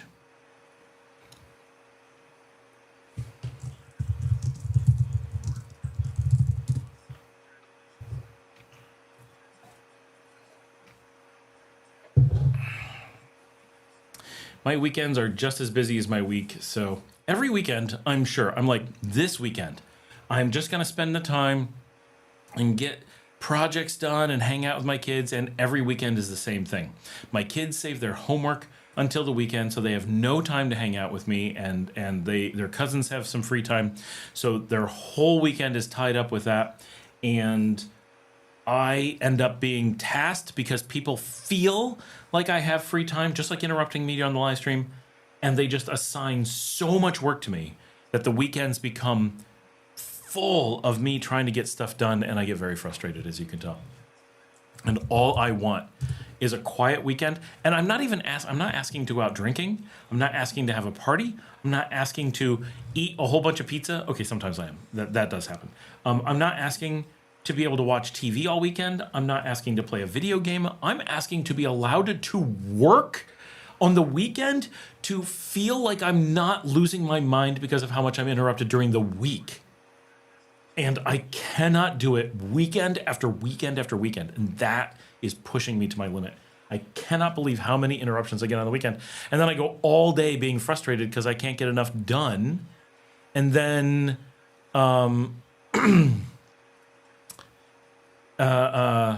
and then at the end of the day, I'm like, I just want to hang out with my kids and either play a video game with them or watch The Expanse with them. And then they're like, oh no, we're busy with something, or we just want to sleep because we're tired or something. And it's like,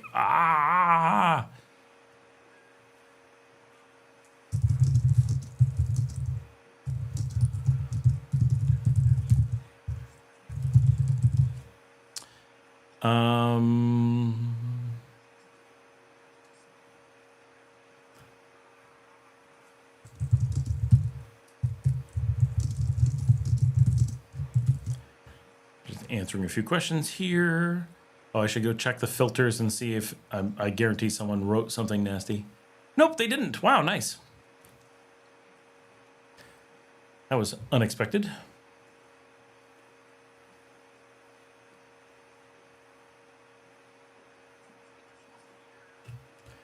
There's really nothing to answer. That's isn't con a funny word?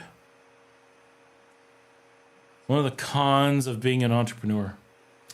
It is one of the cons of being an entrepreneur, but it would happen whether it was an entrepreneur or not. It's just when I finally get free time, everyone treats it like an obligation to everyone else. Con is kind of a funny word. Clone yeah, I do need a clone. Do you still often do videos of barrios in your city like you used to? Not nearly as much. A lot of it is I broke my foot and that slowed me way down, and work got really busy, which just got very difficult. And during Marcella's cancer treatments, I fell and did a lot of damage to my knee, and it just made it very, very hard to get out and walk for a while. So there's a bunch of time that I lost because of that. And now I'm trying really hard to start getting out and doing that stuff again, because I love doing those walks and I love getting out. And obviously the exercise is good for me. You know, I'm older now, so it makes a lot of that harder. But the broken foot and the damaged knee really slowed me down, which then made it it's just a snowball when you're 50, right? Everything is like, oh, you hurt this, then you hurt this, and now you're not moving, so now it's that much harder, and it's like, oh my gosh. So I need to overcome that and get out there. But I'm at a point where I can walk again, so it's not really a problem. My foot is totally messed up. Like, it's mangled, but it's been years now. So the damage is done. It's hard to believe how actually long it's been, and it still hurts, and some of the toes don't move anymore. Like, I really, really broke it. And I can't believe how many people are like, it's not broken. Like, and then my daughter's like, your toes aren't even where they belong. It's so broken. I'm like, yeah. But my doctor's like, yeah, it's seriously broken. Nothing we can do for it. So what's the point?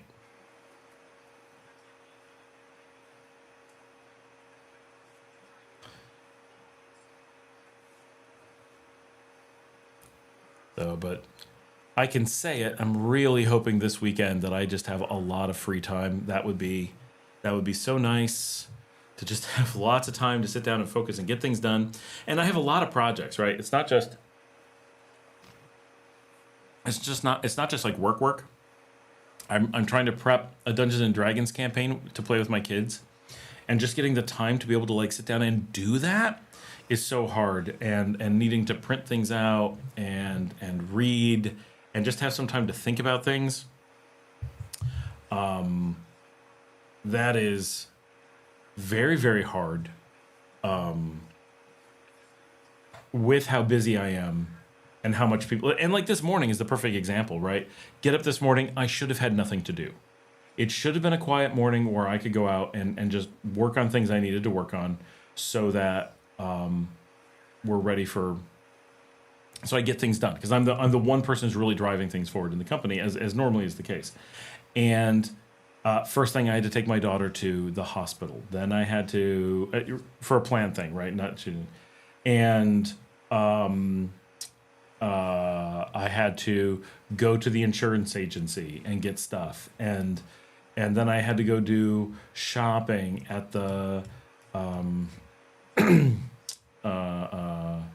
grocery store and get stuff. And it's like each of these things just becomes another thing and another thing and another thing, and it's like, so I lost the entire morning. And that's just really this never ending. And I did I think yesterday I was, it sounds ridiculous, but this emergency that I had to deal with, this whole messaging thing that we talked about earlier, the rocket disaster, was actually nice, because it was enough of an emergency that it's like, okay, everyone has to shut up and leave me alone. And it wasn't a crazy stressful an emergency. It wasn't like someone's angry because of what happened. It was just, oh, we need to focus. We need this working, but nobody's upset. It's not really breaking anything. So it was a really nice, like, enough of an emergency that everyone knew they had to leave me alone. And it was unreasonable to broach asking me to do anything. But it was also not so much as to be super stressful. So it gave me a whole day of being productive. Did I say yesterday? It was like 2 days ago. And so that was actually really nice. And I got to just do things. Whereas normally people just feel entitled to my time all the time. Now, we did have a rough week from that, because our friend Russell ended up moving to Honduras. And so we had a couple different times that we were out partying with her to make it that we wanted to say goodbye. And so that took up a couple nights. And it's like, oh boy, this is a lot of time. But but it was our last chance to see her, so it was nice to be able to see her off and all that. But that made this week a lot harder as well.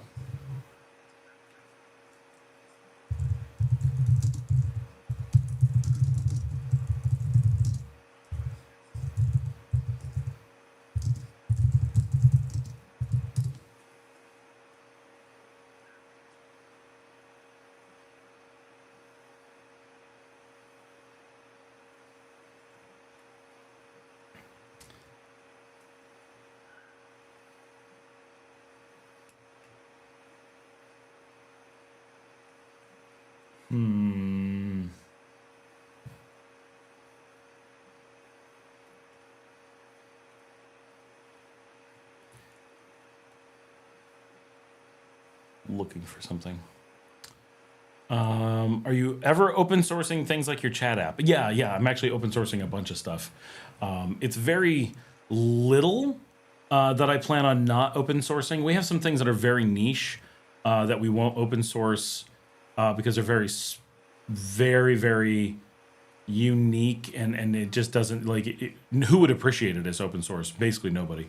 But my chat app is definitely going to be open source, but I'm not open sourcing it until I'm like, this is good, right? As long as it's like it works for us, that's not good enough to open source. But definitely, so that is definitely some of our phone technology. Expat is here. Hey, my corporate documentation system, which is a super tiny little thing. It's so goofy. That's definitely that's going to be open source first. Some of my video game stuff is being open sourced. Trying to think. Let me go look quickly. I'll tell you some of the things that we plan on open sourcing in the near future. Nope, that's closed. That's not. Oh, let me go into. I'm looking at things that are not applicable. Here we go. The chat app, Jelly Pie will be open. Our help desk system, which I think is freaking fantastic, is going to be open. No, I can't open that. Acman, which is a document server, very small. It's for really small companies, but that's going to be open. I'm doing some tabletop gaming stuff that's going to be open. Our soft phone is going to be open. We don't know about our RMM solution. We're thinking about that. Our email platform is going to be open, both the server and the client. No. We think our HR platform is going to be open. Our MUD gaming platform is going to be open. Our MUD editor is going to be open. That's not. We've got a couple game engines that are going to be open. That looks like it gets back pretty old. Those are the things that at this point are expected to be open source within this year. Video game. Yeah, I'm doing some video game stuff. Don't get excited. It's not the kind of video games that people are interested in. It's really... it's things like... Janice says, I've been told that Scott is a robot by a reputable source. I'm working on a MUD video game that specifically leverages AI. You don't have to, but it's built to be AI native inside the MUD engine, so it's really interesting. Thanks to AI, I predict computer programming will no longer be taught. Why bother? Let AI do it all. I actually think that's one of the things that's going to make development a really valuable career, is that the number of developers is going to go way down and the value of development is going to go way up. I think this week, so Expat wasn't here. This week is a perfect example. So I'm going to retell the story quickly. Sorry for those who have been here. Diego says, at this point, I think that Linux is the only part of your business that you haven't built in-house. That is really close to true. We're at a point where almost everything we have is either in-house or in the process of being replaced with something in-house. And it's fantastic. This is where, just like radiology, I think that software engineering is becoming so much less expensive, meaning it takes less time to make things, our tools are better. An individual programmer is able to make more than they could before, that it's going to make this tipping point where every company can be making their own software for at least something. And so every company needs their own developers. Whereas in the past, to make anything, you needed 5 people, 20 people. And most businesses couldn't consider that. But if you only need one person, then one person who's maybe a little bit more knowledgeable, plus spending a little bit on AI and some other tools, right? Oh, we got to buy them the nicest tools. We got to buy them a faster computer, whatever, small investments. Now that one person can earn 20 or 30% more than they could before, but you only need one, not 10. And so the company has way less to manage, way less money to spend, but is actually getting things done. And because of the network effect, potentially the Mythical Man Month, potentially they could do a whole bunch more. Then why not have way more jobs? But so many fewer people are entering the field that there's going to be fewer people with more opportunity. And so I think there's going to be an explosion of opportunities there coming up. So we'll see. But that is my prediction on a lot of that. And I think we're the perfect example. Now, we always have had developers in-house, and we always have our own IT team, so obviously we're a little bit different, right? But that just makes us like low-hanging fruit that we're able to hold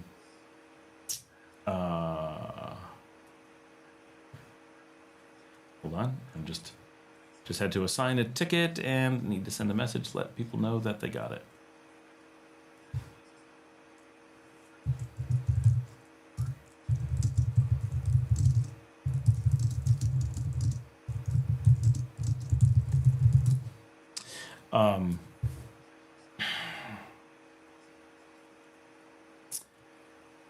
And so it's a very different thing.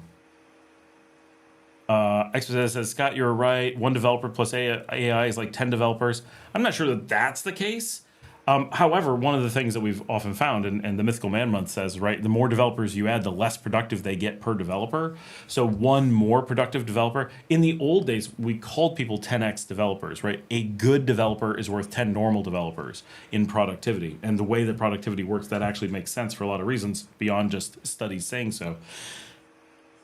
Now with AI, the average developers are more likely to be that 10x developer, and a 10x developer might be even more, like who knows. There's a lot of neat opportunity out there.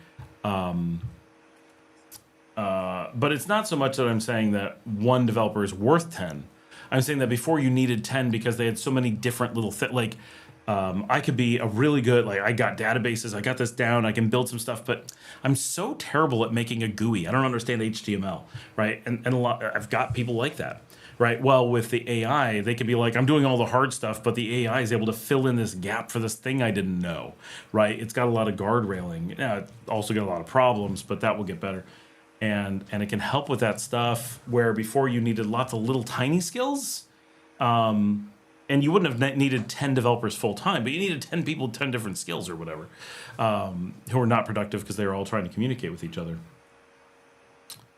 All right. We're testing this. Fingers crossed, please work.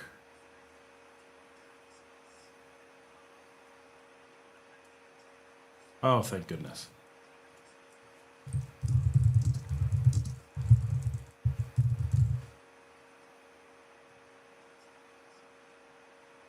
Nope, still broken.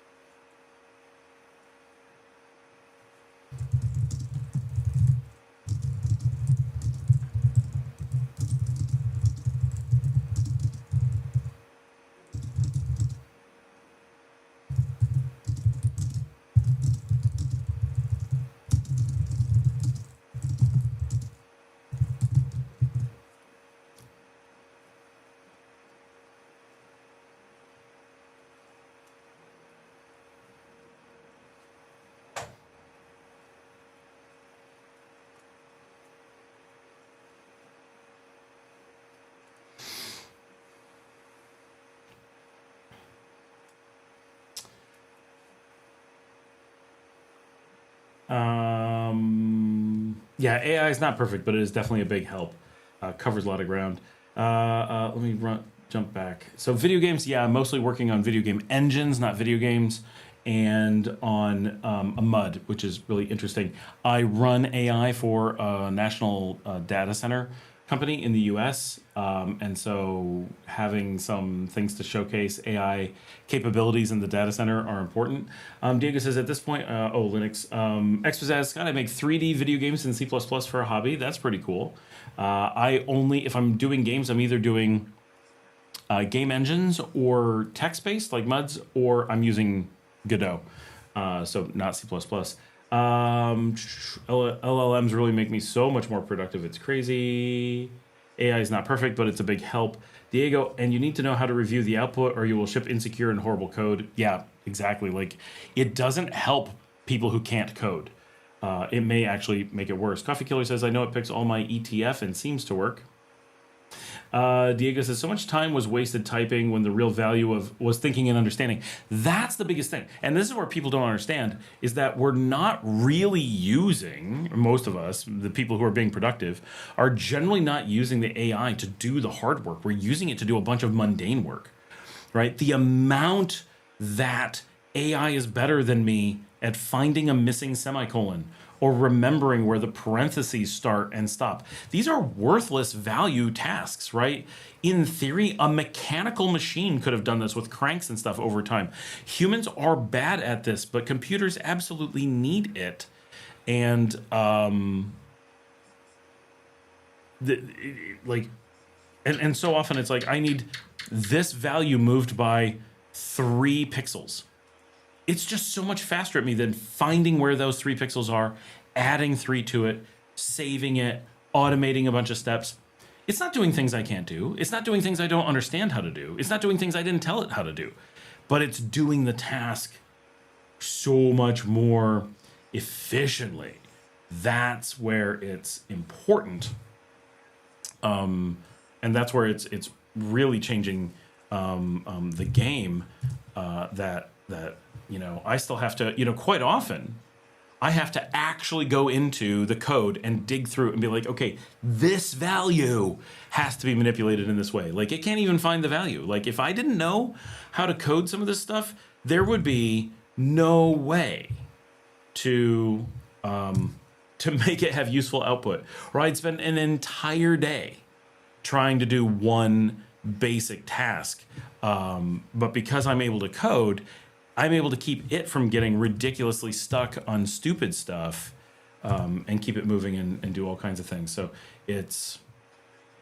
I really see AI as being this really, really valuable augmenter to developers, so that they're able to do so much more with what they have.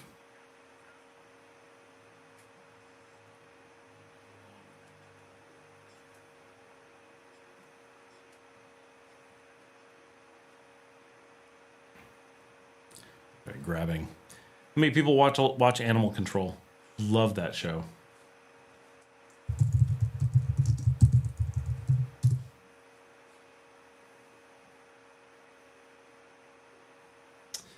Starfleet Academy. I just saw that mentioned. So that just came out. All right, cool.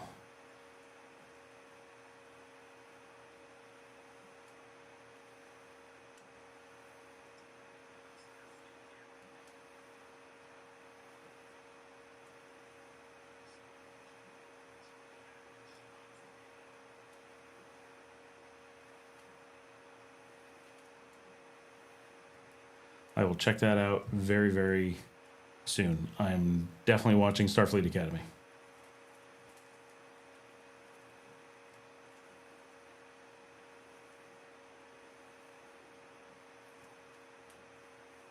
I missed one of your messages. What is that?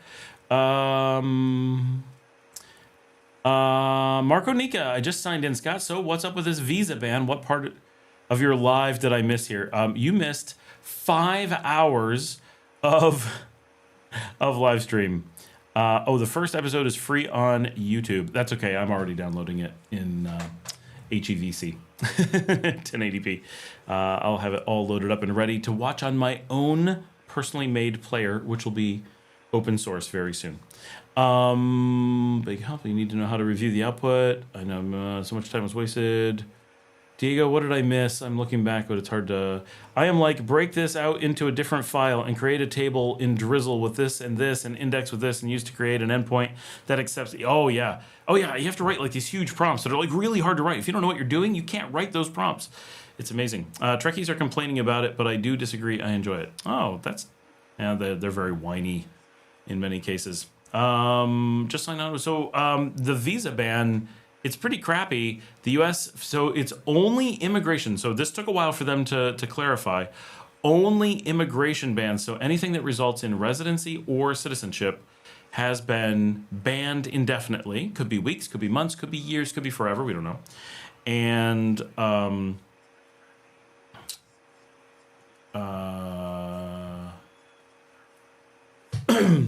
75 countries. It's going to really affect the U.S. It's going to change the U.S.'s place in global logistics, I think. But very, very hard to say exactly how big it's going to be. Oh, we got 20 people on. Wow. Is there any questions you have about it specifically? We're not going to be on for too much longer because I got to drive people home and they're waiting for me. So I don't want to be on super late. Sorry, because I do want to hang out and we got a lot of people on and we're doing really well. So I'm like, oh, I don't want to leave when we're so busy.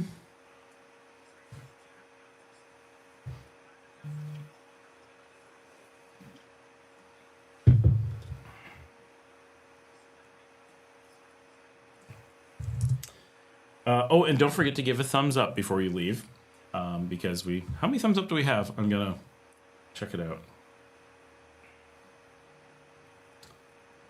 49. Come on, guys, we need one more to hit 50. This is definitely, we can get 50 thumbs up. You can do it. Take a moment, make it happen.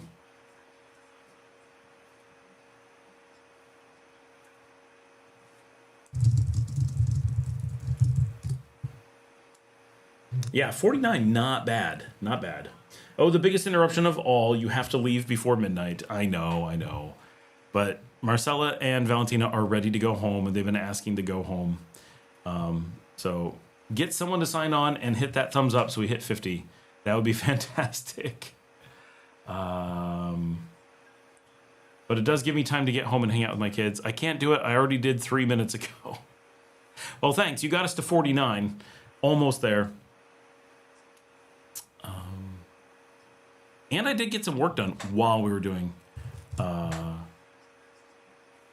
this tonight, so that's always good. Not completely slacking off.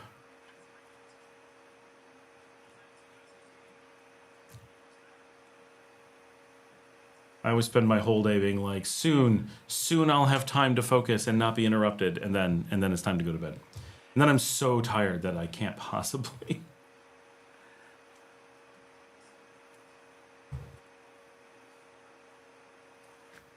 My kids and I have been watching The Expanse. I've seen the first 3 seasons. With them, I'm now up to kind of midway on the early side of midway through the second season. But it's such a good show. I'm enjoying seeing it a second time because it's fantastic. I really like the writing. I like the characters. I like that it's such a change of pace compared to a lot of sci-fi. Like they just took a different direction and tried something exciting. I'm really looking forward to watching Foundation. I just haven't had time to do that.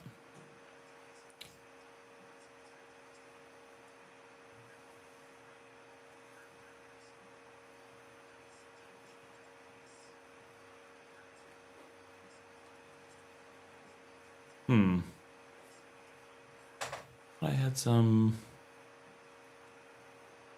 things downloading. I don't see them.